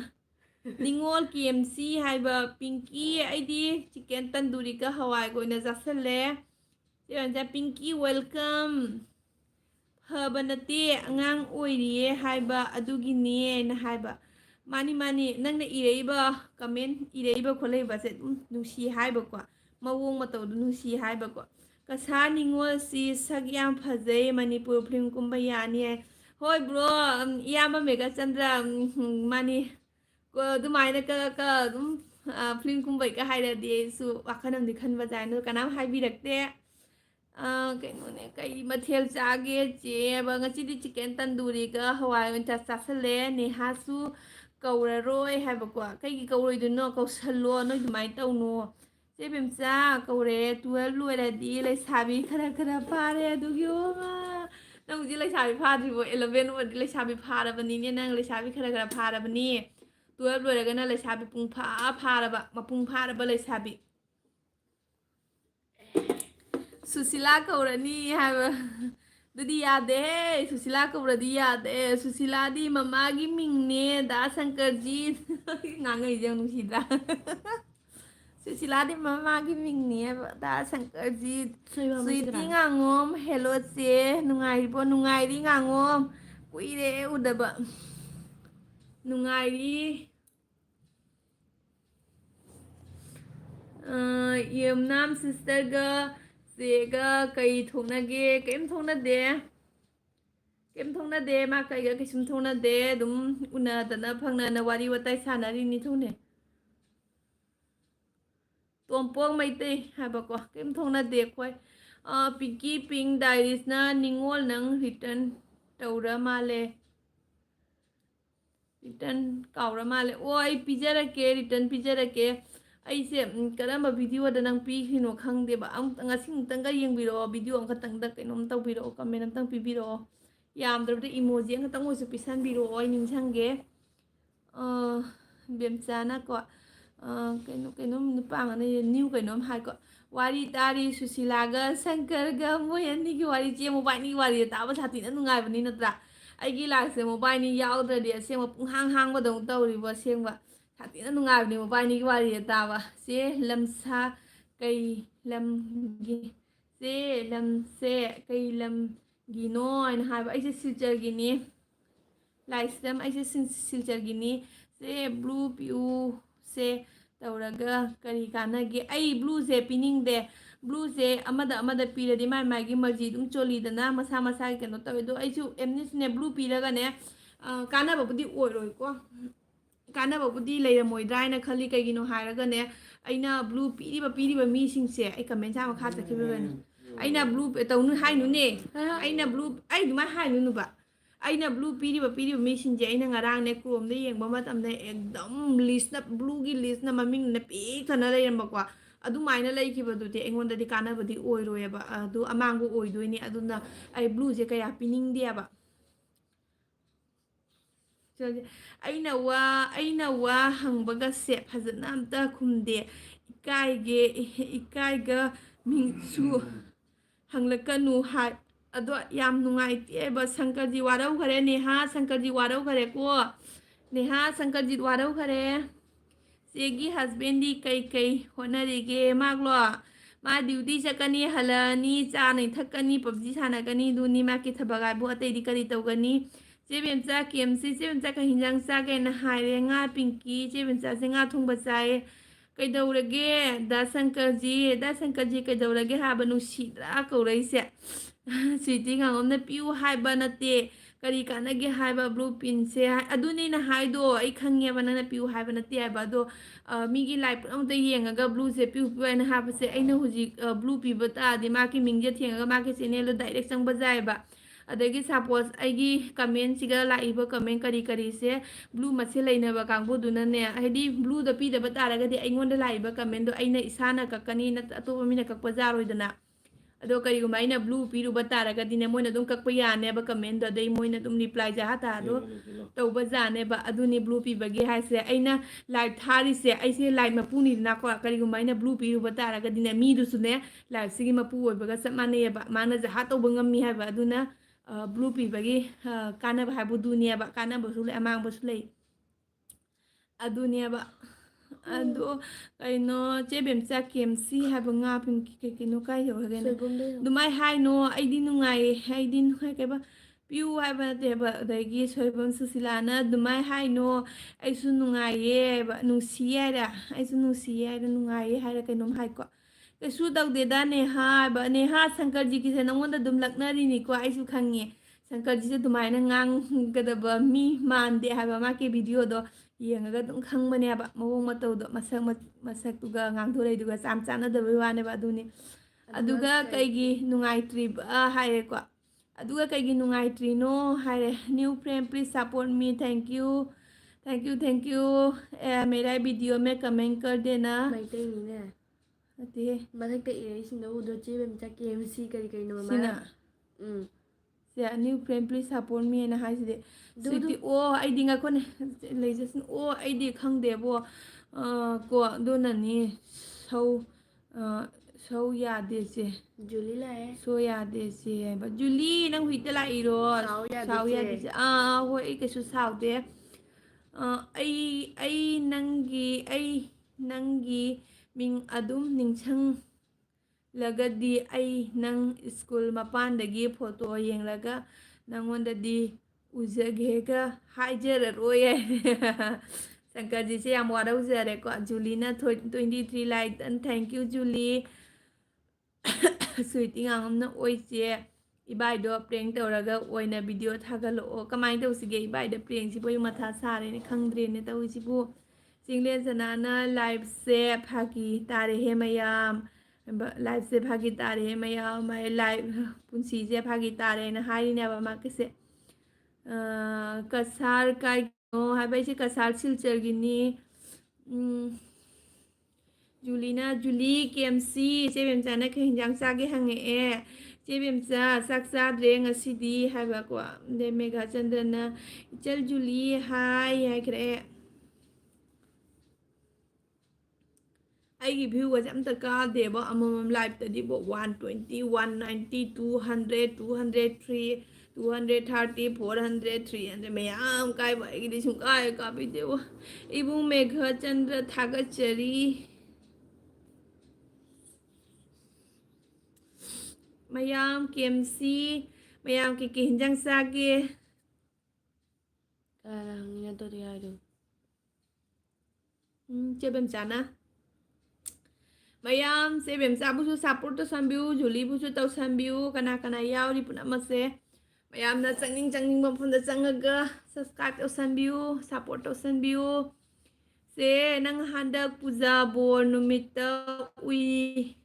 ꯀꯧꯒꯦ ꯇꯧꯕ ꯏꯀꯥꯏꯅ ꯀꯧꯍꯧꯗ꯭ꯔꯦ ꯁꯨꯝ ꯑꯁꯤꯒꯅꯤ ꯁꯣꯏꯔꯤꯁꯦ ꯑꯁꯤꯒꯅꯦꯕ ꯑꯩꯉꯣꯟꯗ ꯀꯧꯒꯦ ꯇꯧꯔꯦ ꯏꯀꯥꯏꯅ ꯀꯧꯍꯧꯗ꯭ꯔꯦ ꯍꯥꯏꯁꯦ ꯃꯤ ꯃꯌꯥꯝ ꯖꯥꯝꯃꯦꯕ ꯀꯩꯒꯤ ꯀꯧꯔꯛꯇ꯭ꯔꯤꯅꯣ ꯁꯤꯅꯦꯕ ꯑꯩꯅ ꯍꯥꯏꯁꯦ ꯑꯗꯣ ꯄꯨꯖꯥ ꯕꯣꯔ ꯅꯨꯃꯤꯠꯇ ꯀꯗꯥꯏꯗ ꯎꯔꯤꯅꯣ ꯍꯥꯏꯕ ꯑꯩꯗꯤ ꯀꯣꯏꯁꯨ ꯀꯣꯏꯗꯦ ꯍꯟꯗꯛ ꯗꯥ ꯁꯪꯀꯔꯖꯤꯁꯦ ꯌꯥꯝ ꯋꯥꯔꯧꯒꯜꯂꯤꯀꯣ ꯋꯥꯔꯧꯒꯜꯂꯤꯕꯣ ꯁꯪꯀꯔꯖꯤ ꯅꯦꯍꯥꯅ ꯀꯩꯅꯣꯝ ꯍꯥꯏꯈꯔꯦ ꯁꯪꯀꯔꯖꯤ ꯆꯦ ꯀꯁꯥ KMC ꯍꯥꯏꯕ ꯉꯁꯤꯗꯤ ꯆꯤꯛꯀꯟ ꯇꯟꯗꯨꯔꯤꯒ ꯍꯋꯥꯏ ꯊꯣꯡꯕꯒ ꯑꯣꯏꯅ ꯁꯨꯖꯟꯈꯔꯦ ꯋꯥꯈꯜꯁꯦ ꯌꯥꯝ ꯅꯨꯡꯉꯥꯏꯇꯦ ꯏꯆꯦ ꯍꯥꯏꯔꯦꯀꯣ ꯁꯪꯀꯔꯖꯤ ꯅꯦꯍꯥꯅ ꯀꯩꯅꯣꯝ ꯍꯥꯏꯈꯔꯦ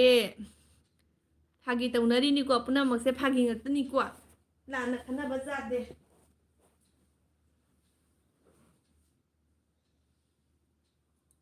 ꯖꯥꯔꯦ ꯎꯔꯕꯣ ꯈꯪꯗꯦ ꯑꯩ ꯃꯈꯨꯝ ꯃꯨꯔꯦ ꯑꯩ ꯀꯨꯞꯁꯜꯂꯤꯅꯤ ꯐꯤꯖꯥꯗ ꯃꯈꯥꯗ ꯇꯥꯔꯤꯕ ꯑꯗꯨ ꯑꯩꯒꯤ ꯃꯈꯨꯝ ꯃꯨꯔꯦ ꯈꯨꯝꯖꯤꯜꯂꯤꯅꯤ ꯑꯣꯀꯦ ꯃꯥꯏ ꯗꯤꯌꯔ ꯂꯣꯏꯁꯤꯜꯂꯅꯤ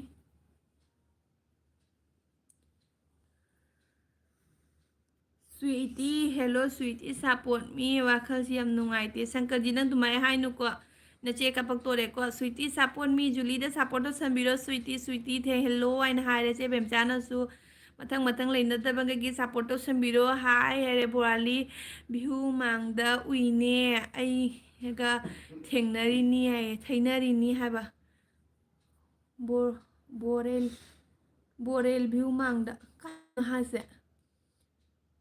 ꯕꯣꯔꯦꯜ ꯚ꯭ꯌू ꯃꯥꯡꯗ ꯍꯥꯏꯁꯤꯕ ꯀꯥꯏꯗꯅꯣ ꯀꯩꯅꯣꯗꯨꯔꯣ ꯍꯥꯏꯁꯦ ꯀꯩ ꯍꯥꯏꯒꯅꯦ ꯕ꯭ꯔꯤꯖ ꯑꯃ ꯂꯩꯕꯗꯣ ꯕ꯭ꯔꯤꯖ ꯑꯃ ꯁꯦꯝꯈꯤꯕꯗꯣ ꯍꯥꯟꯅ ꯀꯩ ꯍꯥꯏꯒꯅꯦ ꯃꯐꯝꯗꯣ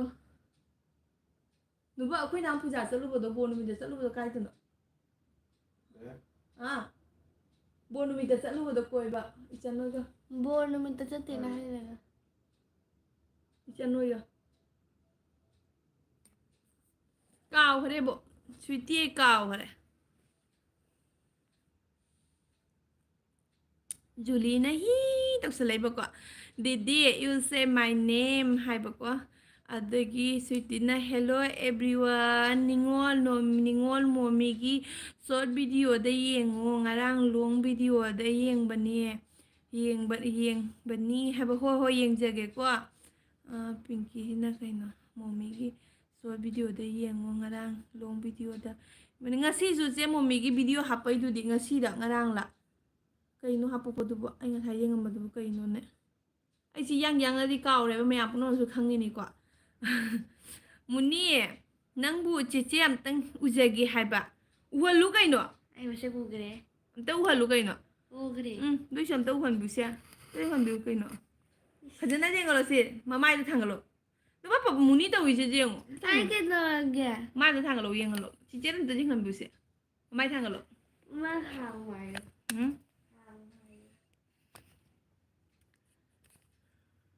ꯉꯥꯏꯍꯥꯛ ꯎꯍꯜꯂꯛꯀꯦ ꯑꯩꯈꯣꯏ ꯃꯨꯅꯤꯁꯦ ꯉꯥꯏꯍꯥꯛ ꯎꯍꯜꯂꯛꯀꯦ ꯅꯦꯍꯥꯅ ꯈꯜꯂꯤꯁꯦ ꯕꯦꯠ ꯅꯨꯄꯥꯅꯤ ꯈꯟꯈꯔꯦ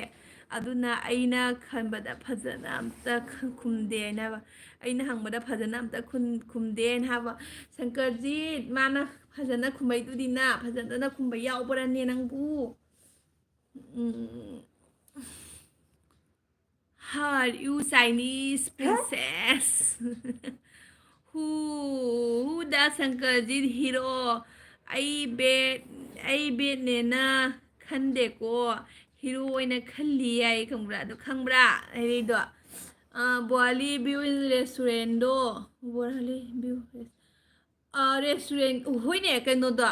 ꯕ꯭ꯔꯤꯖ ꯍꯟꯗꯛ ꯀꯩꯅꯣ ꯇꯧꯈꯤꯕꯗꯣ ꯃꯐꯝꯗ ꯁꯤꯜꯆꯔꯒꯤ ꯀꯩꯅꯣꯗꯨꯒ ꯅꯠꯇ꯭ꯔꯣ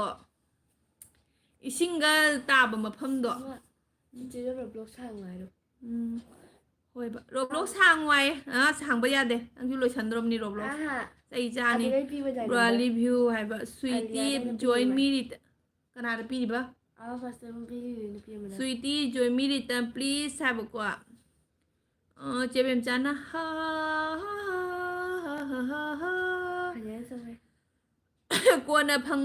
ꯀꯣꯟ ꯐꯦꯡꯕ ꯀꯣꯟ ꯐꯦꯡꯕ ꯂꯣꯏꯔꯦ ꯍꯥꯏꯕ ꯆꯦ ꯃꯣꯃꯤ ꯀꯣꯟ ꯐꯦꯡꯕ ꯂꯣꯏꯈꯔꯦ ꯅꯨꯃꯤꯠ ꯈꯨꯗꯤꯡꯒꯤ ꯆꯦ ꯃꯣꯃꯤ ꯀꯣꯟ ꯐꯦꯡ ꯂꯣꯏꯔꯦ ꯑꯩ ꯂꯥꯏꯚ ꯍꯦꯛ ꯊꯝꯕꯅꯤ ꯑꯗꯒꯤ ꯀꯩ ꯍꯥꯏꯕ ꯁꯤꯁꯇꯔ ꯀꯩ ꯃꯊꯦꯜ ꯆꯥꯒꯦ ꯆꯤꯀꯦꯟ ꯑꯣꯏꯅ ꯆꯥꯁꯜꯂꯦ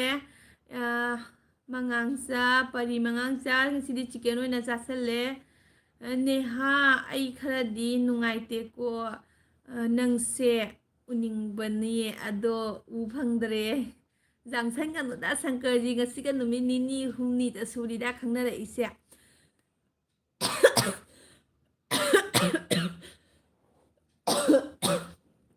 ꯌꯥꯝ ꯖꯥꯡꯁꯟꯒꯅꯨ ꯇꯞ ꯇꯞꯅ ꯑꯕꯤꯅ ꯆꯨꯞ ꯊꯛꯑꯝꯃꯗꯤ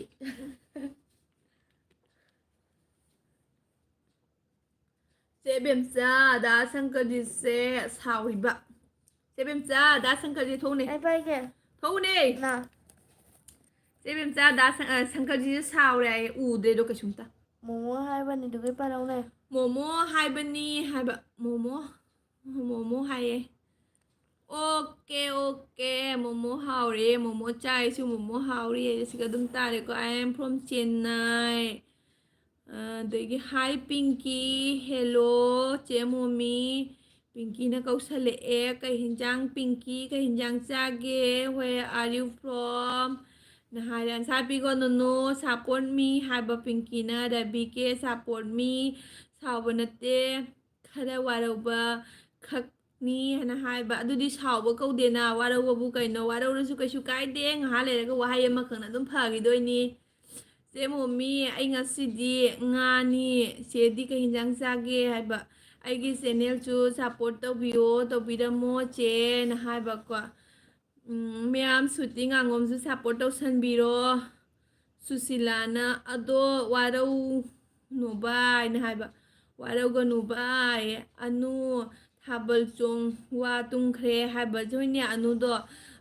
ꯋꯥꯔꯦꯅ ꯍꯥꯏꯕꯅꯦ ꯉꯁꯤꯗꯤ ꯃꯣꯏ ꯀꯩꯅꯣꯝ ꯂꯩꯌꯦꯅ ꯍꯥꯏꯕ꯭ꯔꯥ ꯀꯩꯅꯣꯝ ꯇꯧꯕꯅꯦ ꯉꯁꯥꯏ ꯃꯥꯒꯤ ꯂꯥꯏꯐꯇꯔ ꯀꯔꯤꯗꯅꯣ ꯀꯗꯥꯏꯗꯅꯣꯃ ꯊꯦꯡꯅꯈꯤꯕꯅꯦ ꯀꯅꯥꯅꯣꯒꯤ ꯂꯥꯏꯐꯇꯔ ꯀꯩꯅꯣ ꯈꯪꯗꯦꯅꯦꯕꯨ ꯊꯦꯡꯅꯈꯤꯕꯅꯦ ꯃꯥ ꯊꯥꯕꯜ ꯆꯣꯡꯉꯤ ꯍꯥꯏꯔ ꯀꯩꯅꯣꯝ ꯍꯥꯏꯕꯅꯦ ꯀꯩ ꯂꯝꯗꯩꯅꯣ ꯁꯤꯁꯇꯔꯁꯦ ꯑꯩꯗꯤ ꯁꯤꯜꯆꯔꯒꯤꯅꯤ ꯁꯨꯁꯤꯂꯥ ꯖꯣꯏꯟ ꯑꯣꯏꯅꯔꯁꯤꯅ ꯍꯥꯏꯕ ꯍꯥꯏ ꯃꯨꯝꯕꯥꯏ ꯄꯥꯏꯞ ꯂꯥꯛꯂꯤꯌꯦ ꯑꯝꯁꯦ ꯄꯤꯡꯀꯤ ꯍꯥꯏꯕ ꯍꯣꯏ ꯑꯩ ꯀꯩꯝ ꯁꯥꯎꯗꯦ ꯑꯩꯅ ꯅꯪ ꯎꯅꯤꯡꯉꯦ ꯍꯥꯏꯕ ꯂꯥꯟꯅ ꯈꯟꯒꯅꯨꯀꯣ ꯑꯩ ꯀꯩꯒꯤ ꯈꯟꯗꯣꯏꯅꯣꯅꯦ ꯎꯅꯤꯡꯉꯦ ꯍꯥꯏꯕꯕꯨ ꯂꯥꯟꯅ ꯀꯩꯒꯤ ꯈꯟꯗꯣꯏꯅꯣ ꯑꯩꯁꯨ ꯍꯥꯏꯈꯤꯗꯤ ꯅꯦꯍꯥꯁꯦ ꯌꯥꯝ ꯎꯅꯤꯡꯉꯦ ꯍꯥꯏꯅ ꯑꯩꯁꯨ ꯍꯥꯏꯈꯤꯗꯤ ꯀꯩꯗꯧꯕꯩ ꯂꯥꯟꯅ ꯈꯟꯗꯣꯏꯅꯣ ꯀꯩꯁꯨ ꯈꯟꯅꯤꯡꯉꯥꯏ ꯂꯩꯇꯦ ꯁꯤꯗ ꯁꯨꯁꯤꯂꯥ ꯑꯩ ꯕ꯭ꯂꯨ ꯌꯥꯎꯗꯦ ꯅꯪ ꯇꯧꯔꯝꯃꯣ ꯑꯩ ꯔꯤꯇꯥꯔꯟ ꯇꯧꯔꯛꯀꯦꯅ ꯍꯥꯏꯕꯀꯣ ꯗꯥ ꯁꯪꯀꯔꯖꯤ ꯅꯪꯁꯦ ꯋꯥ ꯉꯥꯡꯕ ꯌꯥꯝ ꯍꯩꯌꯦ ꯍꯥꯏꯅ ꯑꯗꯨꯅꯤꯅ ꯍꯩꯗꯣꯏ ꯃꯤꯃꯛꯇꯤ ꯑꯩꯗꯤ ꯍꯩꯇꯦ ꯆꯦ ꯄꯤꯡꯀꯤ ꯍꯥꯏꯕ ꯑꯩꯗꯤ ꯍꯩꯇꯦ ꯆꯦ ꯄꯤꯡꯀꯤ ꯁ꯭ꯋꯤꯇꯤ ꯆꯦ ꯄꯨꯡ ꯀꯌꯥꯗ ꯇꯨꯝꯒꯦ ꯍꯥꯏꯕ ꯑꯩꯗꯤ ꯑꯗꯨꯝ ꯂꯣꯏꯁꯤꯜꯂꯛꯄꯗ ꯄꯨꯡ 12ꯒ ꯑꯗꯨꯝ ꯇꯥꯏ ꯑꯗꯒꯤ ꯍꯧꯖꯤꯛꯁꯦ ꯂꯥꯏꯚ ꯊꯝꯃꯒ ꯑꯃꯨꯛ ꯃꯤꯒꯤ ꯚꯤꯗꯤꯑꯣ ꯑꯃꯨꯛ ꯌꯦꯡꯈꯤꯗꯣꯏꯅꯤ ꯈꯥ ꯀꯨꯏꯅ ꯃꯤꯒꯤ ꯚꯤꯗꯤꯑꯣ ꯌꯦꯡꯉꯅꯤ ꯄꯨꯡ 12 ꯑꯗꯨꯝ ꯇꯥꯈꯤꯗꯣꯏꯅꯤ ꯋꯥ ꯉꯥꯡꯕ ꯍꯩꯇꯦꯗ ꯍꯥꯏꯔꯦꯀꯣ ꯑꯗꯒꯤ ꯁꯪꯀꯔꯖꯤꯅ ꯍꯥꯏꯔꯛꯏꯕꯅꯦ ꯚꯥꯏ ꯑꯣꯏꯗꯣꯔꯕꯣ ꯍꯥꯏꯅ ꯍꯥꯏꯕ ꯆꯦꯕꯦꯝꯆꯥ ꯅꯪ ꯆꯠꯂꯒꯦ ꯍꯥꯏꯔꯣ ꯌꯥꯔꯦ ꯆꯠꯂꯁꯨ ꯌꯥꯔꯅꯤ ꯄꯨꯡ 1 ꯐꯥꯔꯦꯀꯣ ꯆꯦꯕꯦꯝꯆꯥ ꯂꯥꯛꯏꯁꯦ ꯄꯨꯡ 1 ꯐꯥꯔꯦ ꯃꯥ ꯄꯨꯡ 10 ꯈꯔ ꯍꯦꯜꯂꯒ ꯂꯥꯛꯏꯅꯦꯕ ꯑꯩ ꯄꯨꯡ 10 ꯈꯤꯇꯪ ꯍꯦꯜꯂꯒ ꯂꯥꯛꯏꯅꯦ ꯆꯦꯕꯦꯝꯆꯥꯁꯦ ꯆꯦꯕꯦꯝꯆꯥ ꯌꯥꯔꯦ ꯍꯌꯦꯡꯁꯨ ꯑꯗꯨꯝ ꯂꯥꯛꯄꯤꯌꯨꯀꯣ ꯆꯦꯕꯦꯝꯆꯥ ꯆꯦ ꯃꯣꯃꯤꯒꯤ ꯂꯥꯏꯚ ꯂꯣꯏꯔꯒ ꯍꯌꯦꯡꯁꯨ ꯑꯗꯨꯝ ꯆꯪꯕꯤꯔꯛꯑꯣ ꯑꯩ ꯉꯥꯏ ꯂꯩꯔꯝꯒꯦꯀꯣ ꯆꯦꯕꯦꯝꯆꯥ ꯁ꯭ꯋꯤꯇꯤ ꯉꯥꯡꯉꯣꯝꯅ ꯑꯌꯨꯛꯇ ꯉꯟꯅ ꯍꯧꯒꯠꯄ ꯉꯥꯏꯈꯣꯅꯦ ꯉꯝꯕ꯭ꯔꯣ ꯆꯦ ꯅꯪ ꯇꯧꯅꯦ ꯑꯌꯨꯛꯇ ꯉꯟꯅ ꯍꯧꯒꯠꯄ꯭ꯔꯣ ꯆꯦ ꯅꯪ ꯑꯩ ꯍꯧꯒꯠꯂꯦ ꯑꯩ ꯍꯧꯖꯤꯛ ꯊꯦꯡꯅ ꯇꯨꯝꯃꯁꯨꯅꯦ ꯑꯌꯨꯛꯇ 4:30 5 ꯑꯗꯨꯃꯥꯏꯅ ꯍꯧꯒꯠꯂꯦ ꯑꯗꯨꯅ ꯑꯩ ꯇꯨꯝꯁꯤꯠ ꯐꯥꯕ ꯉꯝꯗ꯭ꯔꯦꯕ ꯑꯗꯩ ꯑꯌꯨꯛꯅꯤꯗꯁꯨ ꯑꯌꯥꯝꯕ ꯑꯩ ꯍꯧꯖꯤꯛ ꯑꯌꯥꯝꯕ ꯂꯥꯏꯐꯁꯦ ꯈꯔ ꯇꯣꯛꯑꯦ ꯂꯥꯏꯐ ꯆꯪꯕ ꯇꯥꯔꯅ ꯑꯩ ꯀꯨꯏꯅ ꯌꯥꯎꯗ꯭ꯔꯦ ꯉꯥꯏꯍꯥꯛꯇꯪ ꯌꯥꯎꯔꯦ ꯌꯥꯝꯅ ꯀꯨꯏꯅ ꯌꯥꯎꯗ꯭ꯔꯦꯕ ꯃꯤꯠ ꯌꯥꯝ ꯅꯥꯏꯌꯦꯕ ꯑꯩꯅꯦ ꯁꯨꯁꯤꯂꯥ ꯑꯩꯒꯤ ꯃꯤꯡꯗ ꯀ꯭ꯂꯤꯛ ꯇꯧ ꯑꯗꯨꯒ ꯒꯣ ꯆꯦꯅꯦꯜꯗ ꯆꯪꯂꯒ ꯇꯧ ꯍꯥꯏꯅ ꯍꯥꯏꯕꯀꯣ ꯁꯨꯁꯤꯂꯥ ꯃꯥꯒꯤ ꯃꯤꯡꯗ ꯍꯥꯟꯅ ꯊꯦꯡꯉꯣ ꯑꯗꯨꯒ ꯒꯣ ꯆꯦꯅꯦꯜꯗ ꯆꯪꯉꯒ ꯃꯥꯒꯤ ꯆꯦꯅꯦꯜ ꯇꯧꯁꯟꯕꯤꯔꯣ ꯍꯩꯁꯦ ꯍꯩꯇ꯭ꯔꯦꯅꯦꯗ ꯁꯪꯀꯔꯖꯤꯠꯁꯦ ꯋꯥ ꯉꯥꯡꯕ ꯍꯥꯏꯅ ꯍꯥꯏꯕ ꯍꯩ ꯃꯤ ꯂꯣꯏꯅ ꯍꯩꯀꯣ ꯑꯩꯗꯤ ꯈꯪꯗꯦ ꯇꯥꯏꯃꯤꯡꯀ ꯍꯥꯏꯕ ꯆꯦ ꯃꯥ ꯈꯪꯗꯥꯏ ꯇꯥꯏꯃꯤꯡꯀ ꯑꯩ ꯈꯪꯉꯦꯕ ꯅꯪ ꯈꯔ 10 ꯈꯔ ꯍꯦꯜꯂꯒ ꯆꯪꯉꯛꯏꯅꯦꯕ ꯑꯗꯨ ꯑꯗꯨꯝ ꯆꯪꯕꯤꯔꯛꯑꯣ ꯍꯌꯦꯡꯁꯨ ꯆꯦ ꯃꯣꯃꯤꯒꯤ ꯂꯥꯏꯚ ꯂꯣꯏꯔꯒ ꯑꯗꯨꯝ ꯆꯪꯕꯤꯔꯛꯑꯣ ꯑꯗꯒꯤ ꯑꯅꯧꯕ ꯂꯥꯛꯄꯁꯤꯡꯗꯨꯝ ꯑꯩ ꯑꯗꯨꯝ ꯍꯥꯏꯔꯤꯅꯦꯕꯀꯣ ꯄꯨꯡ 7ꯗ ꯑꯩꯒꯤ ꯂꯥꯏꯚ ꯊꯥꯒꯅꯤ ꯍꯥꯏꯅ ꯂꯥꯛꯄꯤꯌꯨ ꯍꯥꯏꯅ ꯍꯥꯏꯔꯤꯅꯦꯕ ꯅꯤꯡꯉꯣꯜ ꯁꯤ ꯄꯤꯔꯛꯑꯣ ꯍꯥꯏꯅ ꯍꯥꯏꯕꯀꯣ ꯑꯗꯒꯤ ꯑꯁꯤ ꯄꯤꯕꯁꯦ ꯑꯩ ꯇꯟꯗꯤ ꯇꯟꯕꯅꯦꯕ ꯍꯣꯔꯦꯟ ꯑꯁꯣꯝꯗ ꯄꯤꯛ ꯊꯟꯅ ꯂꯩꯌꯦꯕ ꯑꯗꯨꯅ ꯑꯩ ꯇꯟꯗꯤ ꯇꯟꯕꯅꯦ ꯁꯤ ꯄꯤꯕꯁꯦ ꯁ꯭ꯋꯤꯇꯤ ꯉꯥꯉꯣꯝꯅ ꯇꯨꯝꯁꯤꯠ ꯐꯥꯗꯕꯁꯦ ꯀꯣꯛ ꯅꯨꯡꯉꯥꯏꯇꯕꯅꯤ ꯐꯖꯅ ꯅꯨꯡꯉꯥꯏꯇꯦ ꯃꯤꯠꯁꯨ ꯅꯨꯡꯉꯥꯏꯇꯦ ꯀꯣꯛꯁꯨ ꯅꯨꯡꯉꯥꯏꯇꯦ ꯅꯦꯍꯥ ꯅꯪꯁꯦ ꯑꯁꯨꯛ ꯌꯥꯝꯅ ꯎꯅꯤꯡꯂꯤꯁꯦ ꯀꯩꯒꯤꯅꯣ ꯍꯥꯏꯅ ꯍꯥꯏꯔꯦꯀꯣ ꯑꯗꯒꯤ ꯐꯨꯅꯤꯡꯕꯒꯤ ꯍꯥꯏꯅ ꯍꯥꯏꯕꯁꯦ ꯑꯃꯁꯨ ꯆꯨꯝꯗ ꯅꯠꯇꯦꯕ ꯆꯨꯝꯃꯤ ꯐꯨꯅꯤꯡꯕꯒꯤ ꯎꯅꯤꯡꯉꯤꯅꯤ ꯃꯥꯒꯤꯗ ꯆꯨꯝꯃꯤ ꯌꯥꯝ ꯆꯨꯝꯈ꯭ꯔꯕ ꯋꯥꯅꯤ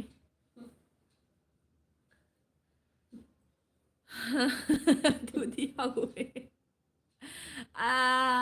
ꯗꯥ ꯁꯪꯀꯔꯖꯤ ꯁꯦ ꯄꯤꯡꯀꯤꯒꯤꯁꯦ ꯑꯝꯇ ꯇꯧꯁꯤꯜꯂꯣ ꯍꯥꯏꯈ꯭ꯔꯦꯀꯣ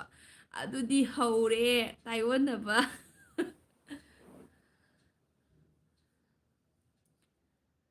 ꯑꯗꯣ ꯃꯌꯥꯝ ꯂꯥꯏꯐꯁꯦ ꯂꯣꯏꯁꯤꯜꯂꯁꯤꯀꯣ ꯑꯩꯒꯤ ꯃꯤꯠ ꯅꯨꯡꯉꯥꯏꯇꯕ ꯁꯥꯏꯠꯁꯦ ꯑꯁꯤꯒꯤ ꯁꯥꯏꯠꯁꯦ ꯑꯃꯨꯛ ꯀꯨꯇꯨ ꯂꯥꯎꯕ ꯍꯧꯒꯠꯂꯦ ꯅꯨꯡꯉꯥꯏꯇꯕ ꯍꯧꯒꯠꯂꯦ ꯉꯁꯤ ꯍꯧꯖꯤꯛꯁꯤ ꯀꯅꯥ ꯑꯣꯀꯦ ꯂꯥꯁ ꯇꯧꯒꯦ ꯇꯟꯂꯗꯤ ꯉꯁꯤ ꯍꯧꯖꯤꯛꯁꯤ ꯀꯅꯥ ꯂꯥꯁ ꯇꯧꯔꯛꯀꯦ ꯀꯣꯃꯦꯟꯠ ꯑꯗꯨꯃꯥꯏꯅ ꯇꯧꯕꯤꯅꯨ ꯃꯤ ꯉꯥꯏꯅꯕꯗ ꯋꯥꯏ ꯃꯣꯏ ꯁꯨꯁꯤꯂꯥ ꯌꯥꯔꯦ ꯇꯥꯏꯑꯣꯟꯅꯕꯒ ꯂꯣꯏ ꯇꯣ ꯁꯦ ꯄꯤꯡꯀꯤꯒꯤꯗꯣ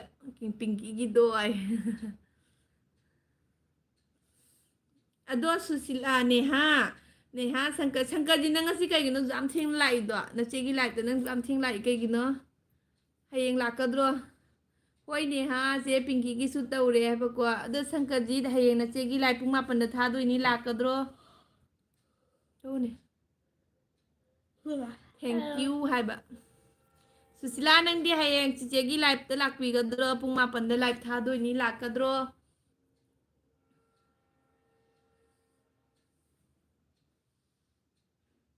ꯀꯅꯥ ꯈꯨꯝꯕꯤꯔꯛꯇꯦ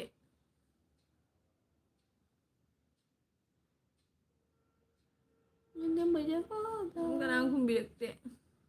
ꯆꯦ ꯅꯪꯅ ꯂꯥꯛꯇꯣꯏꯅꯤ ꯆꯦ ꯉꯟꯅ ꯂꯥꯛꯇꯣꯏꯅꯤ ꯑꯩ ꯉꯁꯤꯗꯣ ꯌꯦꯟ ꯆꯥꯕ ꯊꯦꯡꯈꯤꯕꯩꯅꯦ ꯍꯣꯏ ꯁꯪꯀꯔꯖꯤꯠ ꯑꯩ ꯍꯌꯦꯡ ꯉꯥꯏꯔꯝꯒꯦꯀꯣ ꯈꯔ ꯂꯥꯛꯄꯤꯌꯨꯀꯣ ꯅꯪꯒ ꯅꯤꯍꯥꯒ ꯌꯥꯎꯔꯗꯤ ꯑꯩꯒꯤ ꯂꯥꯏꯐꯁꯦ ꯃꯄꯨꯡ ꯐꯥꯔꯦꯅ ꯈꯜꯂꯦ ꯑꯁꯦꯡꯕ ꯅꯕꯥꯏꯅ ꯉꯥꯡꯅꯕꯗꯣ ꯑꯗꯨꯝ ꯇꯥꯕ ꯅꯨꯡꯉꯥꯏꯌꯦꯕ ꯂꯥꯛꯀꯅꯤ ꯍꯥꯏꯕ ꯊꯦꯡꯀ꯭ꯌꯨ ꯄꯨꯡ 7ꯗ ꯂꯥꯛꯇꯣꯏꯅꯤ ꯍꯥꯏꯕꯀꯣ ꯍꯣꯏ ꯁꯪꯀꯔꯖꯤꯠ ꯊꯦꯡꯀ꯭ꯌꯨ ꯂꯩꯔꯦꯅꯦ ꯑꯣ ꯕ꯭ꯂꯨ ꯂꯩꯔꯦꯅꯦꯅ ꯍꯥꯏꯔꯦꯀꯣ ꯀꯩꯅꯣ ꯂꯥꯎꯅ ꯅꯦꯍꯥꯁꯤꯗꯤ ꯈꯔ ꯋꯥꯔꯕꯣꯏ ꯅꯦꯍꯥ ꯁꯤꯗꯤ ꯈꯔ ꯋꯥꯔꯧꯗꯦꯗ ꯅꯦꯍꯥ ꯋꯥꯔꯧꯗꯦ ꯅꯪꯁꯨ ꯇꯧꯔꯤꯗꯨꯗꯤ ꯑꯗꯨꯃꯥꯏꯅ ꯆꯞ ꯃꯥꯟꯅꯩꯅꯤ ꯑꯗꯣ ꯂꯣꯏꯁꯤꯜꯂꯁꯤꯔꯣ ꯃꯌꯥꯝ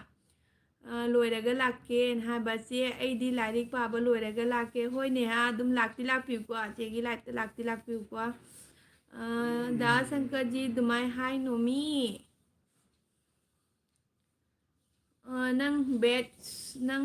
ꯕꯦꯠ ꯁꯨꯝ ꯑꯣꯜꯂꯛꯀꯦ ꯅꯪ ꯕꯦꯠ ꯁꯨꯝ ꯑꯣꯜꯂꯛꯑꯦ ꯍꯥꯏꯕ ꯁꯪꯀꯔꯖꯤ ꯅꯪ ꯕꯦꯠ ꯁꯨꯝ ꯑꯣꯜꯂꯛꯑꯦ ꯍꯥꯏꯌꯦ ꯉꯥꯡꯉꯤꯁꯦ ꯃꯔꯣꯟꯅꯦꯕ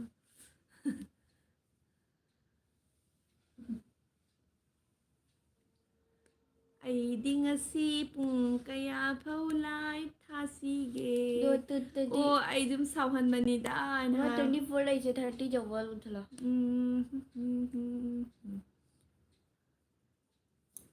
ꯅꯥꯏꯌꯨꯅꯦ ꯃꯨꯊꯠꯄꯤꯌꯣ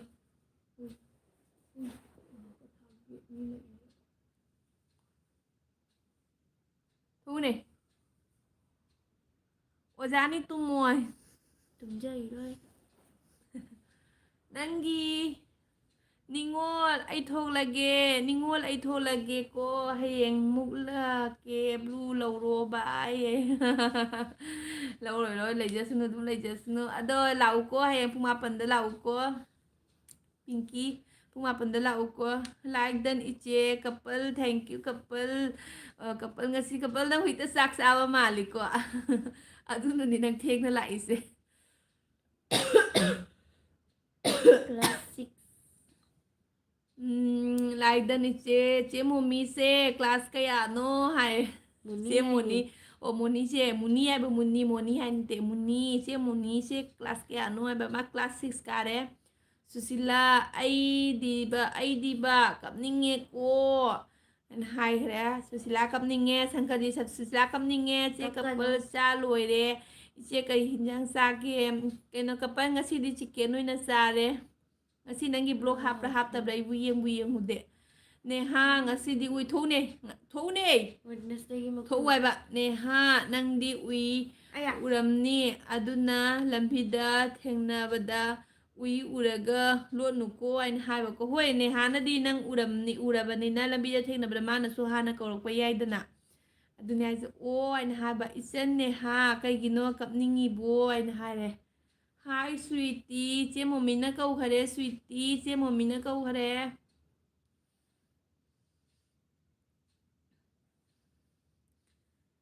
ꯅꯪꯅ ꯑꯩ ꯋꯥꯔꯧꯏ ꯅꯠꯇ꯭ꯔꯣ ꯅꯪꯅ ꯑꯩ ꯋꯥꯔꯧꯔꯤ ꯅꯠꯇ꯭ꯔꯣ ꯀꯁꯥ ꯀꯄꯟ ꯍꯥꯞꯇꯦ ꯏꯆꯦ ꯑꯩꯁꯨ ꯆꯤꯛꯀꯦꯟꯅꯤ ꯆꯞ ꯃꯥꯟꯅꯔꯦꯕ ꯑꯩ ꯆꯤꯛꯀꯦꯟ ꯑꯣꯏꯔꯁꯨꯅꯦ ꯑꯩ ꯕ꯭ꯂꯣꯛ ꯅꯝꯍꯧꯗꯦ ꯉꯁꯤꯒꯤ ꯆꯤꯛꯀꯦꯟꯗꯣ ꯇꯟꯗꯨꯔꯤꯅꯦꯕ ꯚꯤꯗꯤꯑꯣꯕꯨꯗꯤ ꯑꯗꯨꯝ ꯆꯤꯡꯕ ꯌꯥꯕꯅꯦ ꯑꯗꯣ ꯑꯩ ꯚꯤꯗꯤꯑꯣ ꯂꯧꯍꯧꯗꯦ ꯍꯧꯖꯤꯛꯀꯥꯟꯁꯦ ꯚꯤꯗꯤꯑꯣꯒ ꯑꯝꯇ ꯂꯩꯇꯦ ꯚꯤꯗꯤꯑꯣ ꯂꯧꯕ ꯇꯟꯁꯨ ꯇꯟꯁꯤꯜꯂꯦ ꯀꯩꯒꯤꯅꯣ ꯈꯪꯗꯦꯕ ꯈꯅꯤ ꯂꯩꯔꯒ ꯌꯨꯇꯨꯕꯀꯁꯦ ꯇꯣꯛꯈꯤꯕ꯭ꯔꯥ ꯈꯪꯄꯣꯟꯗꯦ ꯇꯧꯅꯨꯅꯦ ꯆꯦ ꯅꯦꯍꯥꯗꯤ ꯑꯩꯉꯣꯟꯗ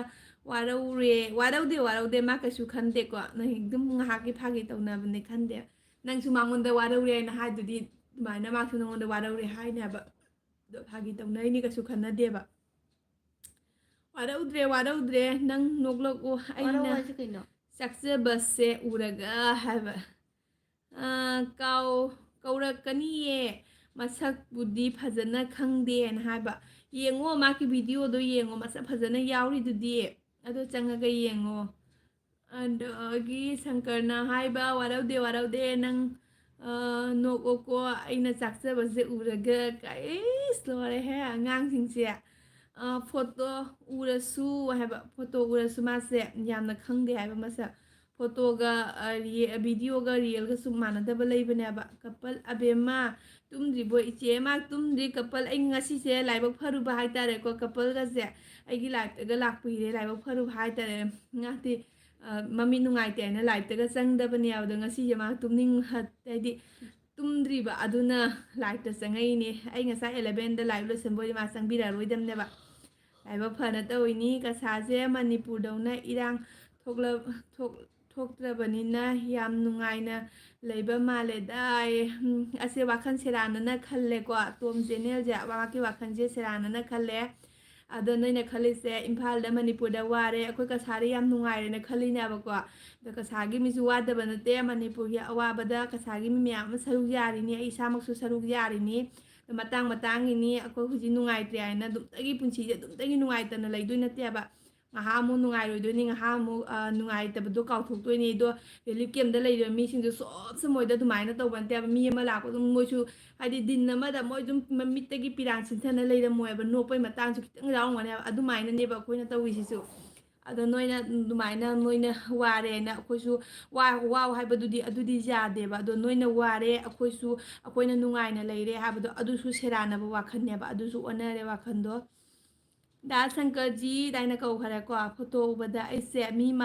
ꯃꯥꯟꯗꯕ꯭ꯔꯣ ꯍꯥꯏꯕꯀꯣ ꯃꯤ ꯃꯥꯜꯂꯤ ꯌꯥꯝ ꯐꯖꯩ ꯄꯤꯛꯇꯛ ꯆꯦꯟꯇꯛ ꯃꯁꯥ ꯃꯌꯥꯡ ꯍꯥꯏꯐꯦꯠ ꯀꯪꯂꯞ ꯌꯥꯝ ꯐꯖꯈ꯭ꯔꯖꯥꯠꯅꯤ ꯏꯅꯥꯎꯅ ꯏꯍꯦꯟ ꯍꯦꯜꯂꯤꯀꯣ ꯀꯩ ꯍꯥꯏꯒꯦꯅꯦ ꯍꯥꯏꯕꯀꯣ ꯃꯥꯜꯂꯦ ꯑꯗꯨꯁꯨ ꯍꯤꯔꯣ ꯆꯨꯝꯃꯤ ꯏꯆꯦ ꯂꯥꯏꯚ ꯌꯥꯎꯔꯒ ꯃꯤꯠꯁꯦ ꯌꯥꯝ ꯅꯨꯡꯉꯥꯏꯇꯦ ꯃꯥꯅꯤ ꯑꯗꯨꯅꯦ ꯑꯩꯅ ꯍꯥꯏꯗꯣ ꯅꯪꯁꯦ ꯂꯥꯏꯚꯀ ꯆꯠꯇꯕ ꯃꯤꯅꯦꯕ ꯑꯗꯣ ꯅꯆꯦꯒꯤ ꯂꯥꯏꯐꯁꯦ ꯈꯔ ꯊꯦꯡꯅ ꯂꯩꯈꯤꯕꯒꯤ ꯂꯥꯏꯕꯛ ꯐꯔꯨꯕ ꯍꯥꯏꯇꯥꯔꯦꯀꯣ ꯀꯔꯤꯝ ꯍꯥꯏꯗꯦ ꯍꯥꯏꯕ ꯅꯦꯍꯥ ꯅꯪꯁꯦ ꯃꯪꯁꯦ ꯅꯪꯒꯤ ꯅꯁꯛꯇꯣ ꯎꯔꯗꯤ ꯅꯨꯡꯉꯥꯏꯖꯅꯤꯗ ꯍꯥꯏ ꯉꯁꯤ ꯁꯪꯀꯔꯖꯤꯠꯀꯤ ꯃꯪꯗꯒ ꯅꯦꯍꯥ ꯂꯥꯛꯑꯝꯃꯦ ꯀꯥꯏꯗꯤ ꯅꯨꯡꯉꯥꯏꯖꯅꯤꯗ ꯍꯥꯏꯅ ꯍꯥꯏꯕ ꯑꯗꯣ ꯃꯌꯥꯝ ꯂꯣꯏꯁꯤꯜꯂꯁꯦ ꯑꯩ ꯃꯤꯠꯁꯦ ꯃꯤ ꯑꯣꯏꯔꯣꯟ ꯊꯪꯕ ꯃꯤꯁꯦ ꯆꯤꯡꯁꯤꯜꯂꯛꯑꯦꯁꯦ ꯄꯥꯡꯕ ꯉꯝꯁꯤꯜꯂꯛꯇ꯭ꯔꯦ ꯍꯥꯏꯗꯒ ꯅꯨꯡꯗꯣ ꯑꯩꯒꯤ ꯃꯤꯠꯁꯦ ꯄꯥꯡꯕ ꯉꯝꯃꯛꯇ꯭ꯔꯦꯅꯦ ꯁꯣꯝꯒꯤ ꯃꯤꯠꯁꯦ Kadong imino. Pangotong ne. Pang mga magre-miche. Inong to kole miche. Ne ha nang se ming se kaya ba. Ne ha tum krabo ay na ha de ko. Uranu su. Yaroy loisanba natradi ne ha mangkrani.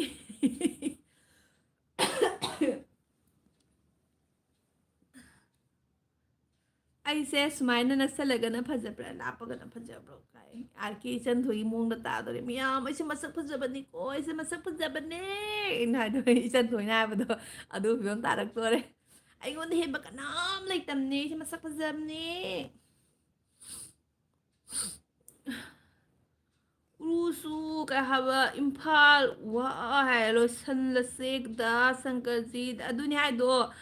Shankar ꯂꯣꯏꯁꯤꯜꯂꯁꯤꯀꯣ ꯅꯤꯍꯥꯒꯤꯁꯨ ꯃꯥꯒꯤ exam ꯂꯩꯕꯅꯤꯅꯅꯦ ꯂꯣꯏꯁꯤꯜꯂꯁꯤ ꯑꯃꯨꯛ ꯍꯌꯦꯡ ꯑꯃꯨꯛ ꯊꯦꯡꯅꯁꯤꯀꯣ ꯉꯟꯅ ꯂꯥꯛꯄꯤꯔꯣ ꯍꯌꯦꯡ ꯑꯃꯨꯛ ꯊꯦꯡꯅꯔꯁꯤ ꯅꯤꯍꯥꯒꯤꯁꯨ exam ꯂꯩꯕꯅꯤꯅ ꯂꯣꯏꯁꯤꯜꯂꯁꯤ ꯑꯅꯤꯃꯛ ꯐꯖꯩ इसेꯅ हायोको राहुल कुमार ना हाय हेलो सब्सक्राइब कर दो चैनल को सब्सक्राइब कर दो प्लीज़ सब्सक्राइब करके जाना प्लीज़ कल भी आ जाना 9 बजे में मैं लाइव छोड़ूंगी कल भी रात का 9 बजे में आ जाना आप कहाँ से हो मैं सिलचर से हूँ से लाइव लोइसिनबा यारोइको नेहा मांखदे अइदी यारोइको हाइबा अदो शंकर जी खितंगदी खंबियोबा नेहादो एग्जाम थारिबनेबा अदुना मासु लारिकतो पादबा यादेना अदुननी चेदी लोइना फजे थैंक यू नेहा नेहाना नुंसीबिबगे हाइरेनिबा राहुल कुमार कैसे हो भाभी मैं अच्छी हूँ सब्सक्राइब कर दो सबकी चैनल में सब्सक्राइब कर दो मेरे चैनल में भी कर दो और इधर यहाँ पे जिसका चैनल है उसमें भी जाके सब्सक्राइब कर दो प्लीज़ और कल भी 9 बजे में मैं लाइव छोड़ूंगी कल भी आ जाना चेगी लाइव से नंबर पीबा याब्रो यादे नेहा नंग नंबर इरागा मिलोय खंगिनी यारोए नंबर पीबा यारोए नंबर पी नुको नंबर पीबा यारोए आप कहाँ से हो को मैं सिलचर से हूँ ओ लोसिलसी अना खलम्बगा यारोय चेगा नेहा पुनखरे पुक्सेल हाइबा नाते नाते शंकर जी नेहा की एग्जाम लेबनिनने मासु लारिक पादोइनी दोगी हजिंग न तुमद्रदी हयेंग मो कमो कइनो तौनिना अदुननी एग्जाम निदनाको अदुननीदा कहाबा सिबस्तान hello Where are you from? Sakungone. Sakungone. China. Me ha? China. China ka. India se. Natte da aina haidi chigi haibanida aina haiba natte da aina haidi chigi haibanida haiba kwa. Adagi neha segi live ta number di piba yade ko haiba ko hoi neha number piba yade ko ऐसे number P दिया बा जो आएगी number वो रहा कभी Facebook तक वो इताई को फेसबुक तक ही लोग ताए स्टेट बताओ असम से हूँ असम याद रदी काय देदा दुनी हाइबा नंबर पी बा याद है हाइबा अभी माँ फजना खुमी ओ अमुक सुचोपे अमुक सुचोपे दा शंकर जी नंगसे कमाई खंगनी दा शंकर जी नंगसे कमाई न खंगनी ओमा वासले दा इसे यस लगे मयाम लोइसलसी शंकर जी लोइसलसी नगे दादा सावगलक्तोरे थेंजले हाइदना ऐसे तुमसे फादरदे हयेंग अमुकने कोक नुंगाइरोइदेबा अदुननी नेहा लोइसलसीको हयेंग अमुक थेंनरसी अनौ अनौबा मीसु मयाम लाए लोइसनिंगदमने कइनो ने क्लास का बिजलेने डॉक्टर की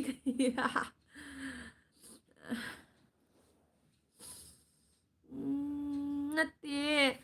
ngang haiba che nate ngang haiba che haiba fare loisalani ngang loi tare sunda ibaina ꯈꯜꯂꯛꯁꯤꯕꯣ ꯀꯩꯅꯣ ꯂꯥꯏꯛ ꯉꯥꯏꯍꯥꯛꯇꯪ ꯊꯥꯕꯁꯤꯗ ꯃꯥ ꯄꯞꯖꯤ ꯁꯥꯟꯅꯔꯤꯑꯕ ꯃꯥꯛꯁꯨ ꯊꯝꯃꯅꯤ ꯑꯩꯒꯁꯨ ꯊꯝꯃꯨ ꯍꯥꯏꯕ ꯊꯦꯡꯉꯦꯅ ꯑꯩꯗꯤ ꯍꯌꯦꯡ ꯉꯟꯅ ꯍꯧꯒꯠꯂꯤꯅ ꯃꯥꯛꯇꯤ ꯊꯦꯡꯅ ꯑꯗꯨꯝ ꯍꯧꯒꯠꯂꯤ ꯑꯩꯗꯤ ꯉꯟꯅ ꯍꯧꯒꯠꯄꯅꯤꯅ ꯊꯕꯛ ꯏꯪꯈꯥꯡ ꯂꯣꯏꯁꯟꯗꯕ ꯌꯥꯗꯦ ꯏꯁꯤꯡ ꯅꯨꯡꯁꯤꯡ ꯁꯣꯛꯀꯅꯤ ꯐꯤꯔꯣꯜꯁꯨ ꯆꯥꯝꯒꯅꯤ ꯑꯌꯨꯛ ꯉꯟꯅ ꯂꯣꯏ ꯇꯧꯗꯣꯏꯃꯤꯅꯅꯦ ꯑꯗꯨꯅ ꯊꯦꯡꯉꯦꯅ ꯍꯥꯏꯔꯤꯕ ꯑꯗꯨ ꯑꯉꯥꯡꯁꯨ ꯌꯣꯒꯥ ꯀ꯭ꯂꯥꯁ ꯆꯠꯀꯅꯤ 7:30ꯗ ꯑꯗꯨꯒꯤ ꯃꯃꯥꯡꯗ ꯊꯕꯛꯇꯣ ꯂꯣꯏꯅ ꯂꯣꯏꯁꯟꯗꯣꯏꯅꯦꯕ ꯑꯗꯨꯅꯅꯤ ꯃꯥꯅ ꯍꯥꯏꯔꯤꯗꯣ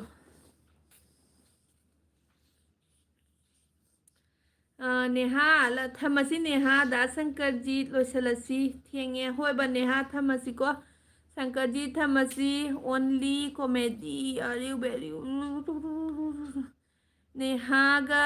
ꯆꯥꯕꯒꯤ ꯃꯥꯡꯗ ꯚꯨꯠꯅ ꯇꯨꯝꯅꯖꯔꯣ ꯅꯦꯍꯥꯒ ꯆꯦꯒꯒꯤ ꯃꯥꯡꯗ ꯇꯧꯅꯨꯀꯣ ꯕꯤꯁꯅꯨ ꯂꯣꯏꯁꯤꯜꯂꯅꯤꯍꯦ ꯅꯪꯁꯨ ꯉꯥꯡꯃꯟꯈ꯭ꯔꯦꯍꯦ ꯂꯣꯏꯁꯤꯜꯂꯣ ꯍꯥꯏꯕ ꯂꯣꯏꯁꯤꯟꯖꯕꯅꯦ ꯀꯆꯥ ꯀꯄꯜ ꯏꯆꯦ ꯁ꯭ꯀꯨꯜ ꯑꯣꯐ ꯔꯣ ꯃꯥꯅꯤ ꯀꯄꯜ ꯂꯣꯏꯁꯤꯜꯂꯁꯤ ꯅꯪ ꯂꯥꯛꯄꯗꯁꯨ ꯉꯥꯏ ꯂꯣꯏꯁꯤꯜꯂꯁꯤ ꯀꯄꯜ ꯕꯥꯏ ꯕꯥꯏ ꯃꯌꯥꯝ ꯁꯪꯀꯔ ꯂꯣꯏꯁꯤꯜꯂꯁꯤ ꯅꯦꯍꯥ ꯂꯣꯏꯁꯤꯜꯂꯁꯤ ꯕꯥꯏ ꯇꯧꯔꯛꯑꯣ 5ꯀꯤ ꯃꯅꯨꯡꯗ ꯂꯣꯏꯁꯤꯟꯈ꯭ꯔꯕꯅꯤ ꯒꯤꯟꯇꯤ ꯇꯧꯔꯁꯦ ꯅꯦꯍꯥ 2 ꯆꯦ ꯒꯨꯗ ꯅꯥꯏꯠ ꯁꯪꯀꯔꯖꯤ ꯒꯨꯗ ꯅꯥꯏꯠ ꯁꯪꯀꯔꯖꯤ ꯍꯥꯏꯕ 4 ꯒꯨꯗ ꯅꯥꯏꯠ ꯕꯥꯏ ꯅꯦꯍꯥ ꯕꯥꯏ ꯍꯣꯏ ꯏꯆꯦ ꯕꯥꯏ ꯒꯨꯗ ꯅꯥꯏꯠ ꯃꯌꯥꯝ ꯂꯥꯛꯎꯀꯣ ꯍꯌꯦꯡ ꯄꯨꯡ 7ꯗ ꯅꯥꯏꯛ ꯇꯧꯗ꯭ꯔꯒꯗꯤ ꯍꯌꯦꯡ ꯅꯨꯡꯗꯥꯡꯒꯤ ꯄꯨꯡ 7ꯗꯁꯨ ꯂꯥꯛꯎꯀꯣ ꯆꯦ ꯕꯥꯏ ꯍꯥꯏꯔꯦ ꯕꯥꯏ ꯅꯦꯍꯥ ꯕꯥꯏ ꯇꯧꯔꯛꯑꯣ ꯆꯠꯂꯁꯤ ꯂꯣꯏꯁꯤꯜꯂꯁꯤ ꯕꯥꯏ